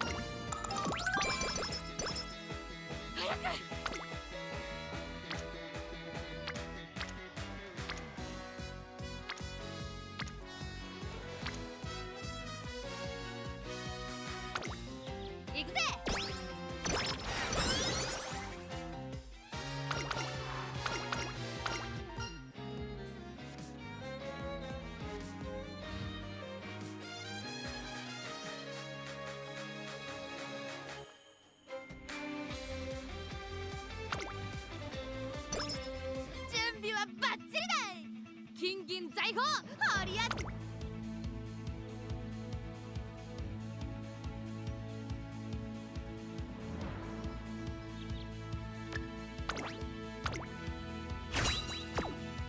宴か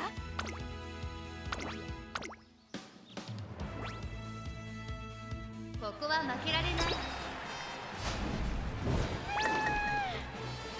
Oh, third.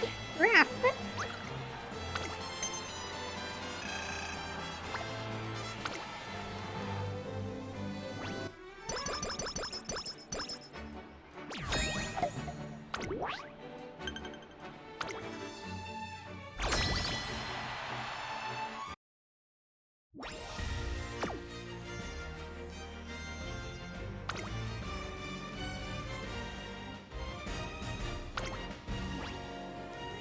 Okay, can we actually win one of these races? ついてきない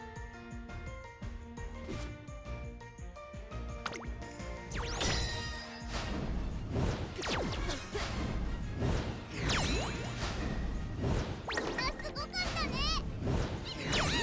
ビクトリー。 That's still a win? Or do you actually need 3? Okay.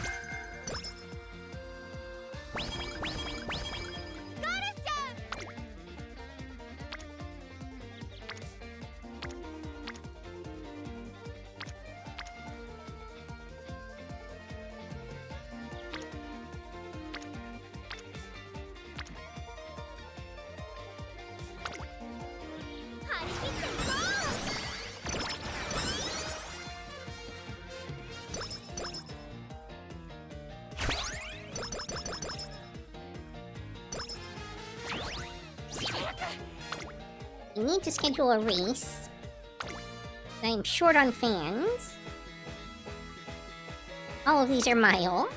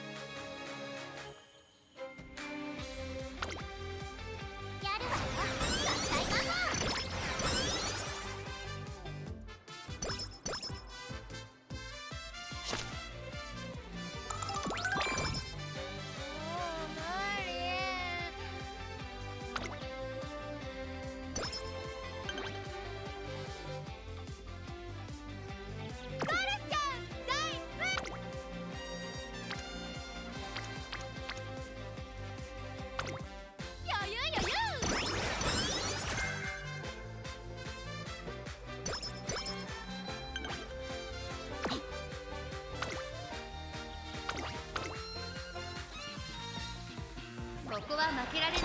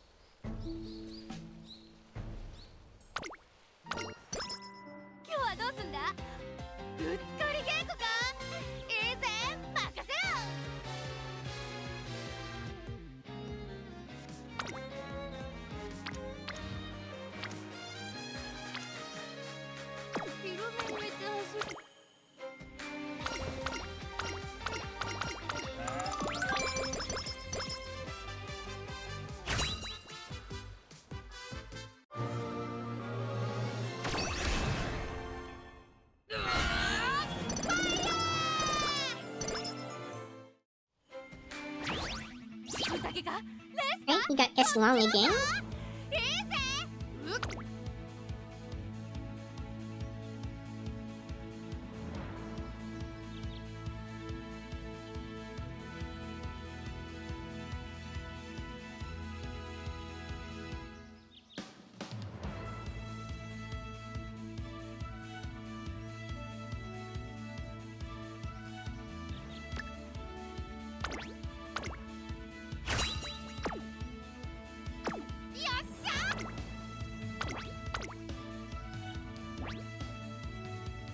注目の一番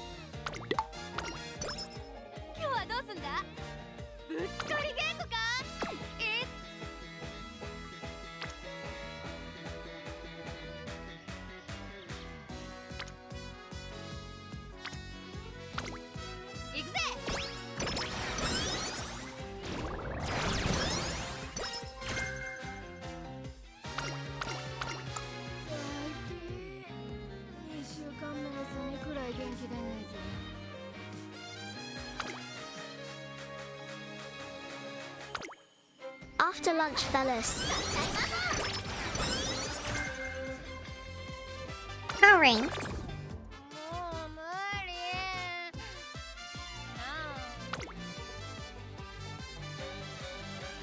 Oh, I wish I could do this, but I just don't have the energy.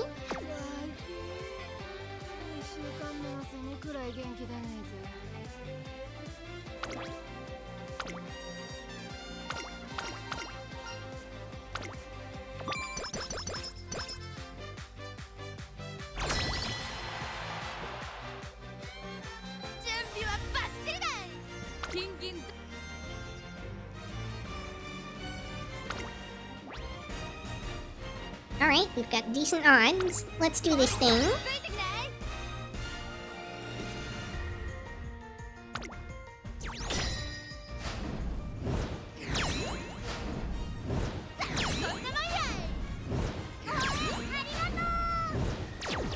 Alright, we got our 3 wings. That's all we really need.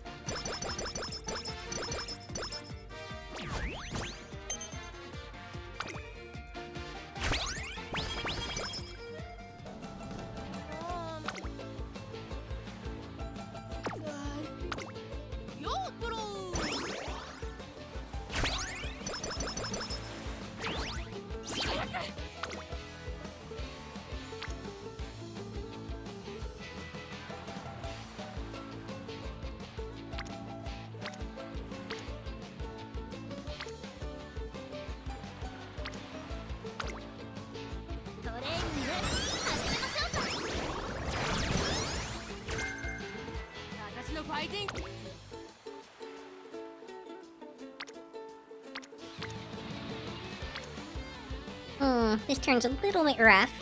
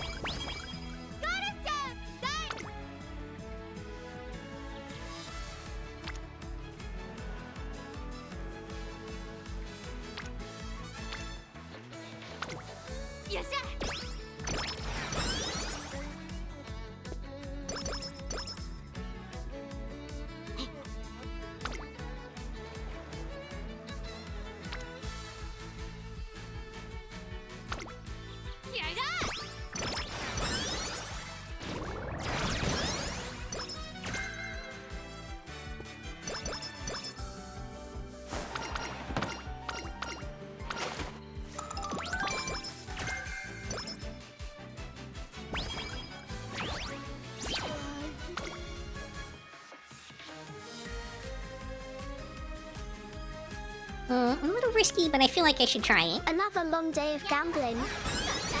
Yeah? The first 2 runs were pretty awful. 宴かレースかどっちも。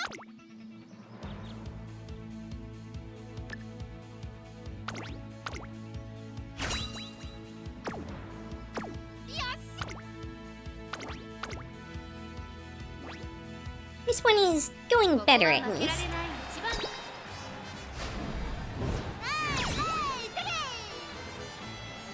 The collab for this afternoon was unfortunately cancelled today. I am restructuring accordingly. But I will need to go get some lunch and stuff for myself pretty soon. Seeing if I can manage to finish up this run first.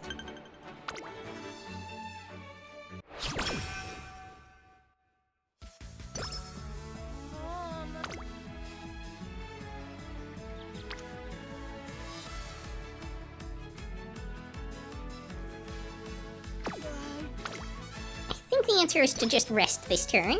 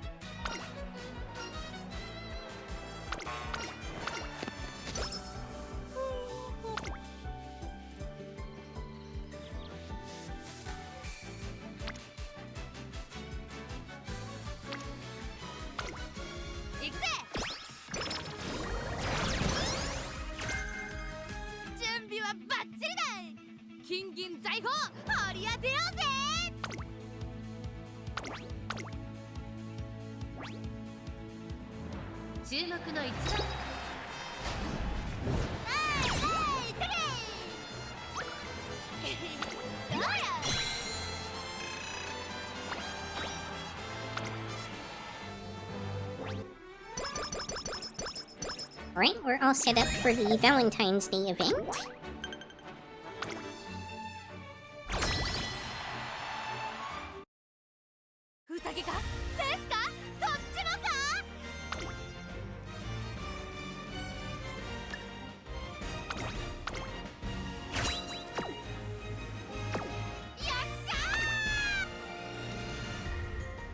Alright, so this is the part where we choose a slightly lower ranked team to fight against.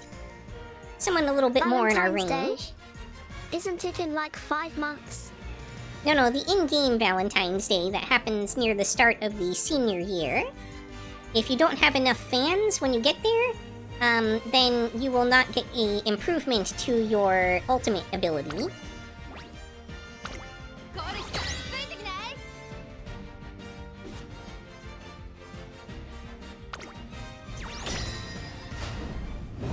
should have no trouble beating this team, but of course, failures have happened.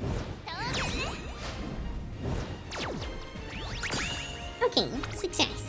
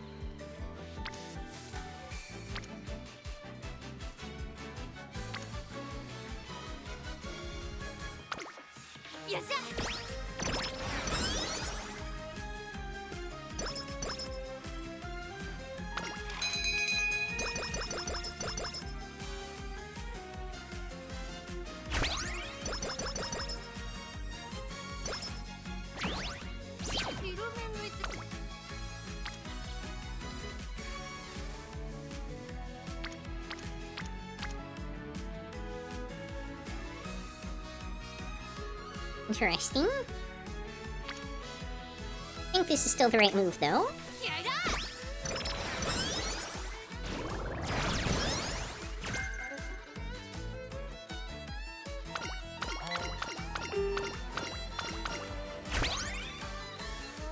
There's that Valentine's event.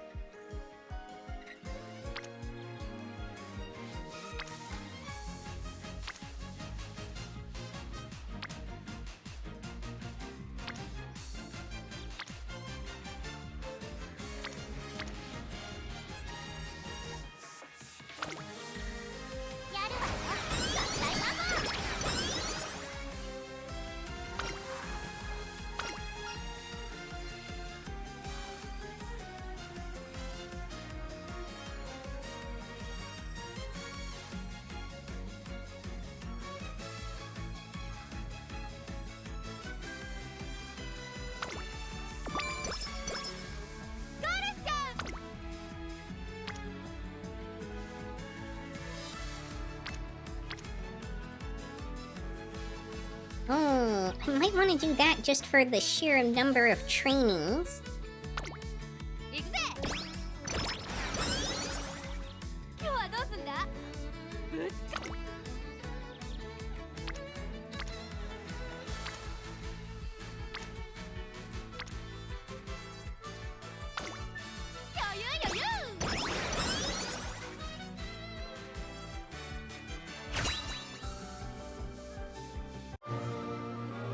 A gold inspiration.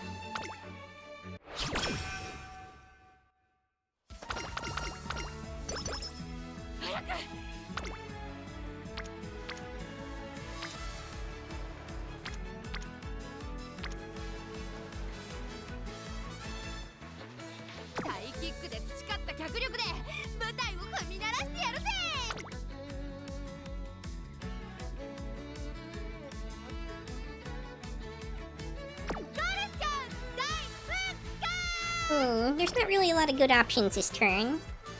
Probably do stamina just to get the triple training.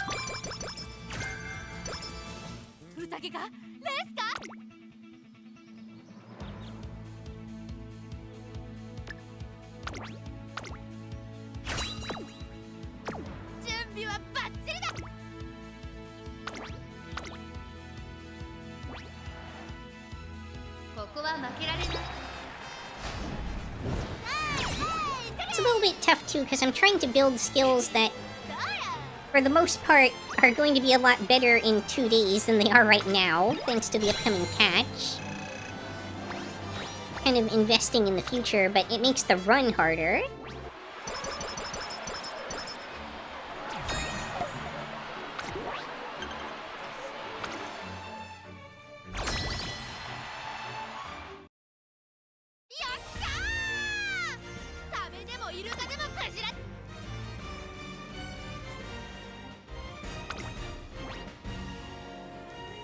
Oh, a little bit dicey, but we do really want to become rank 4 before we fight the finals. And at least we're relatively evenly matched.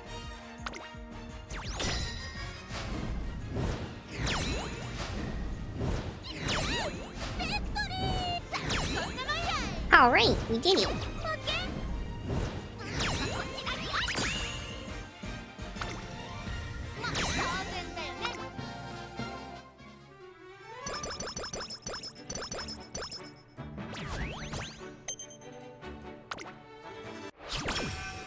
And now we go into summer.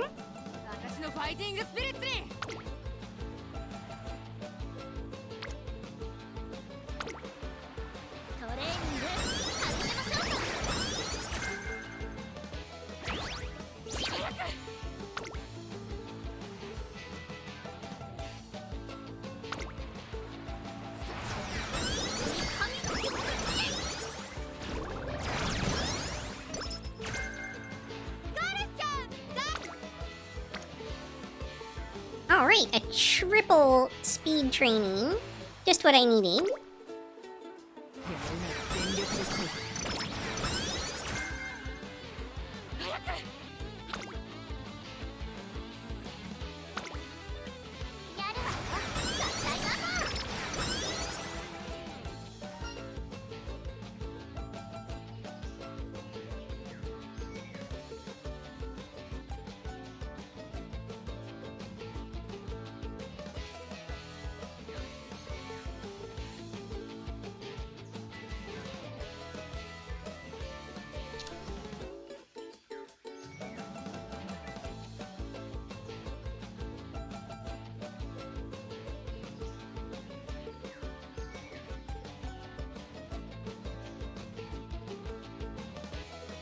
Oh, it literally doesn't matter which option I choose. Either way, you get 3 random +5 stats.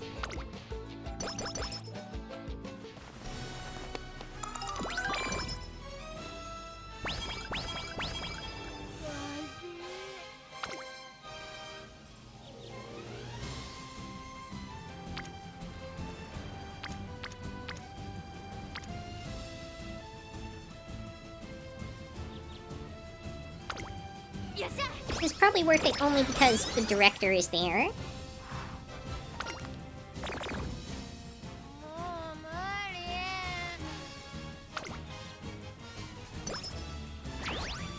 早くしねえと勝手にどっか行く。出発。宴かレースかどっちもか。いいぜ。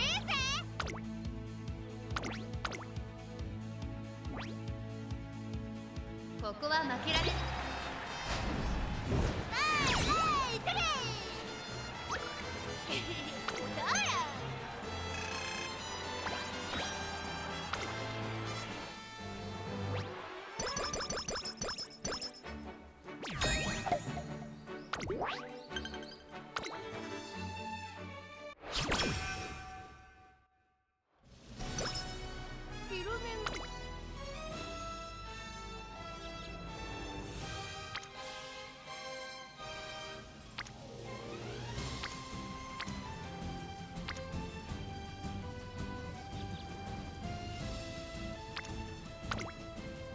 トレーニング始めましょうか。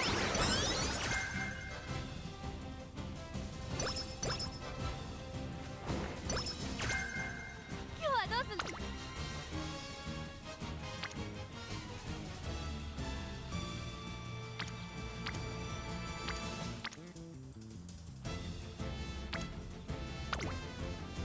やるわよ。合体魔法。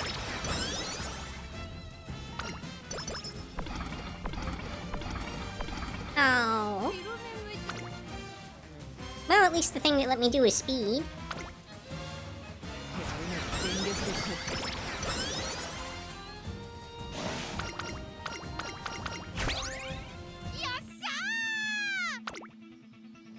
Fortunately, that was probably the thing I was going to do anyway.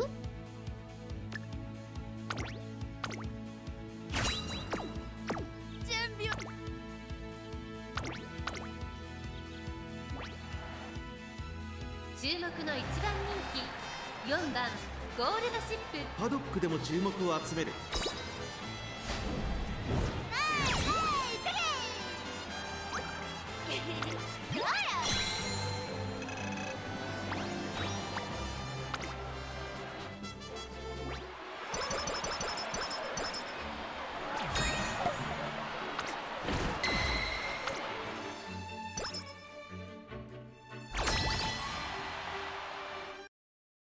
宴かレースかどっちもか。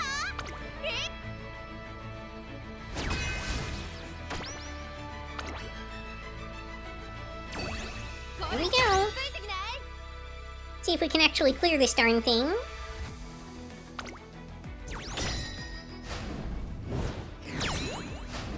Good start. Alright. No. No. Oh, come on!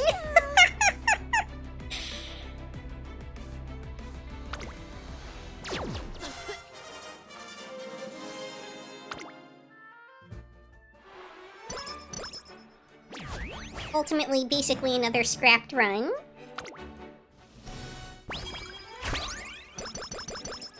Cool, got that a turn too late. 2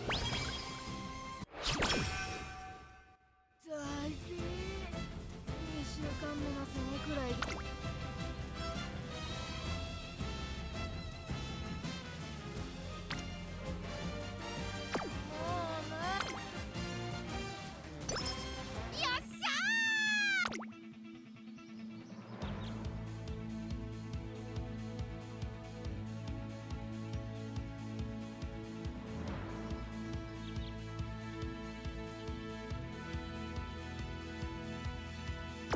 宴か。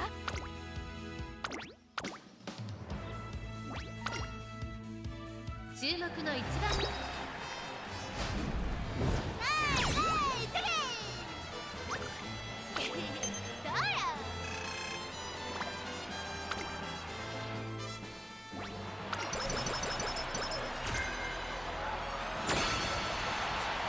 タイキックで培った。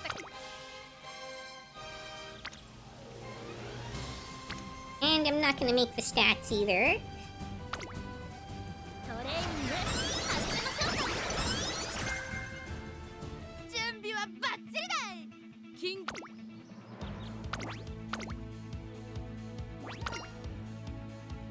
注目の一番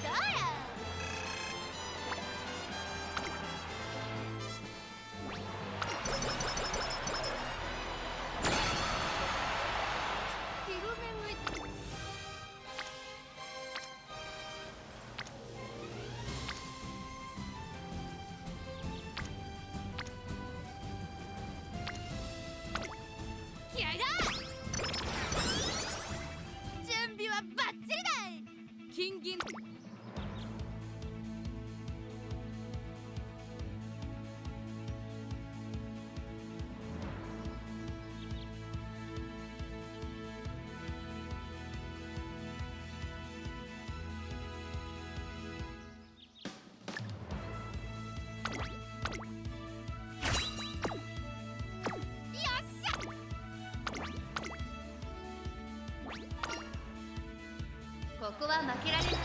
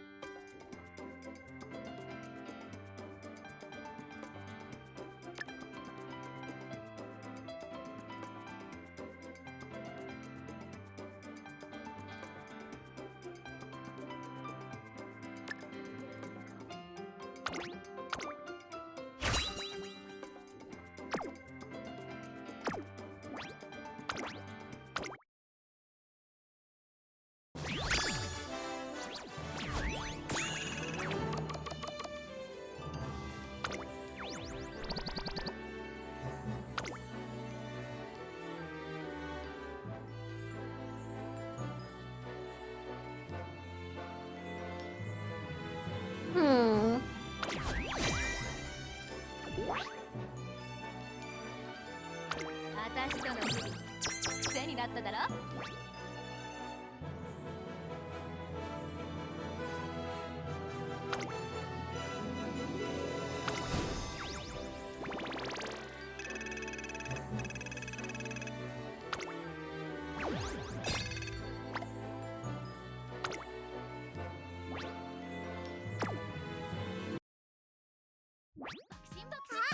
ウマスタに写真あげようっと。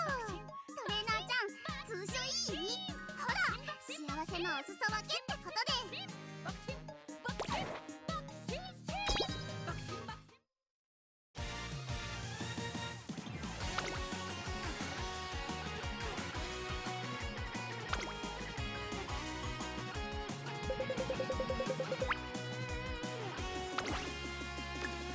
平成道後を爆心しましょう。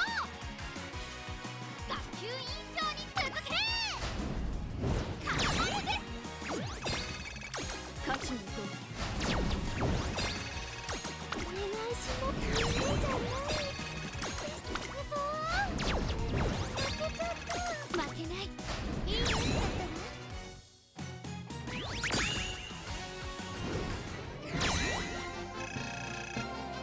私たちの勝ちだな。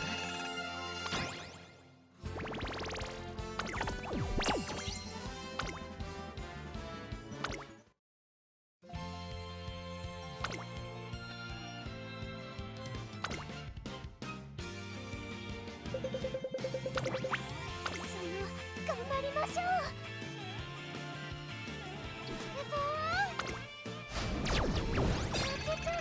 勝ちに行こう。やったな。学級委員長必ずです。お願いします。じゃない。負けない。今度こそ勝ちましょう。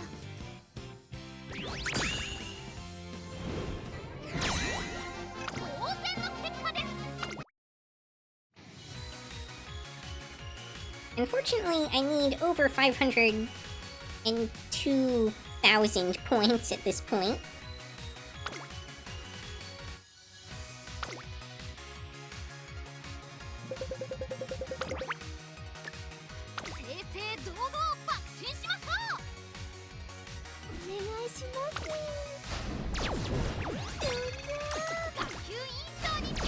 Which basically means I cannot lose a single race.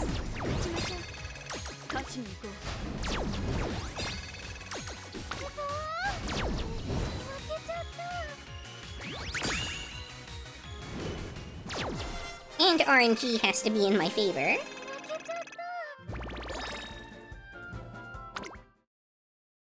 た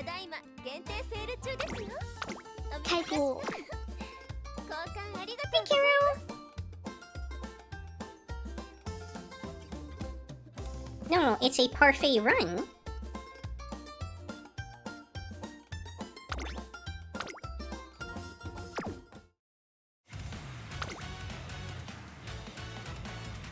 Oh, hey, my king. I didn't see you throw a Pokemon at me. Might have been while I was AFK. Long time no see. Good to see you. If you're still around. 皆さん頑張りましょう。学級委員長に続け。 Good to see you too. 負けない。 Hope you've been well. 勝ちましょう。勝ち Life's been life, but I'm hanging in there. Hope you're doing well as well.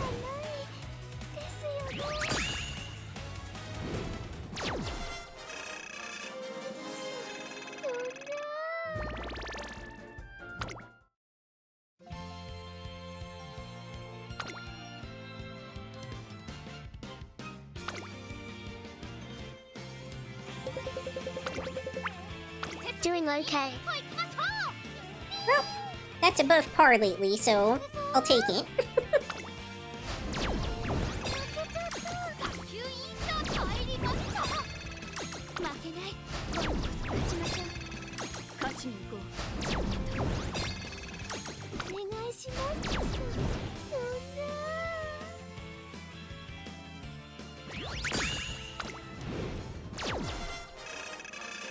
入りました。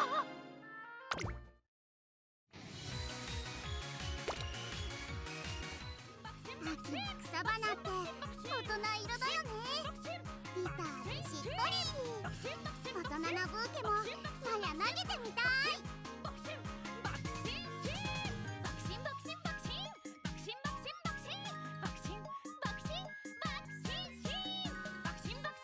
トレーナーちゃんと一緒なら Alright, unfortunately, I think I need to stop here so I can go get some food in me. It's after 3 o'clock and I haven't had any lunch yet. Plus, I have a few errands and adulting bits that I need to do before things close. But I should return later this evening, so keep an eye out. Hope to see you all again next time on Yukikaze Gaming.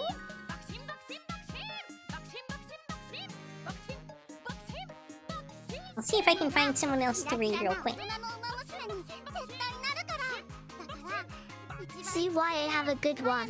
見ててね。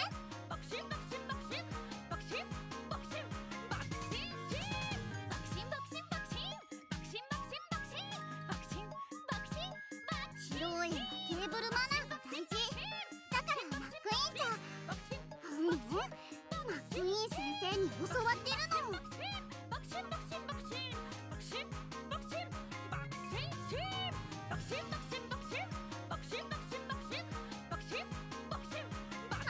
Have a great errands. ことでもやる意味はちゃんと Well, thank you very much. 少し大人 We're going to raid Lady Swan Sticks, I think? They're also playing Umamusume. I do not know this person, but hopefully you all have a good time with them. 大人色だよね。ビターでしっとり。大人なブーケもマヤ投げてみたい。